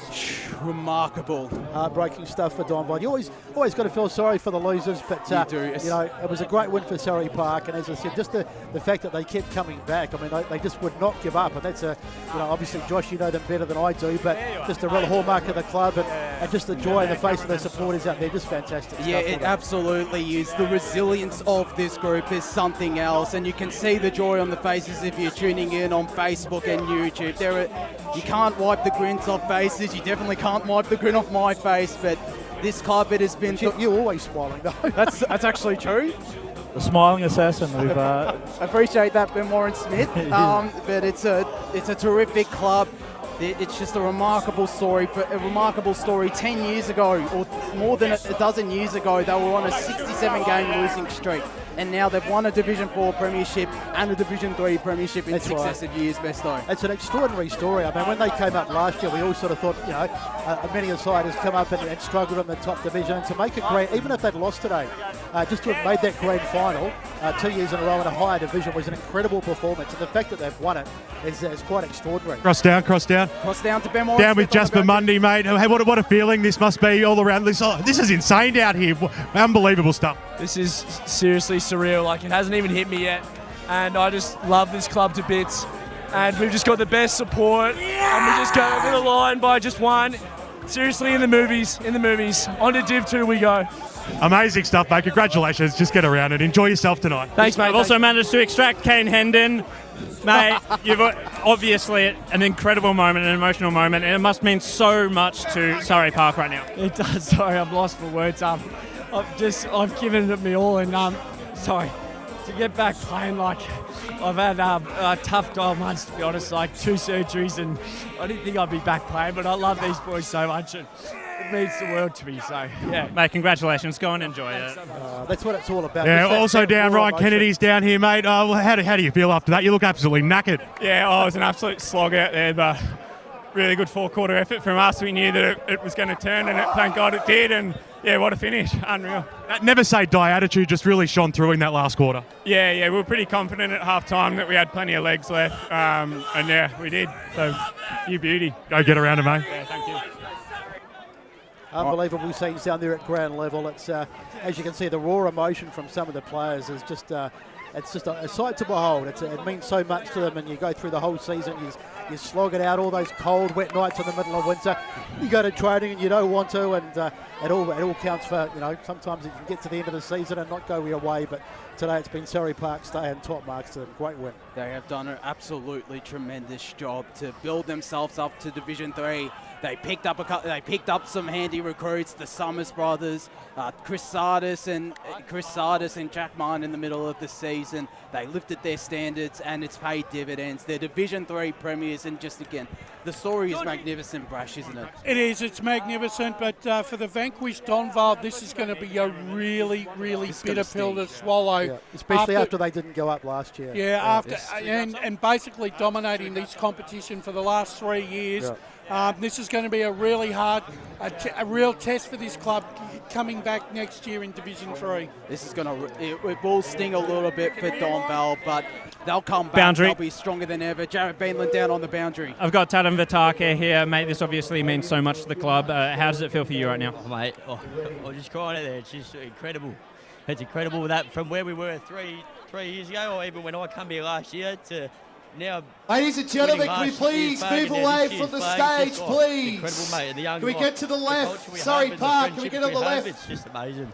Please. Also to Donvale, they put up a fucking good fight.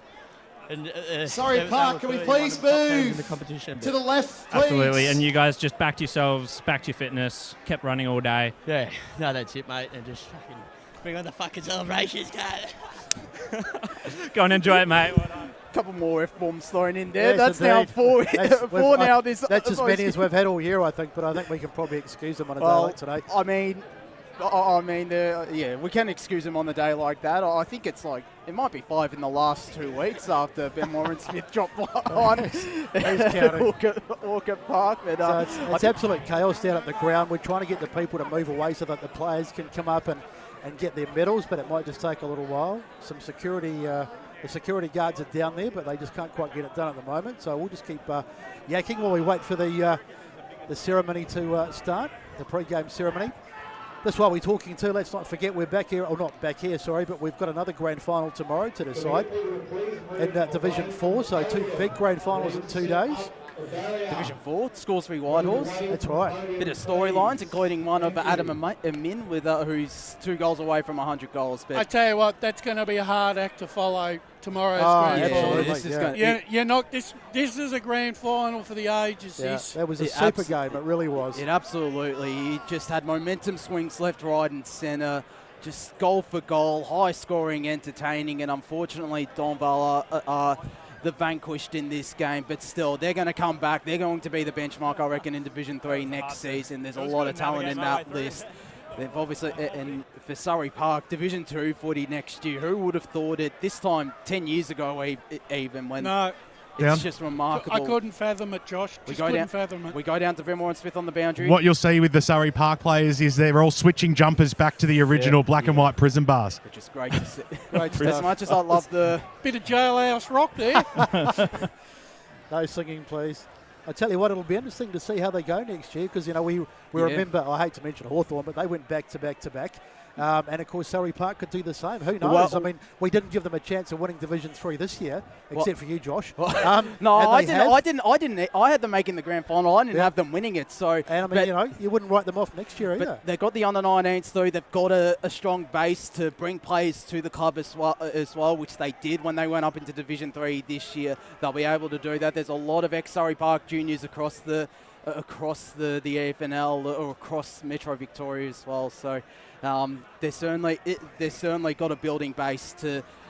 They might not make the. It wouldn't surprise me if they make the impact. One last request, please move back from the podium. Once again, get an announcement from Mike Tetman. Surrey Park, please move Cross down. Cross down to Ben Warren Smith on the boundary. I'm down with Jake Summers. What a legend this guy is. A multiple premiership player, and now at Surrey Park. This must mean a lot, mate. It's still sinking in, mate. Honestly, I thought we were done. And our boys just fought and fought and fought. We knew Donvale were going to be hard, and bang, we've done it. It just feels surreal, mate. What a comeback as well. Like the multiple times throughout the game when you were down and out, but that leg speed and that just that belief, just so alive here. And this atmosphere down here, never seen anything like it, mate. Yeah, we knew we had the fitness. We just had to stick with them. We couldn't let that margin get too big. And I mean, look at this. What a community. What a club. It's unreal. Love the strip show as well. You're back in the normal Guernseys. Enjoy the party, mate. Thanks, man. Appreciate it. So the big man Jake Summers played his part today. Welcome. Let's go down to the Division presentations. 3 Eastland Senior Grand Final presentations. Commemorations to Donvale, benchmark team for the whole competition.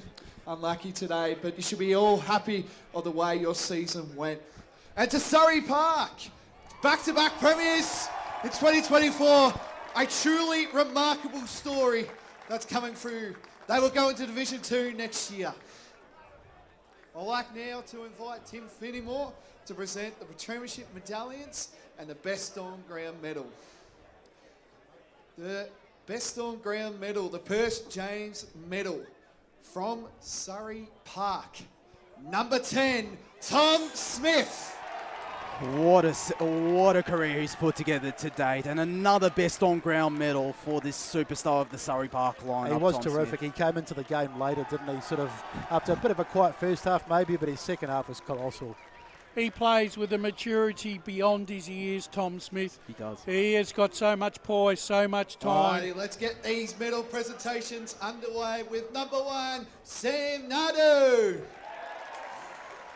Serviceable in midfield. One of those players coming through the Surrey junior system. Looked like he had the job on James Rouse. Did Number a 2, decent job. Angus Sutherland. I thought Dordovic probably had the better of him on the day, but Angus stuck to his guns, Josh. But what a story Angus Sutherland is. 19th premiership Number last 3, year, senior this Jack year. Mahan. So Jack, of course, will be remembered for kicking the big goal that won them the game. Didn't have probably as big a day as he would have wanted, but he won't care. Look at that, he's absolutely pumped, as you can see if you're watching the coverage. Number 4, Kane Hendon. What a story this guy has been. Come back from Doncaster, like he said, he suffered knee reconstructions and now he's rewarded. Number 7, Renan Filali. He was a star in last year's grand Renan final too. Brendan Fallahay. But he is an exciting prospect for Surrey Park, is Fallahay.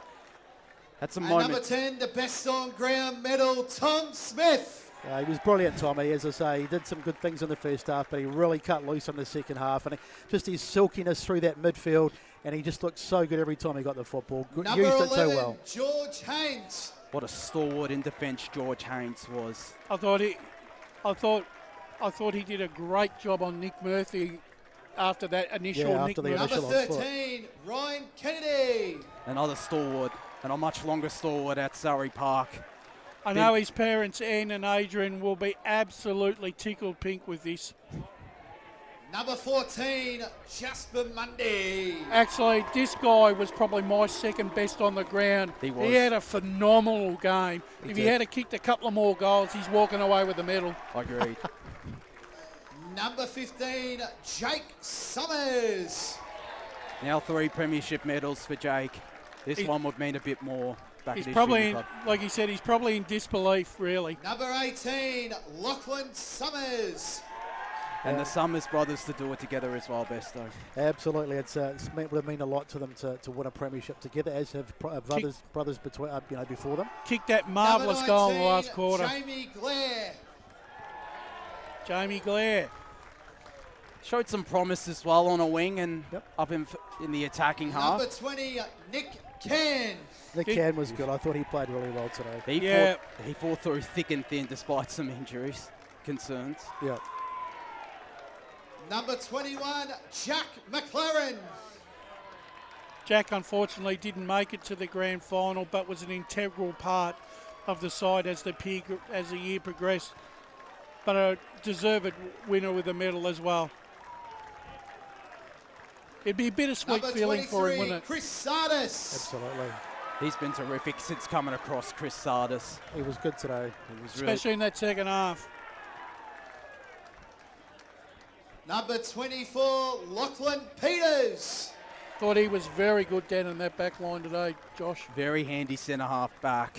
The vice captain and a young leader is Peters. Number 27, Callum Garvin. He's been around the club for a little while. The Garvin family's becoming very synonymous with the Number exploits at Surrey 33, Park. Jack Woods. Missed seniors last year, comes into the lineup this year. And a terrific defender, Jack Woods. Number 36, Taden Fataka. Interesting game from Fataka, wasn't it? It was. He's Had some nearly moments, didn't he? Yeah. He did. He still kicked 3 goals. Number 40, Sam Potter. He went out in the midway through the season, but for the first year and a half of his senior career was absolutely terrific. Porter. Could do Number with a new pair of 52, jeans on. Chris Allison. I thought he toiled manfully in the ruck against Hay. Don't know if he won the duel. No, I think Hay got the better of him, but he tried hard all day. Number Definitely. 53, Connor Ryan Simmons. He's a pretty decent story as well, Connor Ryan Simmons. Started out playing reserves, made his way into the senior lineup and made an impact as well. Assistant coach, David Miller. Something about that Ryan Simmons I like. I reckon we're going to see a lot more of him. Absolutely. And Dave Miller, assistant coach, first time this season for Surrey Park. Done a terrific job. Assistant coach, Michael Paolini. Well, Michael's obviously, he's a legend of the Surrey Park Football Club. He's clearly one of Blake's favourites. Assistant coach, Jeff Hendon.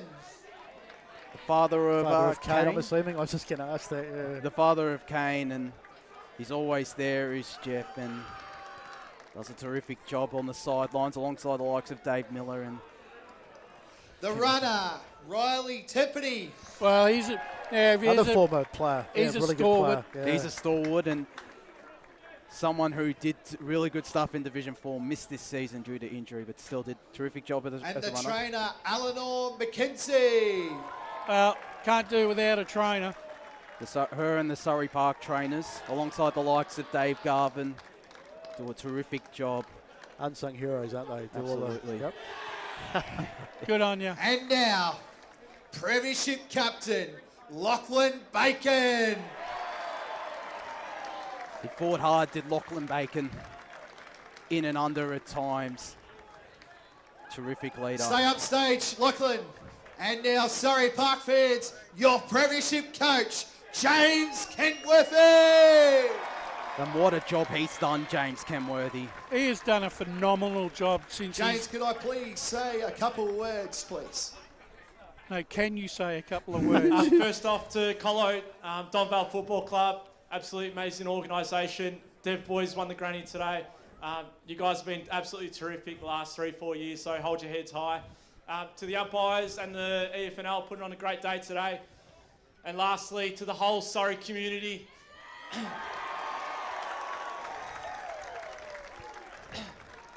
There's a lot of people that couldn't be here today. I'm sure they're watching live stream. We did it for you and for the boys. We're back to back, baby. Can't be an easy job being a player And now, coach. could I please invite Tim No. Finnemore to present the 2024 Premiership Cup back-to-back Surrey Park.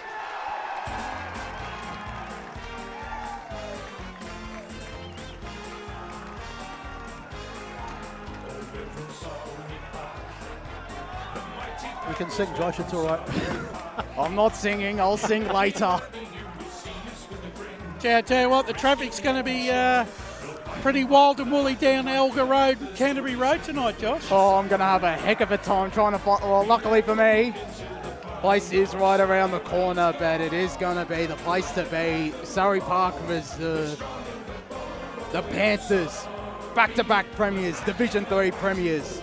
And what a story it is. It's just an unbelievable story. You couldn't have scripted this any better, really, could you? Absolutely not. And we kept saying they were always getting close to Donvale. They were cutting the margin. Now they were able to cut the margin and win out with Surrey Park. And it's their second premiership. They're under 19s, Division 1 19s, are through to a grand final, so they have the chance of winning 3 premiership. But the senior women's and the senior men's are premiers in season 2024. And what a story. And Tell you what, good call by our media manager. He got the closest to the pin, did. mate. He did really well as Jared Beanland were joined by you. I think BWS actually tipped it by 2. I think he tipped the right margin. I think he was telling me anyway. I think he did actually tip them by 2 points. Yeah, Ryan was 1 and BWS was 2. He's going to tell us that now. He's going BWS, he didn't have his headset on, did you tip Surrey Park by 2 points? Surrey Park by 2 points today. You're a genius, but Warren Smith, maybe you're the oracle. Oh, maybe. I don't think so. I'm not that clever, am I, Brash? That is the best atmosphere down there, isn't it, Jared? Like I've been around this league for 16 years now, and like I have not been around that on a ground level before. It is absolutely sensational, and what a great call by the boys as well up here. And and again, I apologise to all Facebook, yeah, YouTube, it's all right, and Joshy. 98.1 listeners. What did you do? Absolutely screamed the Oh, mic no, up. that's allowed in a game like this. And I'll tell you what, Besto, you've been hanging out for one of these ones as well, haven't Yeah, you? it was a terrific game, and it was nice to get a close one. Albeit a little bit of my heart was with Donvale. But look, they won last year, and I'm really pleased for the Surrey Park and my old mate Joshy here to get up and win that one. And full credit to them. I mean, two premierships in consecutive seasons, and the world's their oyster. Look out Division 2 next year. Yeah, they're going to come charging in Division 2, I reckon, this Surrey Park lineup. But look, this for the Surrey community. It's such a story, and you can tell it was written on the faces of the players down there. I'm sure it came through on the vision, especially when I spoke to Kane Hendon, and I don't think we got Tatum Vataka on the camera, but he was so emotional, and that's I just think that speaks to how much this means to everyone down there, and the supporters as well, the volunteers, everyone down there. Involved with Surrey Park. They've obviously worked very hard for this, and it's paid off. It will mean a lot, so much to the Surrey Park Football Club. As we're now joined by Matt Spider Lee. What do you make of that contest, Spider? Incredible game of footy. Like, that was one of the most enjoyable games of local footy I have seen in many years. That just had so many twists, turns. But as we talked about pre-game and at half-time, you just wear the opponent down, and the top dog got worn down. It was simple, and full credit to Surrey Park. They fully deserve their premiership. And Josh, I know you've got the biggest smile on your face. Absolutely and do. And you look at but you call with passion, and I think that's what really sticks out. But it's because you have passion for that footy club, and there's nothing wrong with that. You can have passion for your footy club. It's that's what it's about. Footy, we love it, and we do it, and we do this job because we really enjoy it, coming and watching. So for you to get the opportunity to call a grand final for a club that you have invested interest in, I think it's fantastic that you get the opportunity, one, to call it, but then to soak it all up too, and you will tonight. So I absolutely will. You'll have, you might not see me at Eastland. His liver will be soaking it all up. You might not see me at Eastland tomorrow. You get another sip out of a cup. We probably will see him at Eastland Wood. But he'll be the one on passed out on the oval. Exactly. No, we just want you to behave yourself. We just want you to behave yourself. But look, it was just an outstanding game of footy. I mean, both sides. It was an arm wrestle. From the start of the game, we thought, well, 3 goals, Donvale, they're out of the box early, but they just composed themselves. Surrey Park, they got themselves back on their terms. They got back into the game, and they just worked and worked and worked. And in the end, they got the ultimate result because they just never gave up. They didn't. Nothing fazed them during the match. Even when Donvale did take control, they just said, "No, we're not lying down." And then they stood up in the key moments, in the big moments, in the last few minutes, and to get that result. And not only amazing. And not only that, but they also backed in their decision making. They backed in searching for the corridor. They backed in playing on at all costs. They backed in their run, and they backed in their fitness as well, and the risk, exactly. Yeah, and risk and fitness, and the fatigue factor came in for Donvale. There's no question about it, and they just ran out of ideas. They didn't have that plan B and C, whereas Surrey Park did. They dared to dream, and they've got the ultimate result, and they got to the finish line. Like we said in the racing terms, they got them by a nose. Spare a thought for Caleb Jordovic as well, who had an incredible day. The young man, he kicked 4 goals, which was a fantastic performance. But Surrey Park, they'll be celebrating for the next month, I reckon. I will be. Yeah, well, I don't know about. But this gives a great opportunity for this footy club, Surrey Park, now to really set the template for their future. They've got a great junior program. Right. And they've got development, but now they can take it really seriously, and they can take their footy club where they choose to go. So they're now going to take that step to Division 2, and they're a serious footy club now, with ultra respect within the Eastern Football Netball League. And now that they're really saying to people, we're making a statement and we're on the way up, and they'll be competitive straight away. They'll need a few things over the summer, but they can now go out and they can set the foundations and the strategic plan for the future. Yeah, they'll go up with genuine optimism. Like a lot of clubs obviously go up and you think, it might be a bit beyond them, but they'll go up with genuine optimism that they're going to be competitive, not just there to make up the numbers. Yeah, and it gives them a long-term view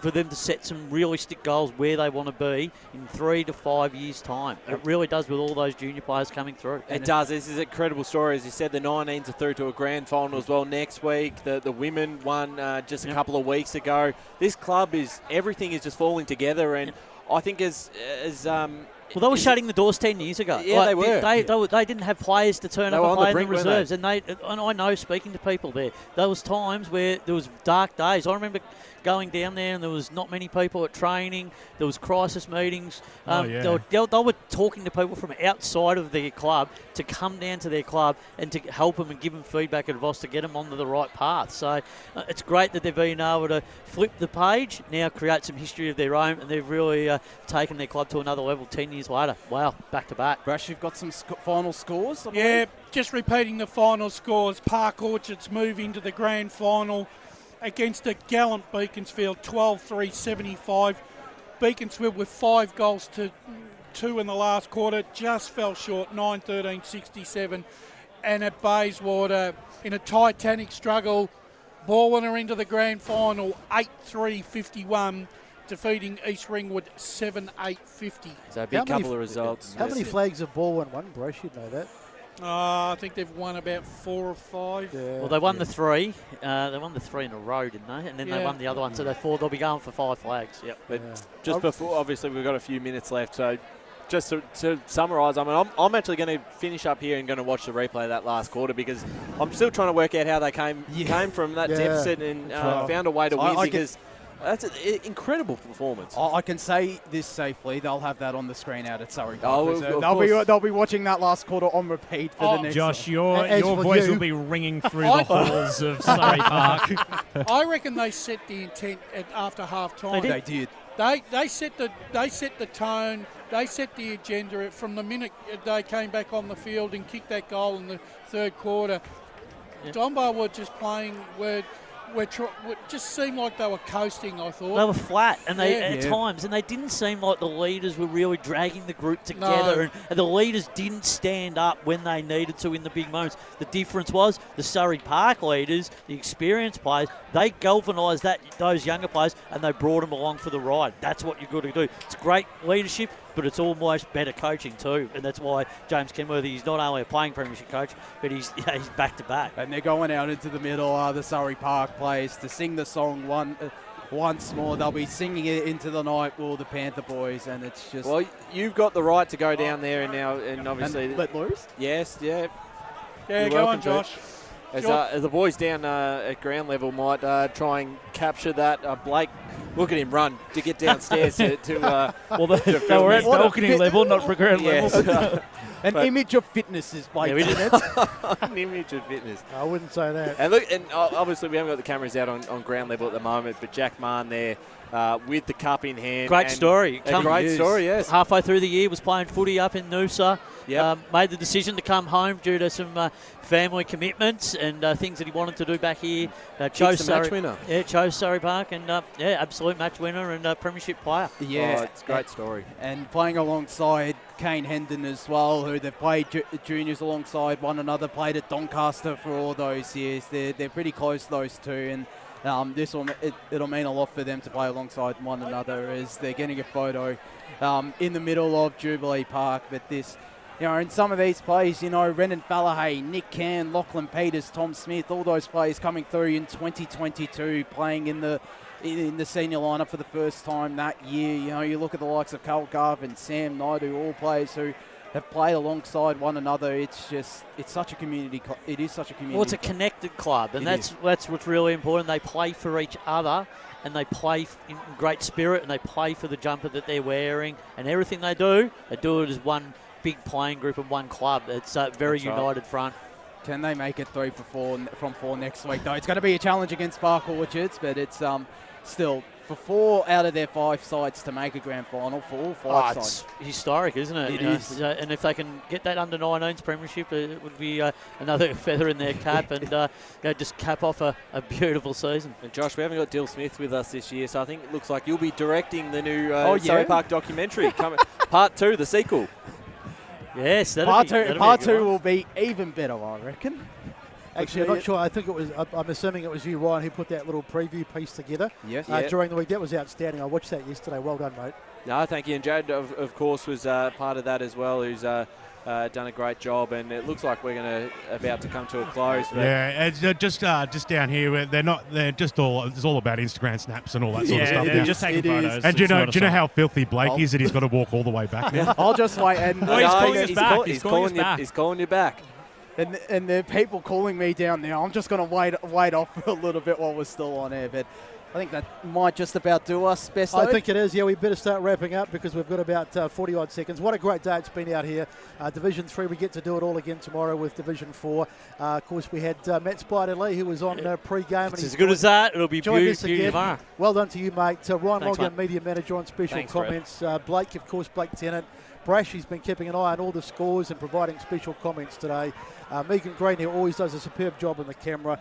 Lee Green, well, he does okay, I suppose. What a production it's been today. Well done, Lee and Absolutely LKLM Media. magnificent. Fantastic. Team of several. I won't name them all at the end of the Premier Finals. My co-commentator today, Josh Wood. Joshy, well done to you, mate. Great call and congratulations on your win. Absolutely. It's been a fantastic day out here. We'll see you tomorrow for Division 4. Joy.